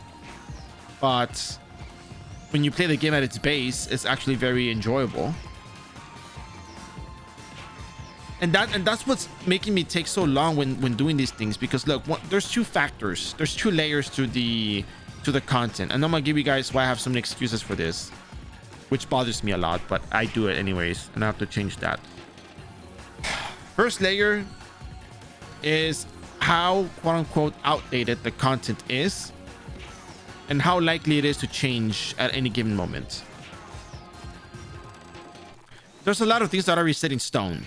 But for example, the Creature Academy, I was holding off on doing that earlier in the year because I wasn't sure if they're going to be updating this with episode 18 or when they were going to be doing that update. So if I had done a video on that, it would have been like totally overwritten by the new stuff that we have. Now, when I'm doing the new video here, I'm working on every class, I'm reviewing them again. There's Mage does not get energy coat from the changing their job at the Geffen Guild building. The Geffen Guild Mage does not, the Geffen Mage Guild does not give you energy code. And what's worse is they actually do not let you teleport back to Creature Academy. Creature, no, see, here's the thing though, here's the problem. Creature is not broken. It's actually not broken. Believe it or not, it's the word here is not broken. The word is actually outdated. Because technically, that quest in iRO does not exist when you have this new quest set up.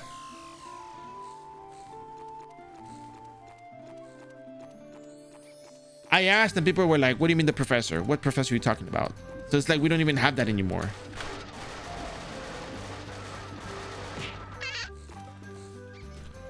So this is why I need someone from iRO to let me, you know, have them record something for me.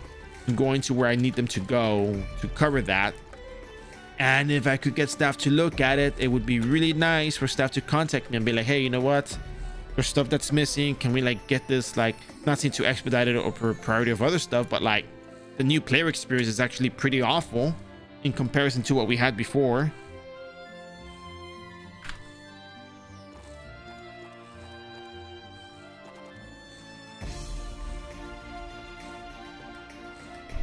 Oh, sorry, I hit the thing. But it's a matter of actually, you know, getting them. That's the character I get to the point to them every night. That quest. Okay, that quest. So that quest is not exactly broken. I know it's like I'm making excuses for them, but this is really what it is. In iRO, we have the extra channel.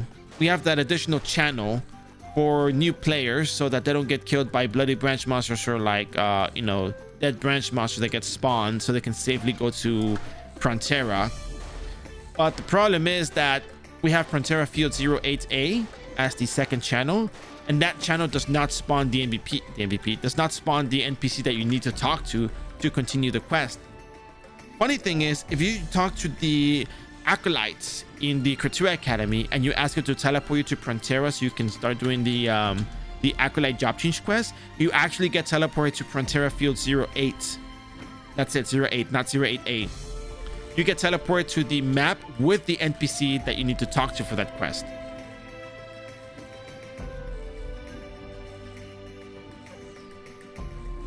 So what they need to do is they actually need to get rid of the additional channel for that. It doesn't make any sense to have that additional channel to send people to. The other thing that you can do is when you get to level 21, you can actually go back to South Frontera Field and continue the quest, because at level 21 you don't get sent over to the what is that place called? You don't get sent over to, I'm missing one NPC and I don't know where it is because I was talking the whole time. Oh, it's this one. Wow, okay. So yeah, once you go to level 21, you can actually continue the quest line. So it's like there's all of these little tiny details that I have to go over to explain to people, because the game doesn't really explain that they have a few errors, and it's hard to get in contact with them to actually make changes. Hell, even the support ticket for the rebirth quest, the rebirth quest has already been fixed. I asked them for an update. They didn't reply for a couple of weeks, and I was like, hey, we're taking a little bit longer to process your request, but hey, we're getting on it. It's like, bro, like, the thing has already been fixed.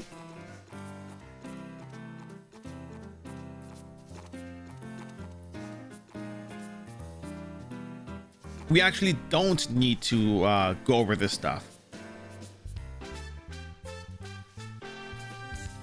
Like, the quest already works. I'm just trying to get you guys to like respond to something. It's just ridiculous how long it's taking for them to actually respond to the most simple of inquiries.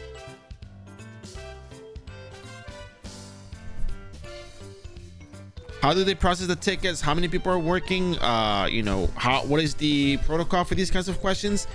I don't know, but like, maybe they have a lot of tickets. Maybe people submitted a lot of tickets that they're trying to process, that maybe the tickets don't have an easy answer to them. Probably.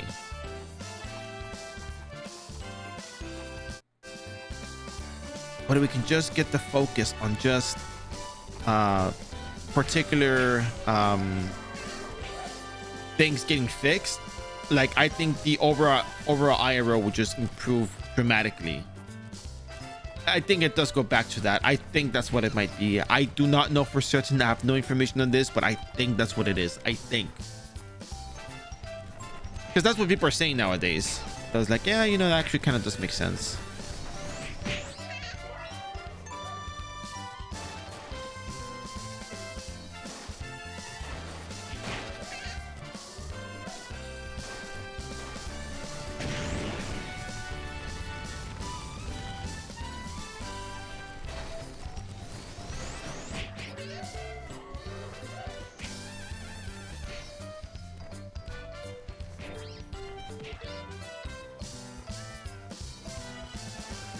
And maybe that's what makes it difficult to get all of the you know, stuff updated, probably, if that's the case.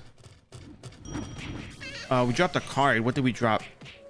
Oh, malicious baby ghost. Damn, I was kind of hoping it would be the dancing marionette card. I'm actually looking for the dancing marionette cards.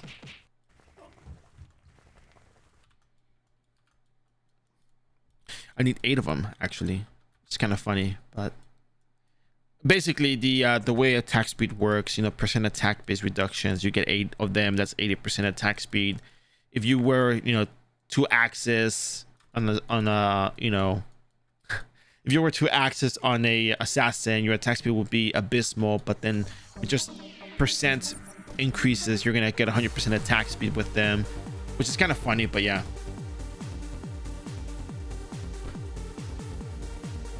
Let's see it.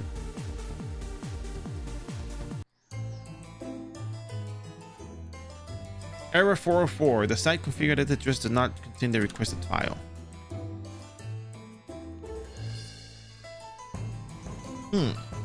Interesting.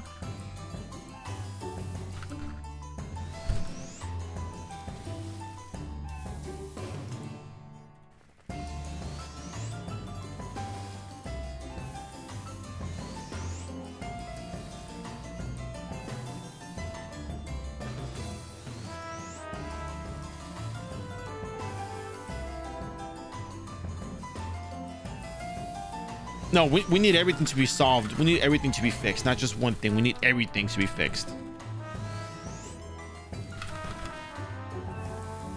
Like, it would be really nice to have all of that stuff sorted out.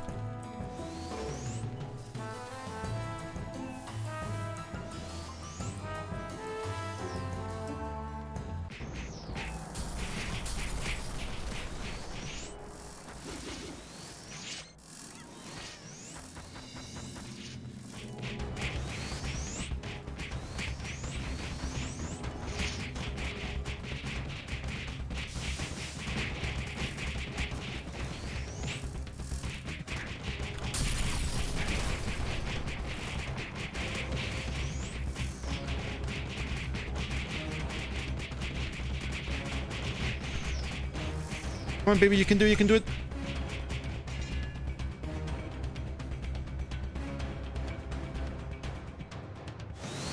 Ooh, wait a second. Did I not take damage from that? I'm pretty sure that they used the skill. Dun, dun, dun, dun. You are the MVP of chat. That's number 180.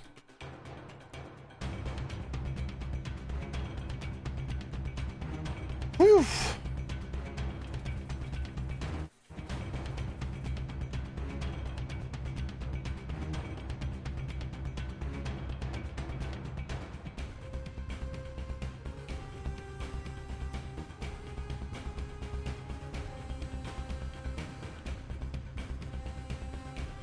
Oh, that's interesting.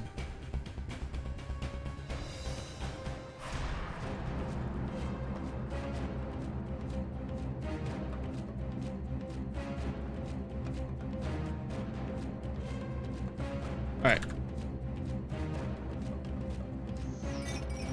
I think there's a line of sight to Max Payne. I'm starting to think that.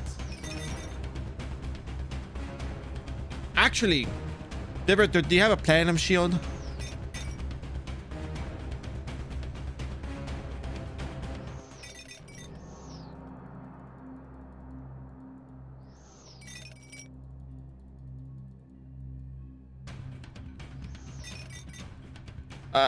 I spoke to Zen already, but I just want to see it for myself. You know, I'm just very. I have to see it. I have to witness it kind of person. So.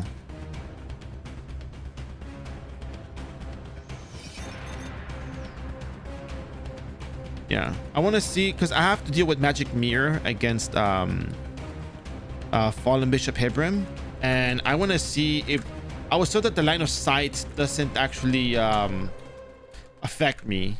I mean, line of sight does not actually have an impact on whether you get hit or not. You're gonna get hit either way, but I just gotta see it for myself. I just have to see it.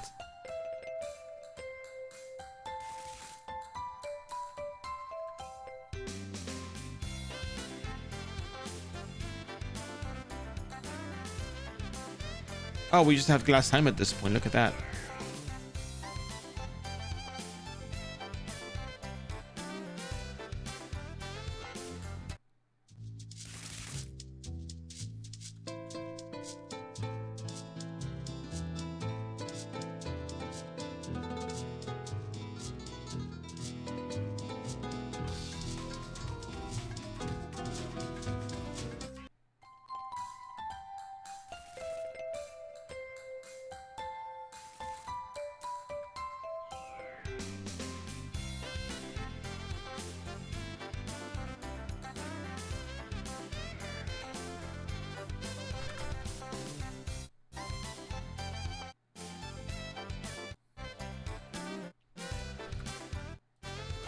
And actually, Vividor, to be free, do you have any tanky character that you can bring along with maybe an elemental armor or two?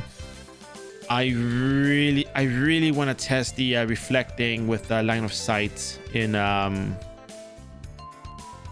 maybe in the Islud. I think Islud has good around the corner.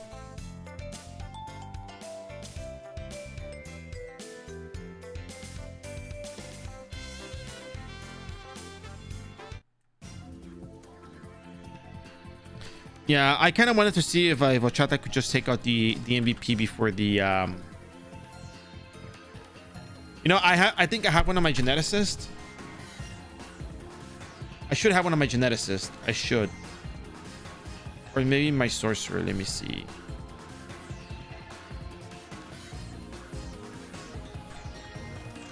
You found it? Okay, cool. Okay.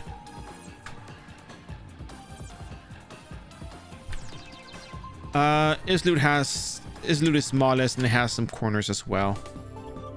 Like, this is no line of sight here, so it should be fine. This is around the corner. This is the same thing as the whatchamacallit. This is the simulation for ET.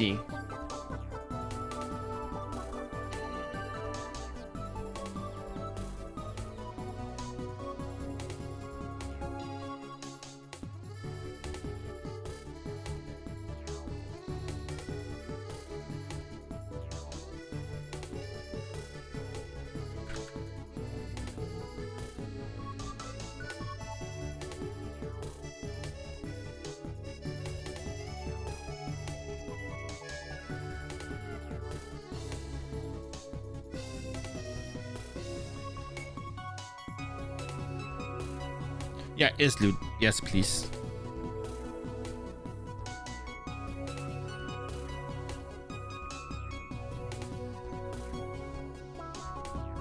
There's two things I want to test. One, damage around a corner with catnip meteor.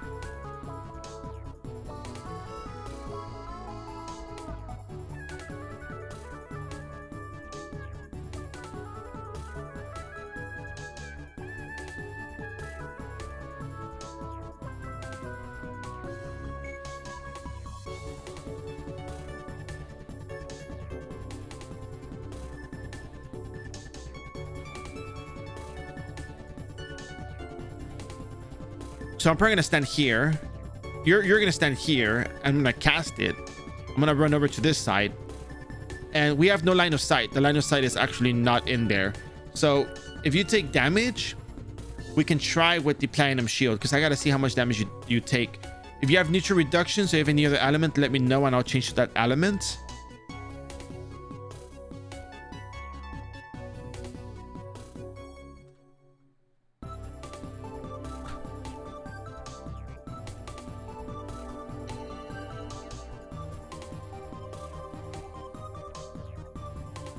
I do have 100 SP out, so I don't know how much damage that's going to be. Bring syrups or whatever you need. Reductions. Or an elemental armor, so I can use that on you, so...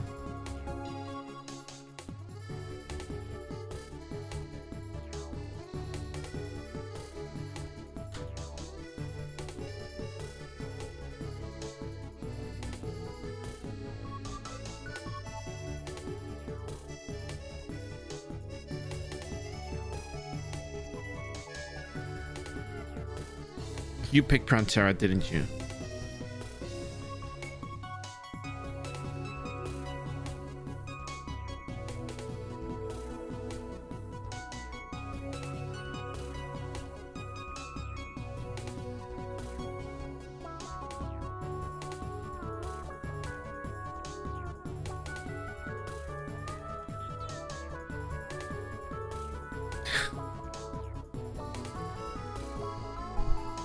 I know, but stuff has to be tested.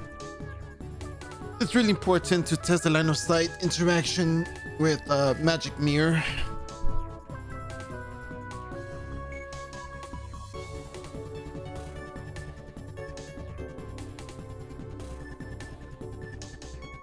At least this will give me more HP to survive, just in case. Think of it as an educational endeavor, you know? you'll learn about the magic interaction for Catnip Meteor and Convoke Breeze, and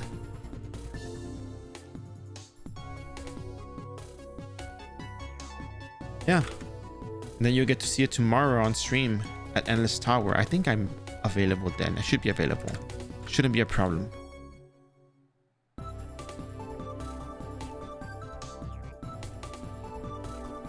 There we go.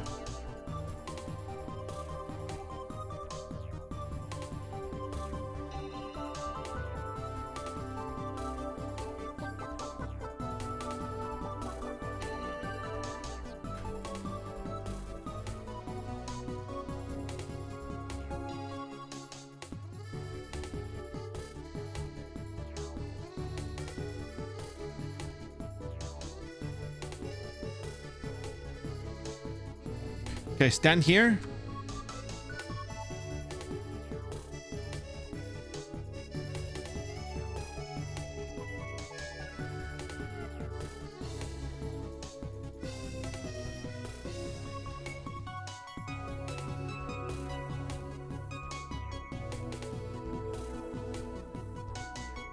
Or you mean you forgot the shield?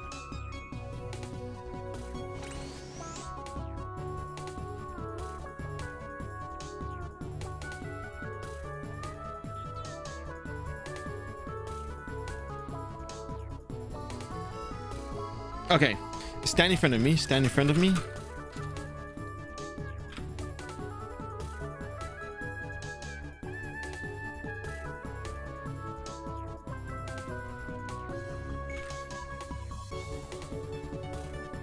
Do you have it on?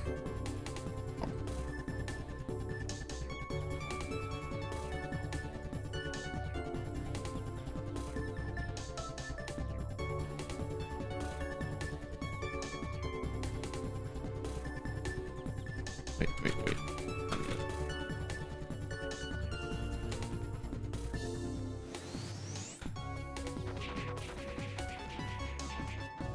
Okay, it does hit. Okay, it does hit.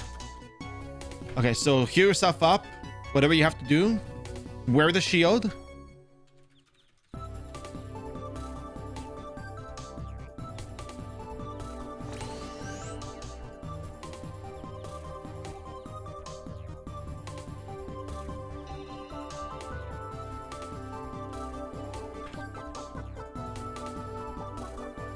Okay.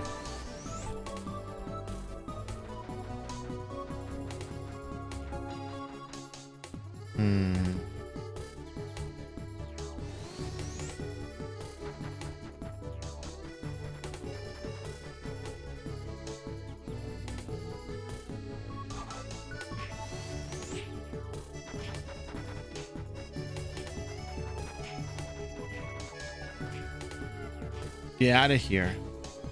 Wait a second. Tank it. Oh crap, I should have said tank it. Yeah.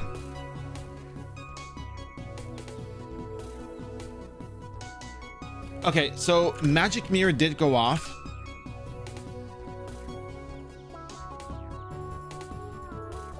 But magic mirror level 7 has a 40% chance to reflect, but it's only for 2 seconds.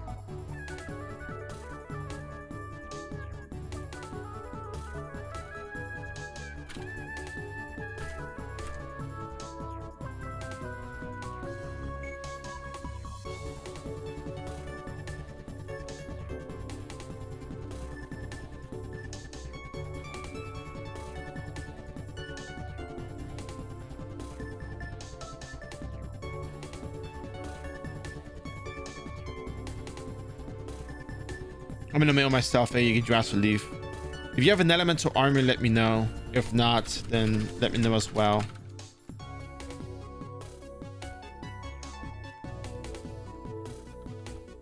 I should have something that you can use.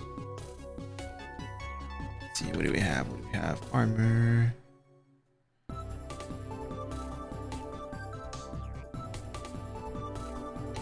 Holy element.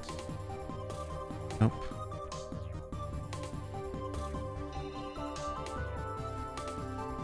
Holy. Ah, here we go.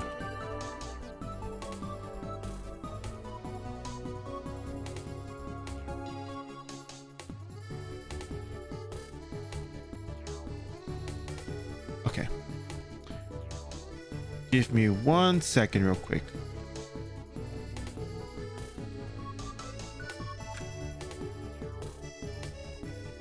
I'm gonna mail it to a chat. So I'm gonna mail it from my geneticist.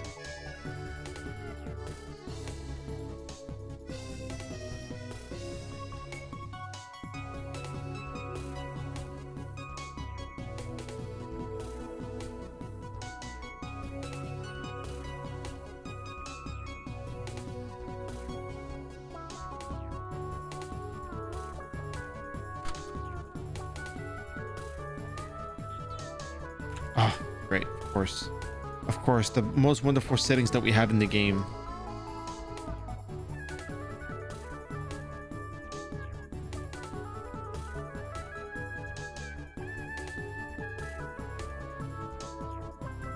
Oh, pfft. Okay, hold on a second. Hold on a second. Ah, this is so counterintuitive. I know you're just dead there, Vividor. I know, sorry. Just bear with me.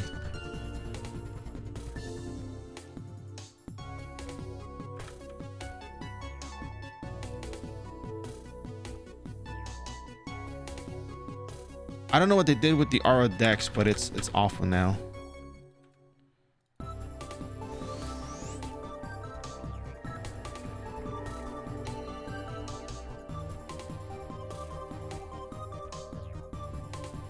Try this unfrozen water property. I'm gonna use water property on this one.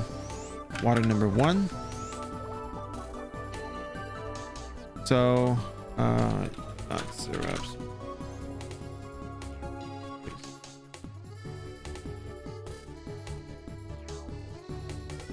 Okay. Okay. Here we go. Water element. I'm gonna use catnip meteor. Oh crap, I increased my... Hold on a second. Give me 1 second real quick. Wrong skill. Wrong skill. Alright, here we go.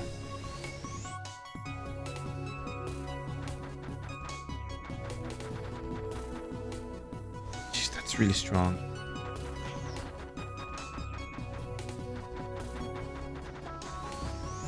Keep healing up. Okay. Okay, so magic mirror is it really is only 2 seconds. Okay, so line of sight does not matter for this. It appears to not matter.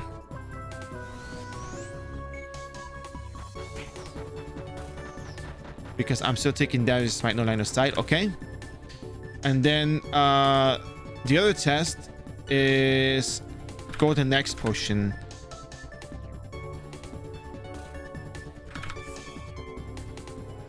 Here we go. Golden X potion. This is probably going to give me 10% of 2400. Should be 240 damage reflected back to me.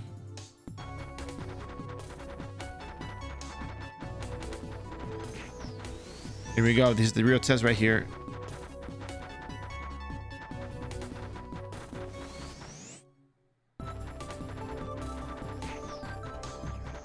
Oh, you still take damage from... Dude, that sucks.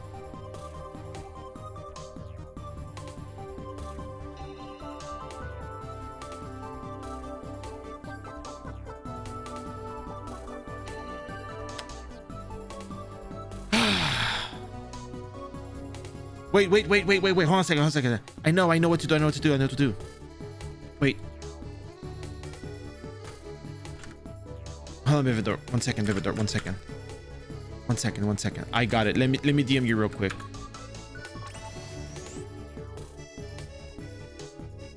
It's nothing bad. I'll tell you guys right now. But I'm gonna record an iRO what is this thing called? I'm gonna record the video and I'm gonna submit it as a bug report.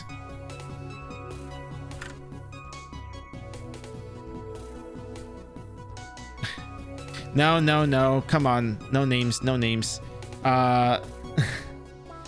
It's just War of Imperium change in general, okay?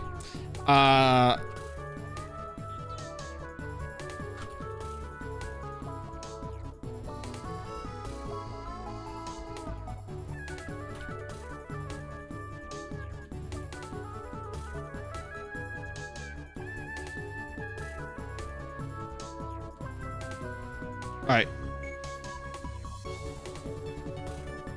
I'm gonna go ahead and do the replay. I'm gonna record this as magic mirror. No. Golden X potion. Not 100%. Okay. You ready?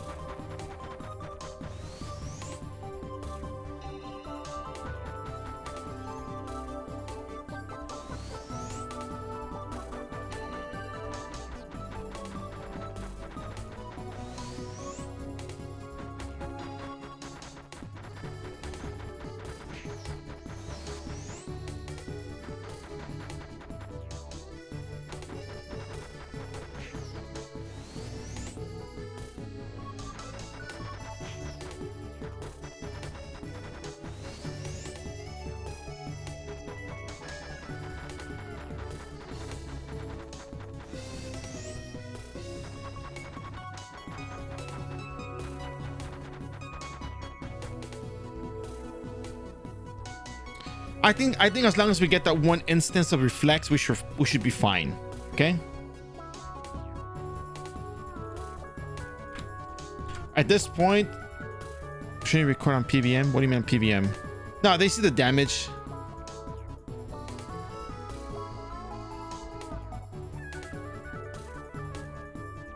They saw the damage fly out. I mean, there's really not much. I mean, I'll even screenshot this if I have to.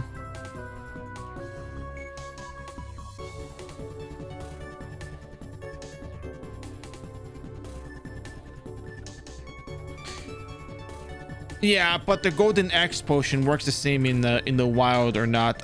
I can't. Okay, the only way I can test this is on the fallen bishop Hibrim. I don't know what else has magic mirror that's not going to die to one catnip meteor.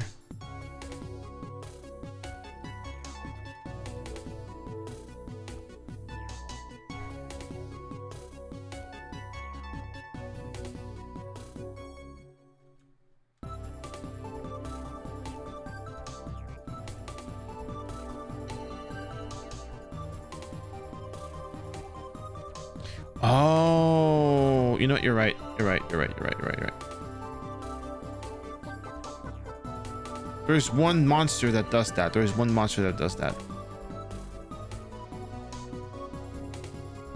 All right, let me get the armor back.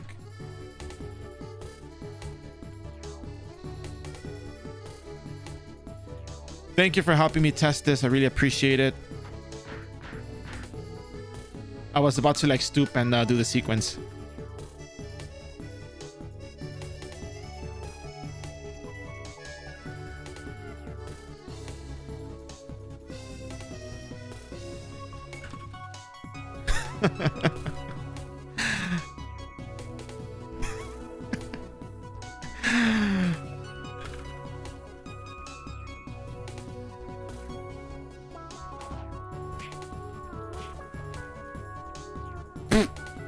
You just be winged out. Okay, I see how it is. All right, thank you very much, Vivid Dort. Ladies and gentlemen, that was Vivid Dort assisting with the testing. Not because I didn't believe Zen, but because I need to see it for myself. I want to see it. I need to witness it. I gotta witness it. That's really what it is, honestly. So yeah, thank you, Vivid Dort. But yeah, 10%. It's kind of a bummer. Let me go get another golden X potion, and we might be setting up some shops here real quick. Let me see what I'm looking for. Golden X.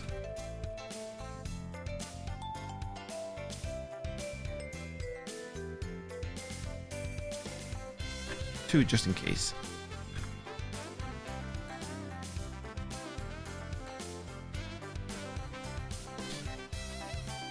Because I mean, yeah, I guess I could just take like 5,000 damage and just, you know, pot it out. But Hyunwook Breeze is every 0.3 seconds for 4.5 seconds I'm dealing damage. So if I hit him for like 30,000 damage, I'm taking God knows how much damage. Also, this is an effort to change that.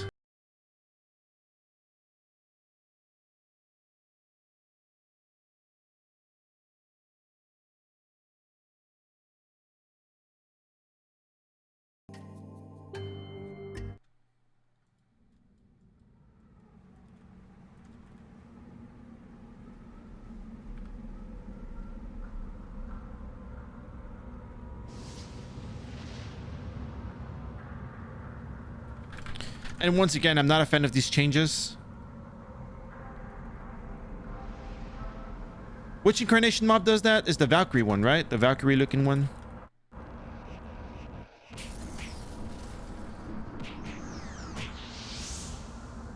Okay. Oh god, what element are they? They're dark, right? So I should be using dark element. But dark element is gonna make it miss though, right?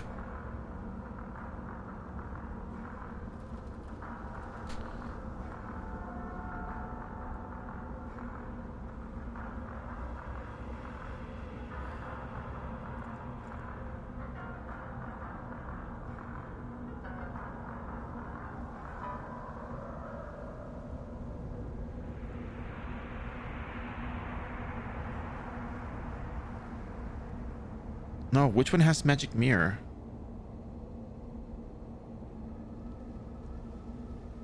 I'm not seeing it here. Am I blind or am I really not seeing it here?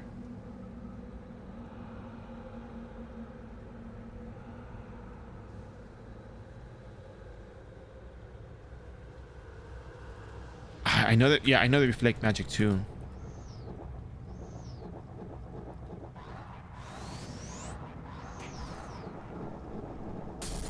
Actually, maybe if I use the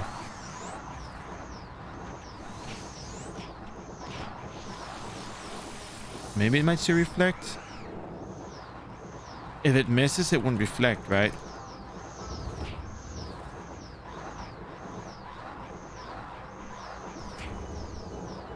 Okay, I need to change element.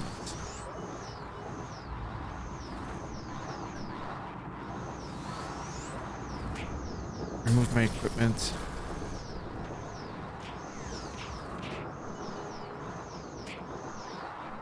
Oh, wait, what?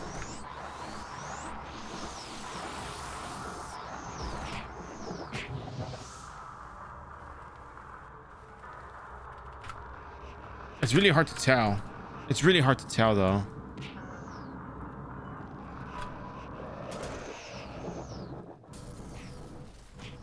Okay. I think that might be it.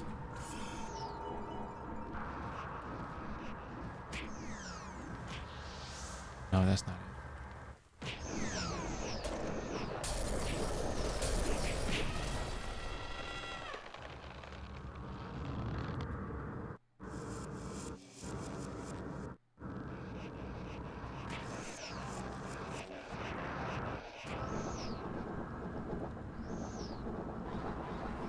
I think I know what I have to do.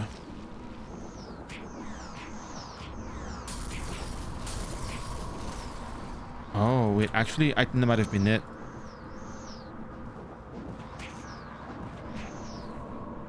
Yeah, I think that was it. I think it is applying to PBM. Because I took if I killed it. I took like 840 something damage. Watch.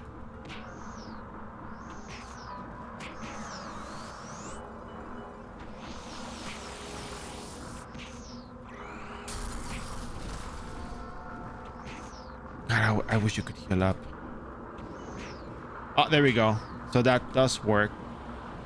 Okay, so that was magic mirror. So if I take 890 something thousand damage, that is because it is working as intended.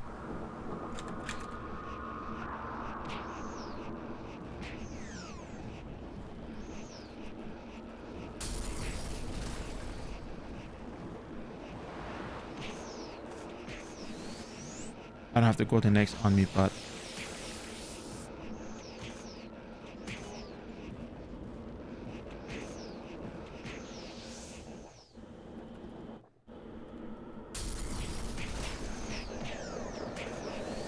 oh yeah, no, the golden eggs expired before I actually got it. Okay, I need to stop and do this again.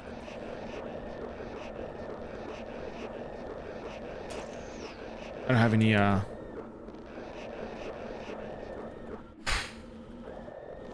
I'm gonna have to chill for a little bit before I get my thing, so yeah.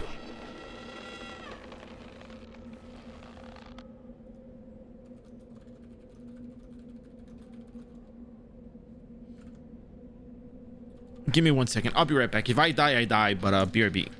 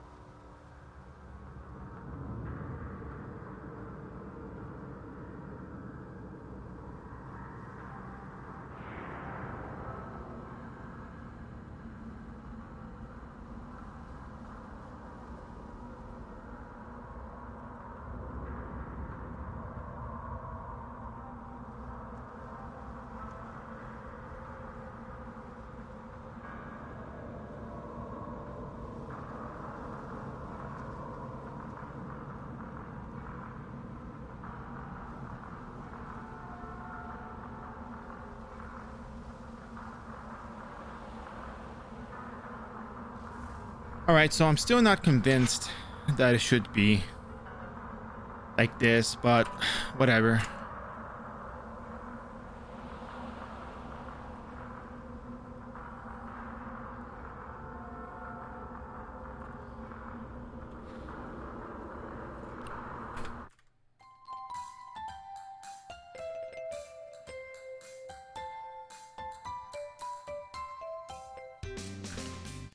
I think I'm gonna just submit it like that. Oh, I was right there. I'm gonna submit it like that and see what happens.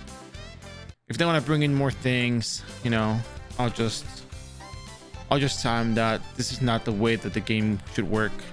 Because you know how it is. They have the specialists and they have this and that, and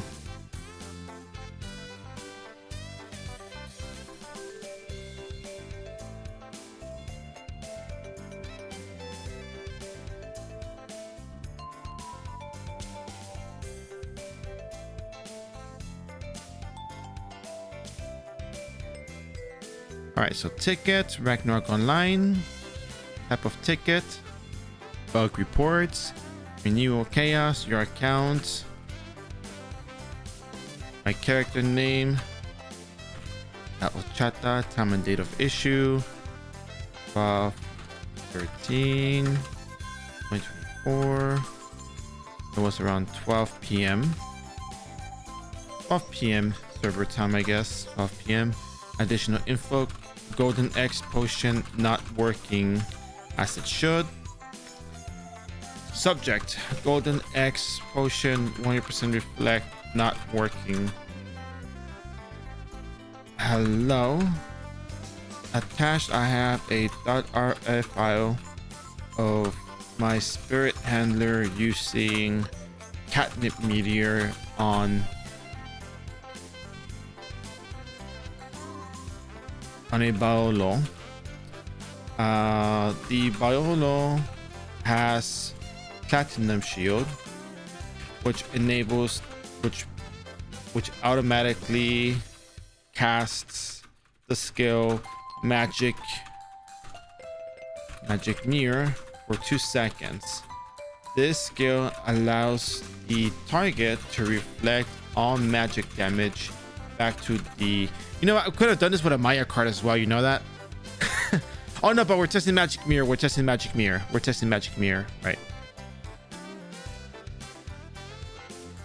That's right, I'm trying to get this because with magic mirror, the skill allows the target to reflect all magic damage back to the caster. Golden X potion, as it works as it should work in the game, is Golden X potion should X potion, yeah, so you go, reduces damage taken by blah blah blah.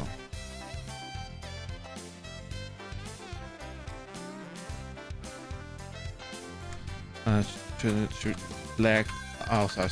What is it called again? Reduce damage, yeah.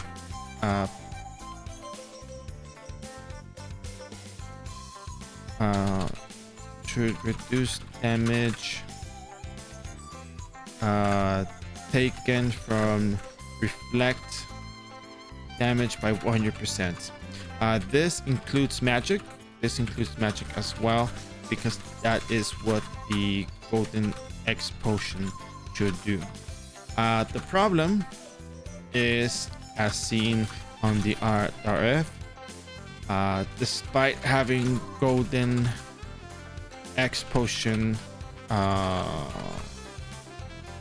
activated, the caster still received a 10% of the damage. Well, I want to say a fraction of the damage dealt to the target because of magic mirror. In other words, despite having Golden X potion activated, magic mirror still reflected damage back to me. The description states it is 100%. This is this was done in PvP, but it also works the same way in PVM. Why is this mechanic not working correctly in PVM? In fact, why is the item misleadingly written? No, not misleadingly written. Why is the item not working as intended? There we go. That should work. I hope. Jeez.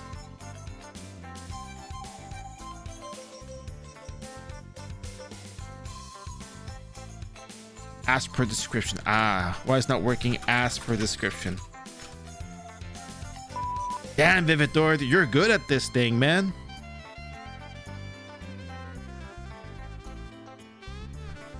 We should have you writing these up too. Why is this mechanic not working correctly in PVM? In fact, why is the item not working as intended as per the description? There we go. So we're gonna send this over to a specialist, and you're not gonna hear back for like a couple of months. And yeah, you know, it's cool. Thank you for a report.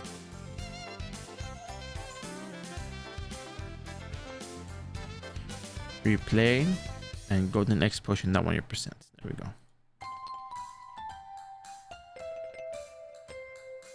Perfect. Submit ticket.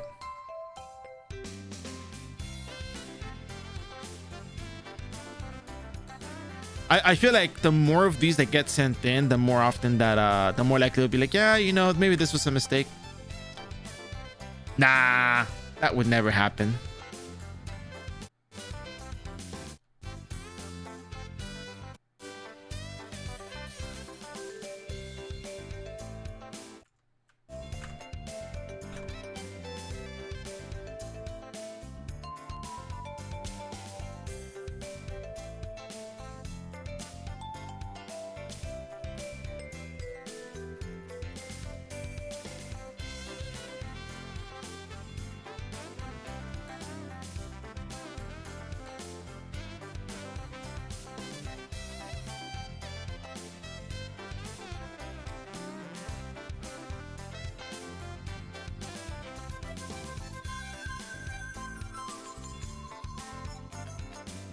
All right, so I know you guys don't want to hear this, but it's almost 4 o'clock. Yes, I know. Samba, you can't leave. I know, but I must. Now, here's the deal.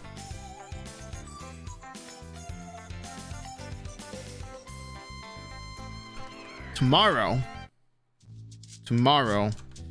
seeing the circumstances behind the, you know, reflect damage that we have to deal with using Golden Next potion, I would take it upon myself to come in tomorrow and run Endless Tower for you guys. The problem is we're gonna have the same schedule, similar schedule. We have to be done. We'll probably start around 9 a.m. probably, and then we're gonna be running it until, I don't know, what's a good time to run it at? We'll be running for like maybe 3 hours, I think. It probably won't take that long, but my main concern is really the magic reflect from Fallen Bishop Hibrim, because it's clear to us that we can't line of sight it. You guys know how much I love doing the whole line of sight thing. You guys know it's like, man, I live by the mechanics, you know. I love the mechanics. I live by the mechanics. 11:35. We still have a couple of minutes, so we'll just wait.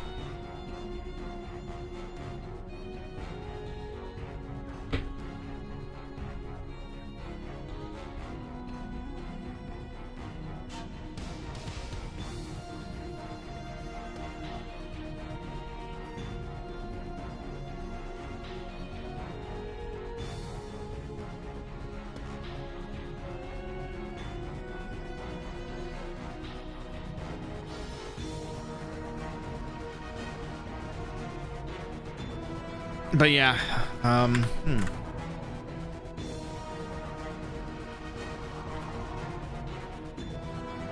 don't know what else I got for you guys besides the Old Glass Time and Fall of Glass Time. If they give us boosted drop rates, we will do ET tomorrow. If they don't give us, we'll probably just do the same more runs we've been doing lately.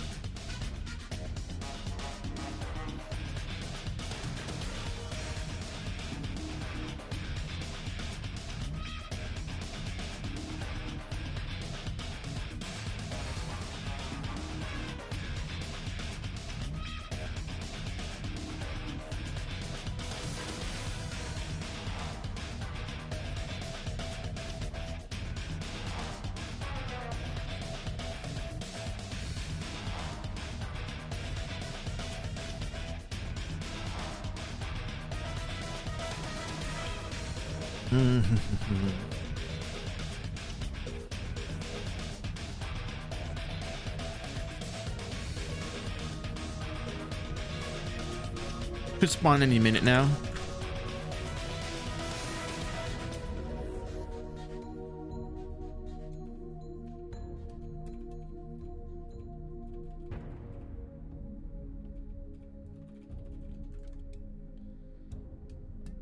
Man, endless tower with Ochata. It's exciting, honestly.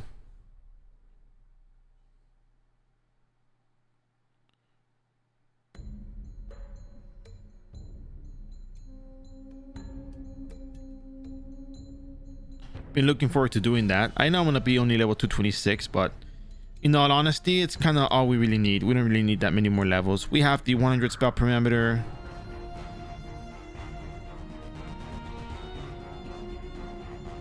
So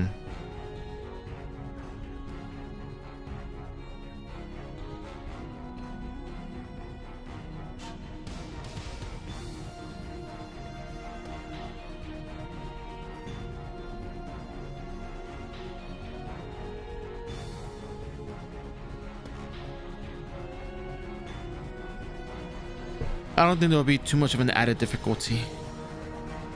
It'll probably just be the standard. Go in, cast a skill, stoop, make a mob, stoop, cast a skill, go up. And we're gonna remove this. Oh wait, I don't have any equipment on. Oh, that's kind of dangerous. We're gonna remove the Doram magic shadow equipment. We don't need it. We'll be fine without it.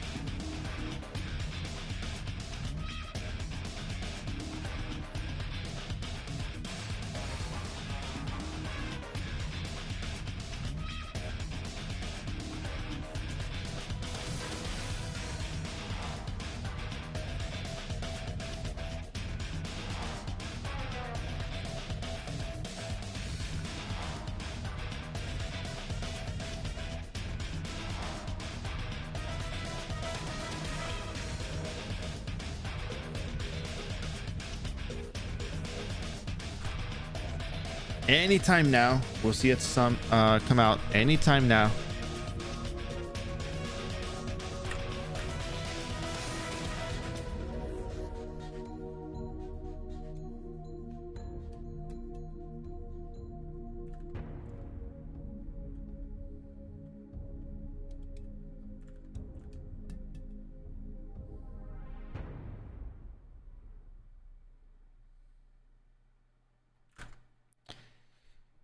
Oh goodness. One more MVP, two more MVPs, three more MVPs. I think we're gonna finish the day with 84. 184.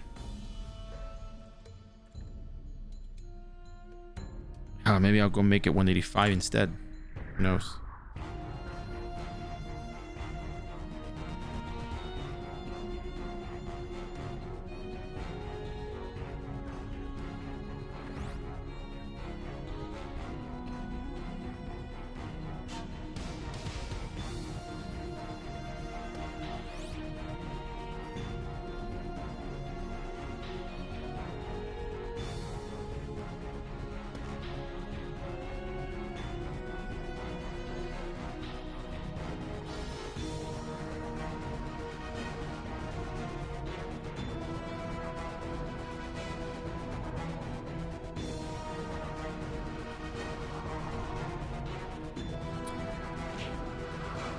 Little by little, we're almost there. We're almost there.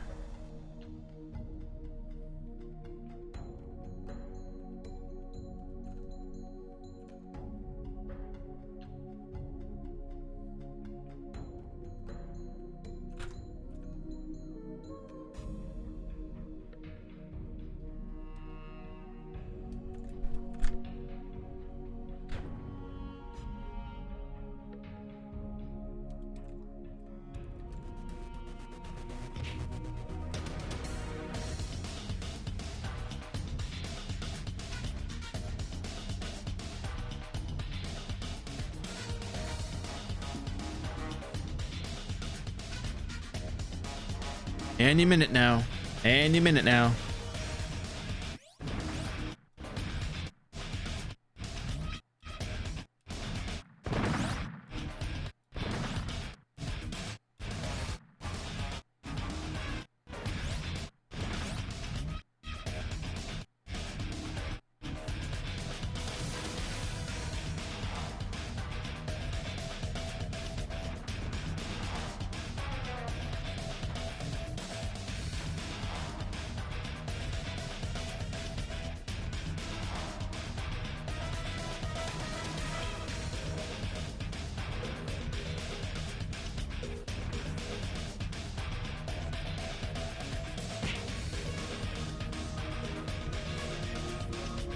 Gotta pretend like I'm not here for the MVP just in case. Oh no, they went into the Warner Laboratory. Okay, cool.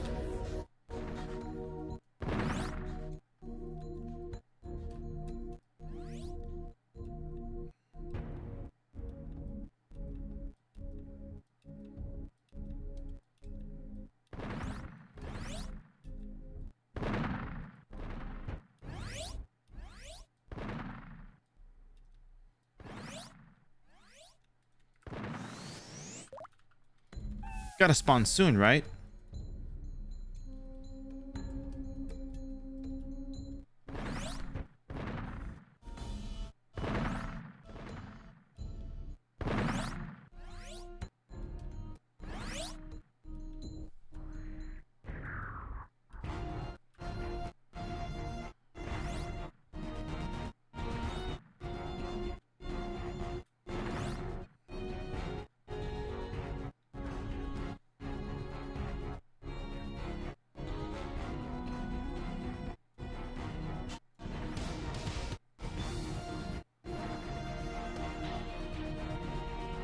Such a good soundtrack that I really don't mind, but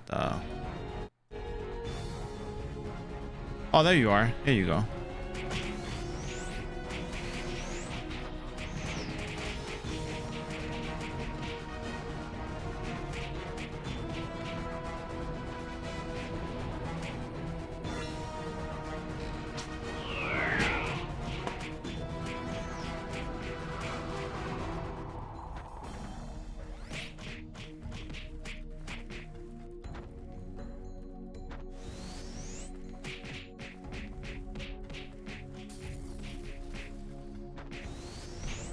Dun, dun, dun, dun. You're the MVP, number 181.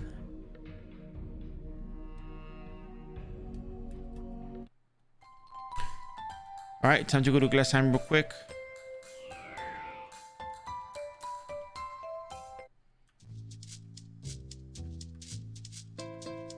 Run the Fall of Glassheim, run Old Glassheim, and we'll be done for the day. I guess we're not doing Wolf Chef today. I guess should have woken up earlier to do Wolf Chef, but we do get the drop rates maybe tomorrow. Yeah, maybe tomorrow we'll do Wolf Chef. If not, maybe I'll just get on Sunday probably. Sunday night, probably do Wolf Chef and Nidhogger. Hey, I'm doing well. How about you? We're almost done with the instance runs, MVP runs for today. So we're currently at number 181 on the kill count.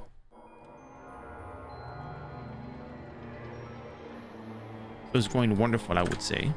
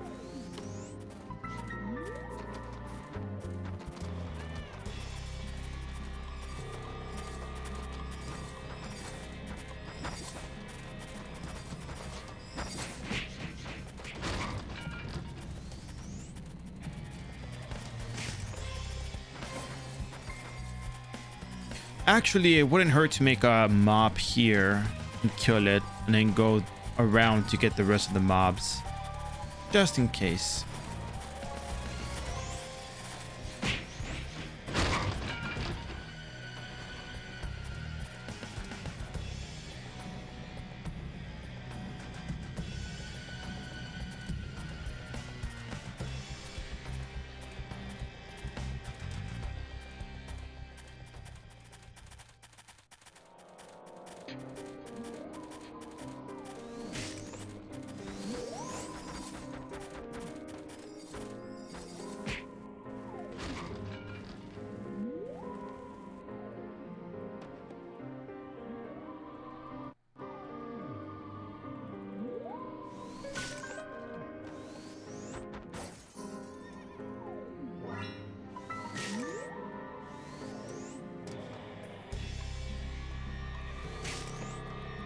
All right, let's make a tiny little map here and then move it on to the right side, to the top right.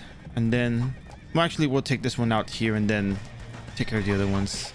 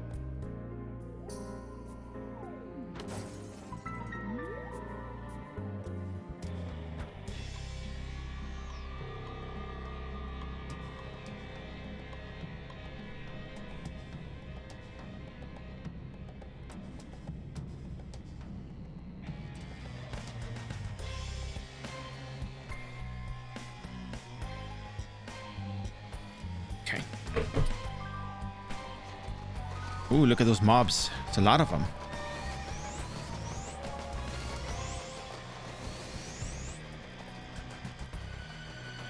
And of course, nothing down here. We should be fine.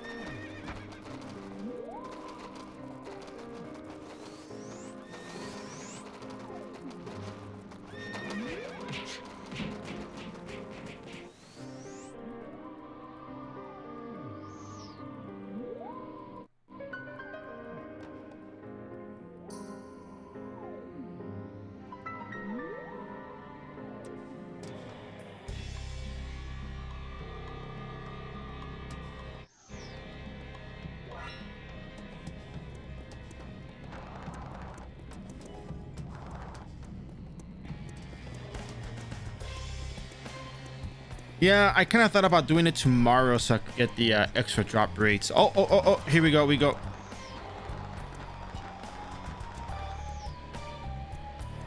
The power will be sealed.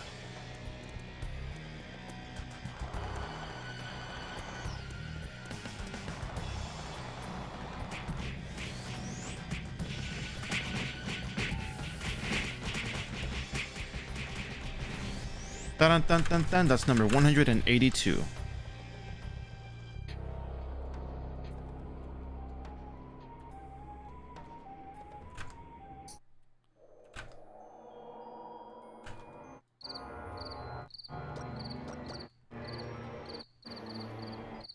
I'm thinking maybe Sunday night I'll finish up the Nidhogger's quest. Oh wait, but I don't have the VIP boost. Maybe I'll do a second stream tomorrow just to come back and use the VIP for the OGH hard mode, Nidhogger's Nest, and Wolf Chef Laboratory. I think I have to do that. I have to come back Saturday night so I can use the VIP for the whole day.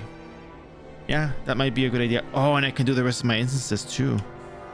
Ooh.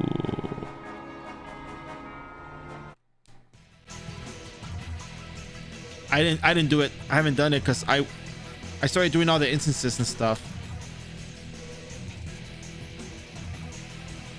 I'm still like one quest away from doing the Nidhogger's nesting. I finished the reports from the new world, so I just have to go to Garden of the Yggdrasil, and I think I can already enter the instance. So I think tomorrow I should be free in the morning to do the Endless Tower stream. Unless you guys want me to do Endless Tower at night. But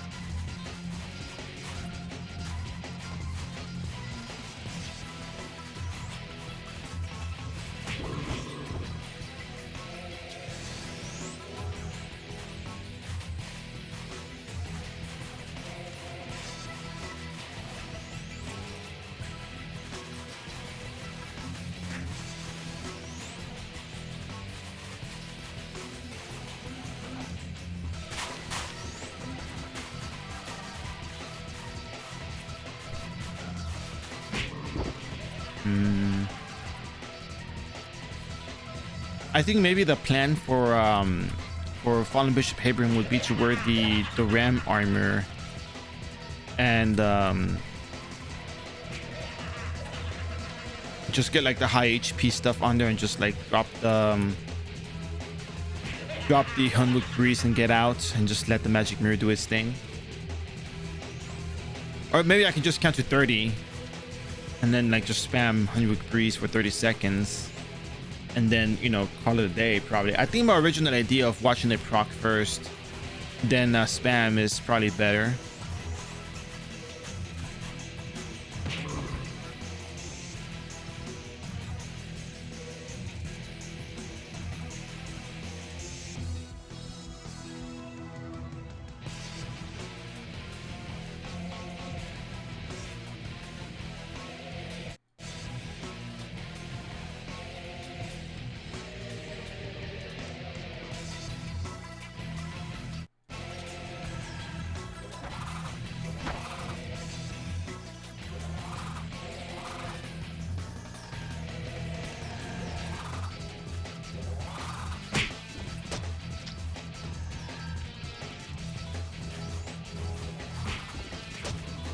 What kind of sucks is that even temporal boots aren't really that great anymore. I'm pretty sure we can find some sort of like weird, you know, niche use for it, but even then it's kind of like not really. Like we don't really need to do this, you know.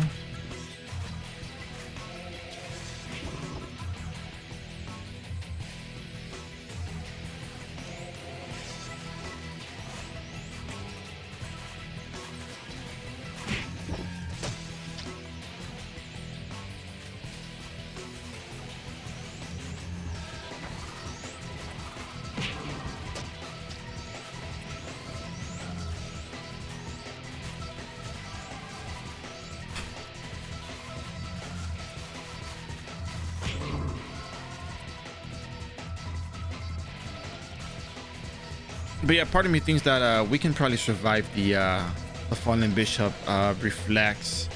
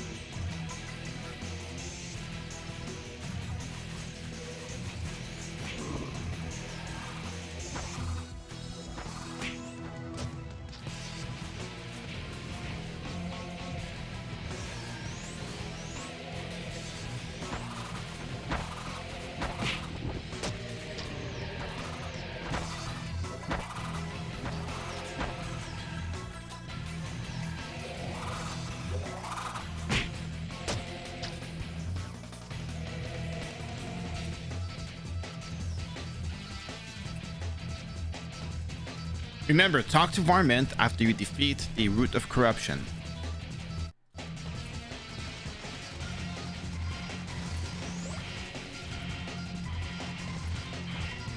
Normal mode OGH every day is just ugh. It is kinda, but there's good Zenny here. I kinda do need the Zenny for tomorrow, I think.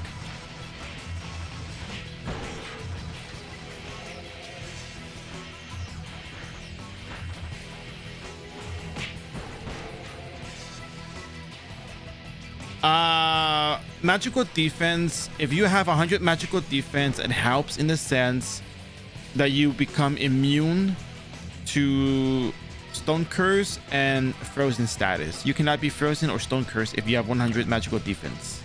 By magical defense, we're talking about the one on the right hand side, the one that's like from armors and that kind of stuff. Not the one on the left, but the one on the right.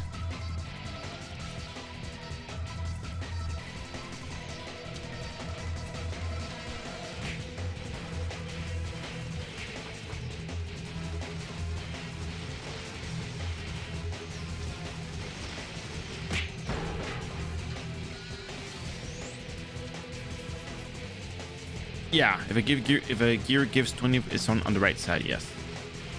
Cards will generally do the same thing too. They'll go on the right side, yeah.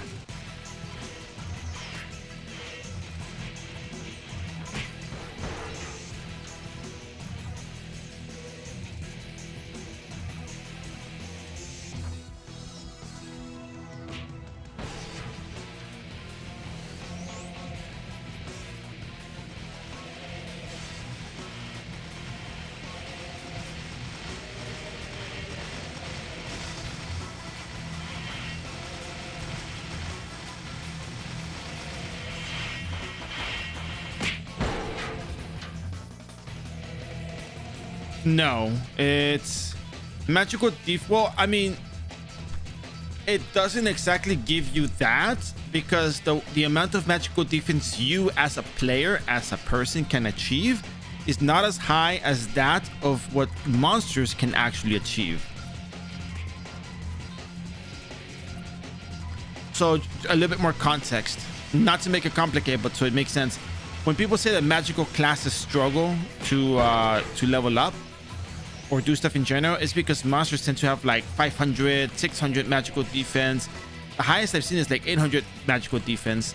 So the magic damage that you deal is super highly reduced because of those reductions. That's why people always go on about magical defense reductions and whatnot, so you can actually, you know, get your skills off and deal enough damage. So if you manage to get your skill off, but then you don't do that much damage, it's like, okay, so what then? You know, what's the point? So that's why people opt for magical defense bypass, so they can actually recover the damage that will lose from the monster's, you know, magical defense. As a player, it's hard to get a lot of magical defense. You're better off reducing damage from magical attacks by using elemental magic reduction. Like, for example, Valkyrie Shield offers 20% reduction in Fire, Shadow, Undead property attacks, which includes magic.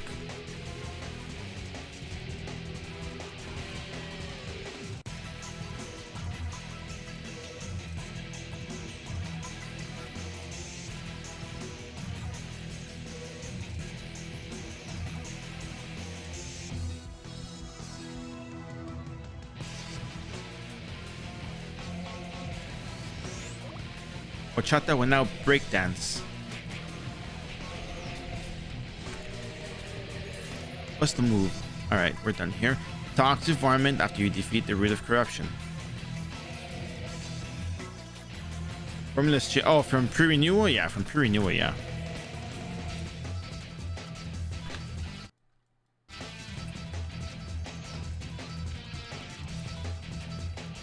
And 100 magical defense is kind of hard to achieve. Of course, there's cash gear that will help you with that, but I mean, cash gear.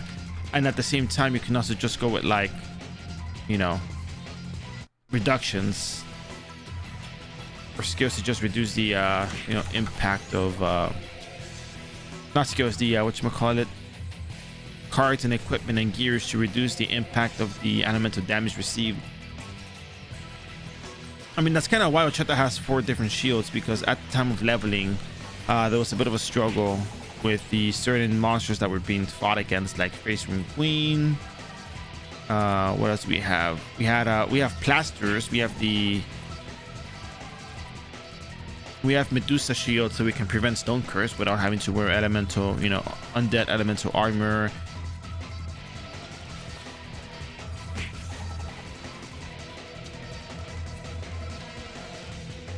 Adamantine is one of the best ways to get the magical defense. Like, when I played my Geneticist, people were questioning, why did you go with Adamantine? iRO Wiki Bao 5.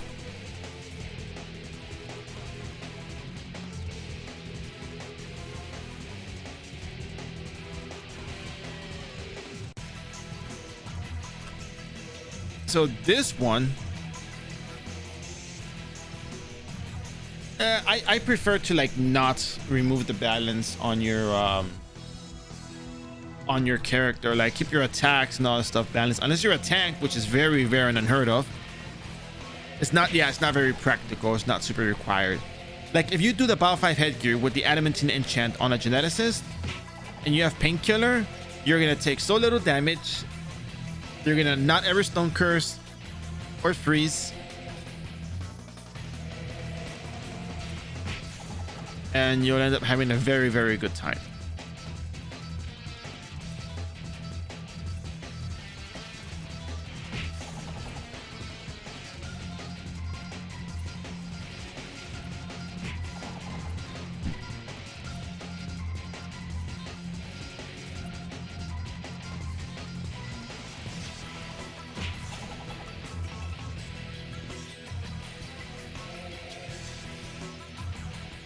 I remember I got asked, why didn't you get the attack one? I was like, I don't need the attack one.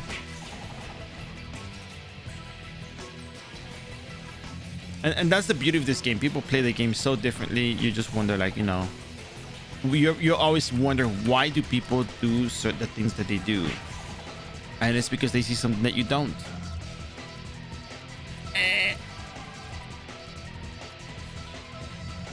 I mean, technically, I mean, no, what people are saying is, why don't you get something that deals more damage? You know, that's what they're asking, basically.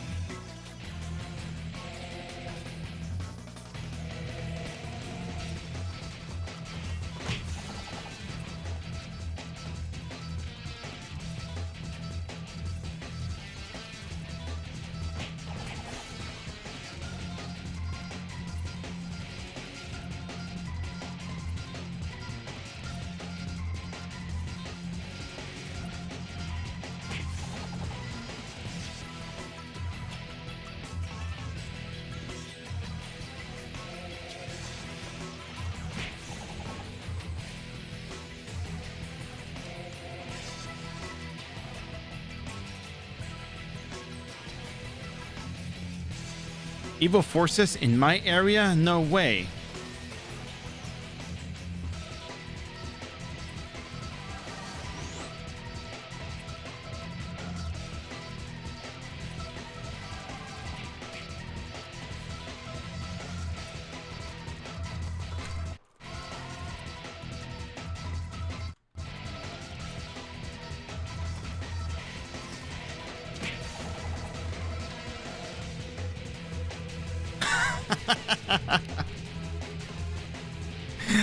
Imagine that.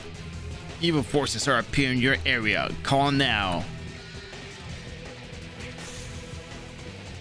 Sign up for an evil force.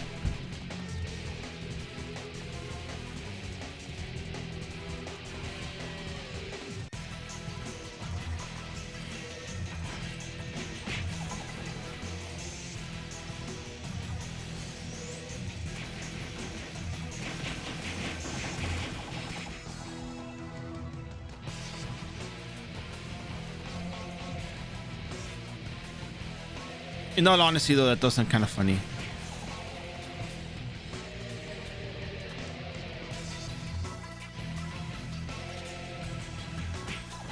Evil forces in your area? More likely than you think.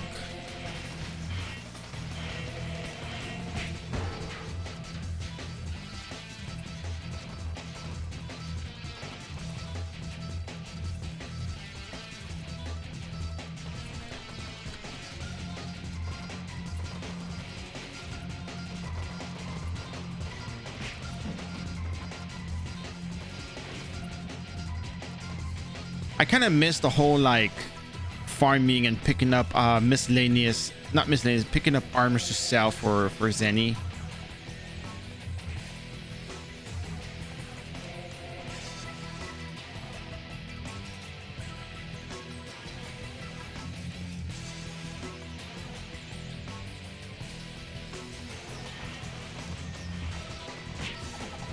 Oh look, there's another army right there.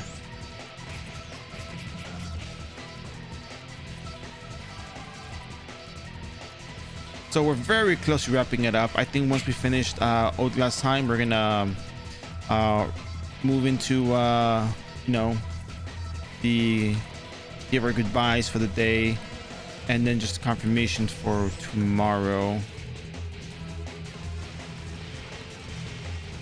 Come on, evil forces in my area.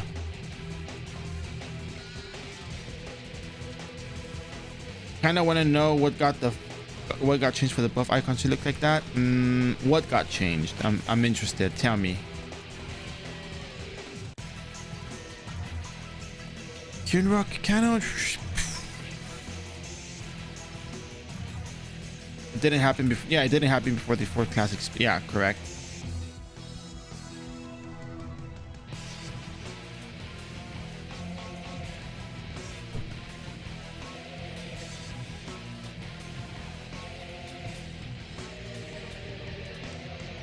Yeah, I'm looking at the overlap. What about it?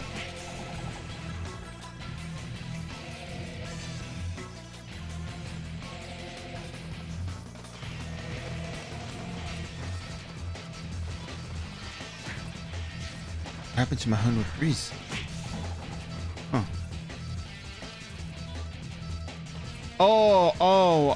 Oh, you kind of want to know. I thought you knew. I was like, you kind of want to know, like, oh, I do kind of want to know, like, what it was. Like, what do you think it kind of was? I thought you kind of knew what it was, and if I kind of wanted to know what it was.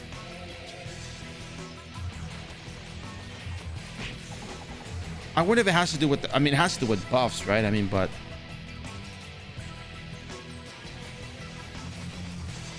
what?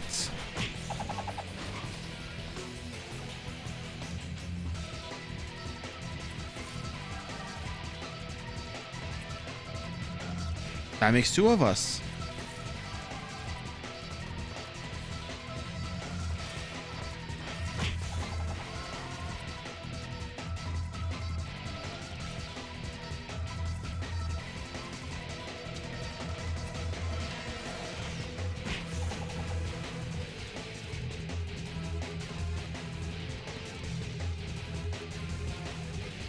I'm gonna be super real with you. I'm kind of hungry right now, and I just want to like get that evil force to appear in my area.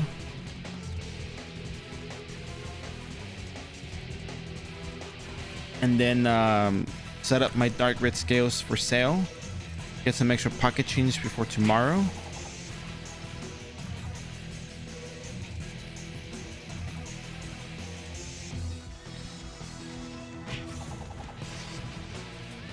Yeah.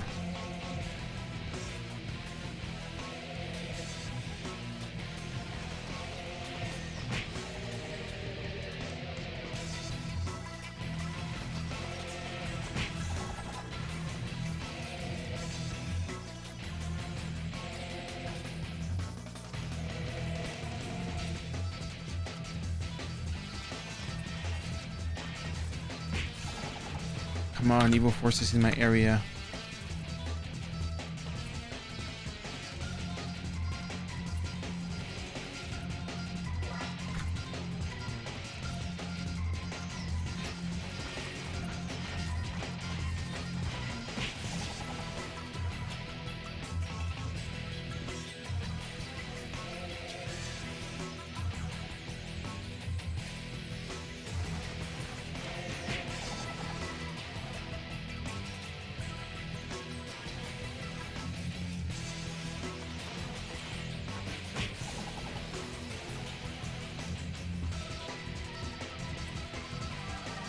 I guess this is the only part of the Old Glass Time content that I don't enjoy.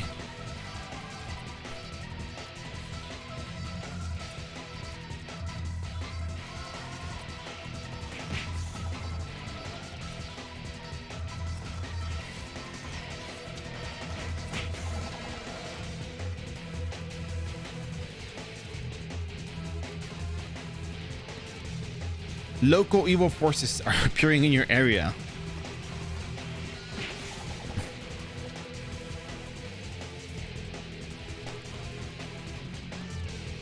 sign up to get in contact with the dark powers of evil.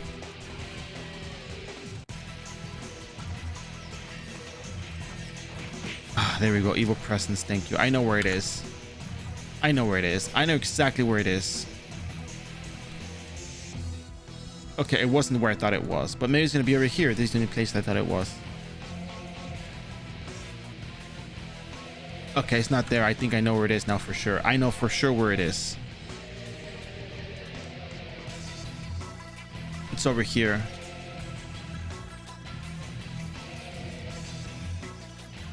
Okay, there we go. Evil forces appearing in my area.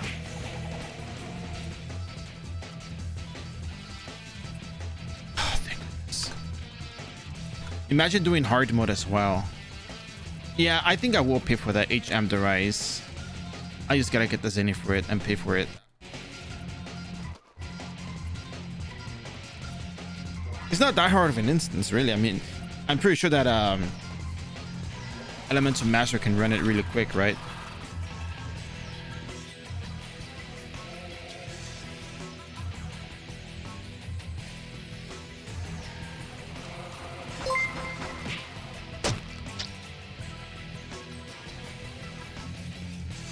Pusnox, thank you for the follow. Hope you enjoying the stream.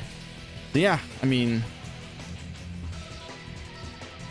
so once we do this, I'm gonna set up my old card albums, my mystical card albums, my dark red scales. I'm gonna set up a shop for them. I'm gonna give them a good price. If they go, they go. And I think tomorrow I'm gonna just buy golden X potions, HP increase syrups, HP increase potions, and other stuff like that.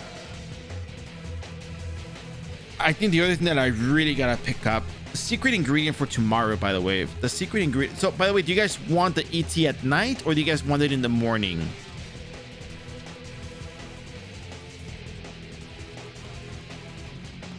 Morning, I mean, not. It's gonna start maybe around like, maybe like 8 a.m. server. No, like 7 a.m. server time. I think it's gonna start at night into the morning. No, thanks. No, thank you, Milky. Oh, just the one. We're not gonna do the cheap thing. We're gonna just enter it. We'll just politely ask someone to open up the door for us. You know, like, you know how kitty cats are like meow meow, let me in. Dun, dun, dun, dun. That's number 183. Wait. Hold on a second. No. That's 184. We didn't count the did we count Root of Corruption? That's all I gotta know. Did we count Root of Corruption?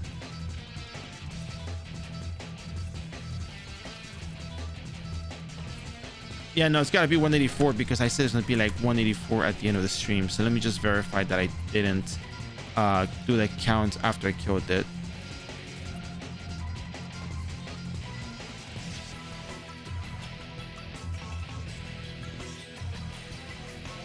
Yeah, 182. So yeah, we should be at 184. All right, cool. Oh, overweight. Yeah, I know, overweight.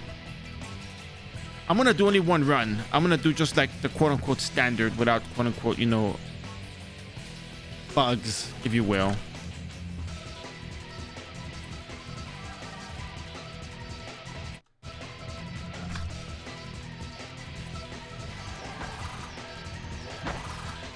If I can do it once, I can do it multiple times, but that's not the point of the stream. Features. Yeah. We pay for 30 runs. Hold on a second. You say you pay? You say you pay? Let me contact somebody to make like a tipping panel for me. Let me open up the Patreon for like 3 runs. Let me open up the PayPal as well for the 3 runs. Yeah, I'm just joking. Don't worry, Milky. You get the free option, which is just 1 run. I could do more if that's what people want. 2 amethyst, 1 aquamarine. Get out of here.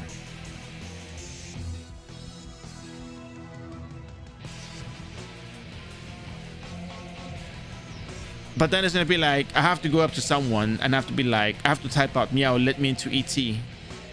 And then the person will be like, okay. And then they just let me into ET and that's it.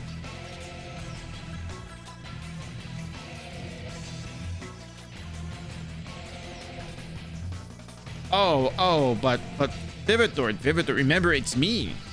It's me, Vividor. You know what's gonna happen, right? I'm gonna be like, oh baby, let's enjoy the endless tower climb. Feel the burn on going up all of those steps. Look at that MVP, you know? Let's talk about the MVP.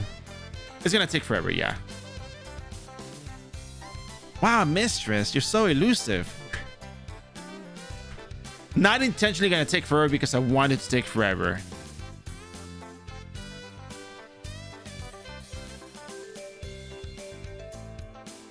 Just want to make that clear.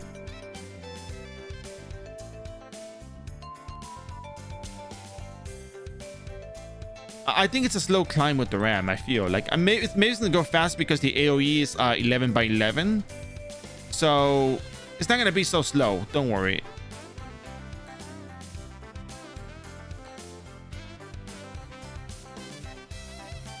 I think the real catch to this.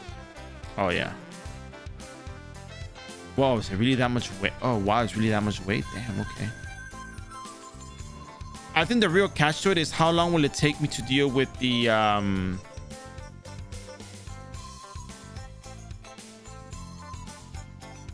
Fallen Bishop Hibrim. I think Fallen Bishop Hibrim is the real problem here.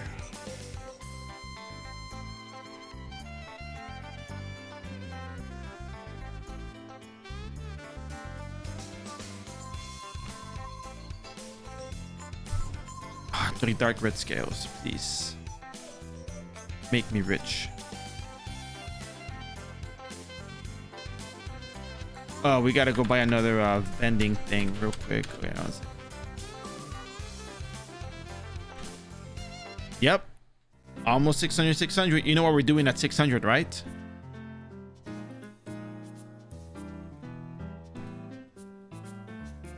Well, you know what we're doing tomorrow. Tomorrow at the start of the stream is gonna be like a storage cleaning stream.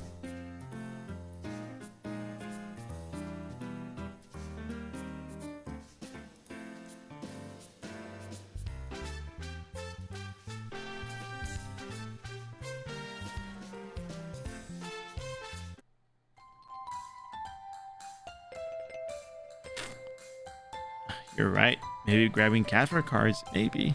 Just maybe.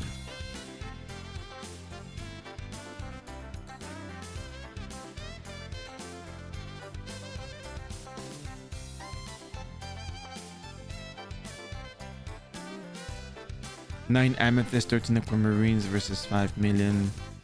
8 times 4. No. I think, how much are airship parts? I think we can sell these airship parts.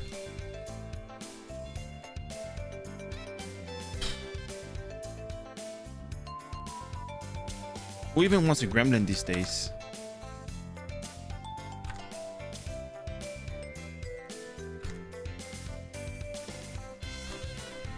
Okay, notepad, airship art, 7 million. And then we're gonna look up how much people are buying the old card albums for. Wow. We're gonna go 850k on OCA.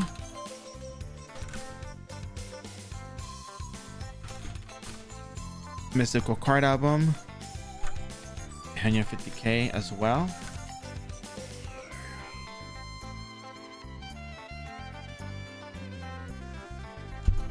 Might as well. And then dark red scale, the start of the show. Dark red, how much are you being bought for? 7.9. I feel like we have to go with 7.9 here. I feel like that's the competitive price. As much as I don't like it, I think I have to go with 7.9. 7.9 M dark red.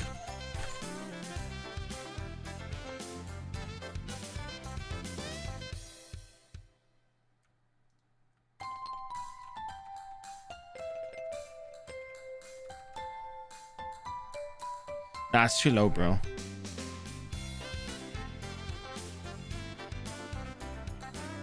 How about that?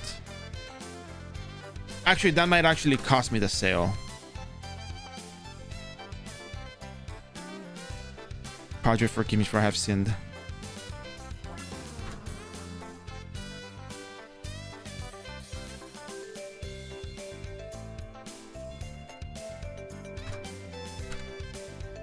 hopefully.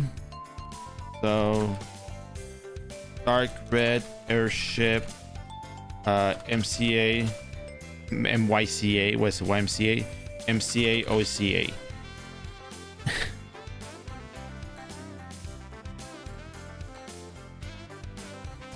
That's a really good spot right here. Look at that, right there, dab in the middle. All right, guys, that's it. That's it.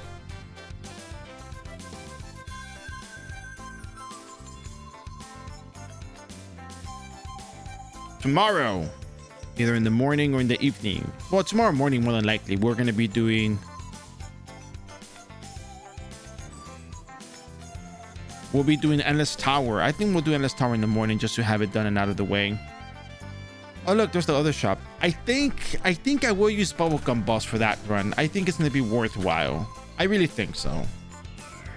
Might as well use the Bubblegums with it. If we have the extra boosted drop rates, we're going to use the VIP and go for this. So, yeah, I'm not sure what else to tell you.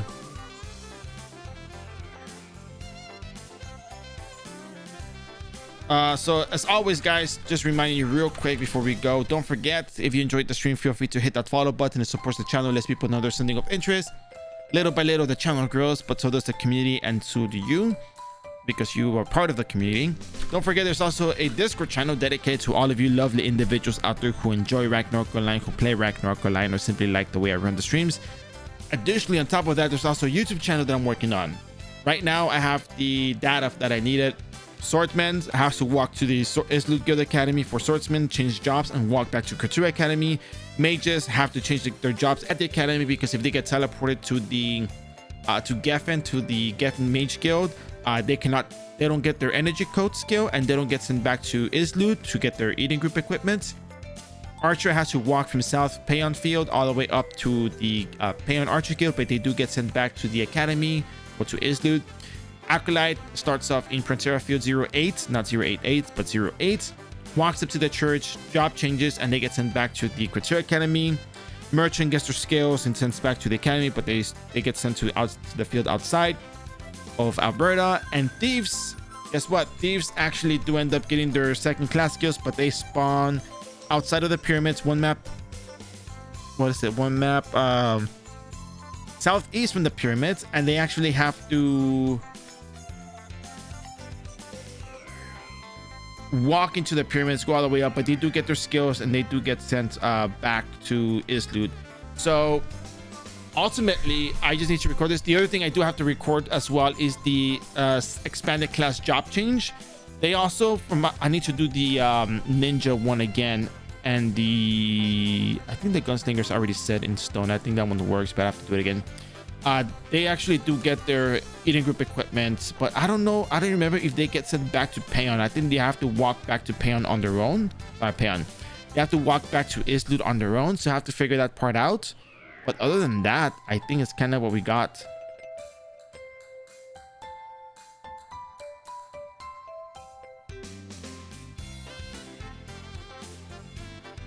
All right, I think that might be worth it.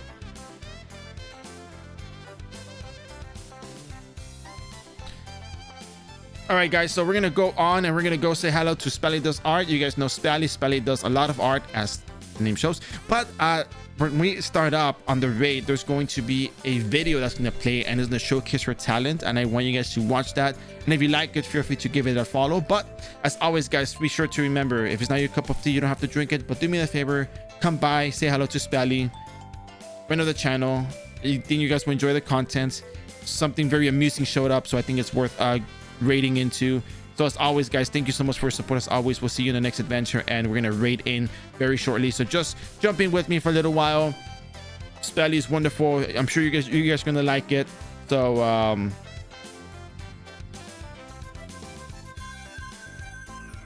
so yeah, thank you guys for your support. ET tomorrow if the schedule allows to.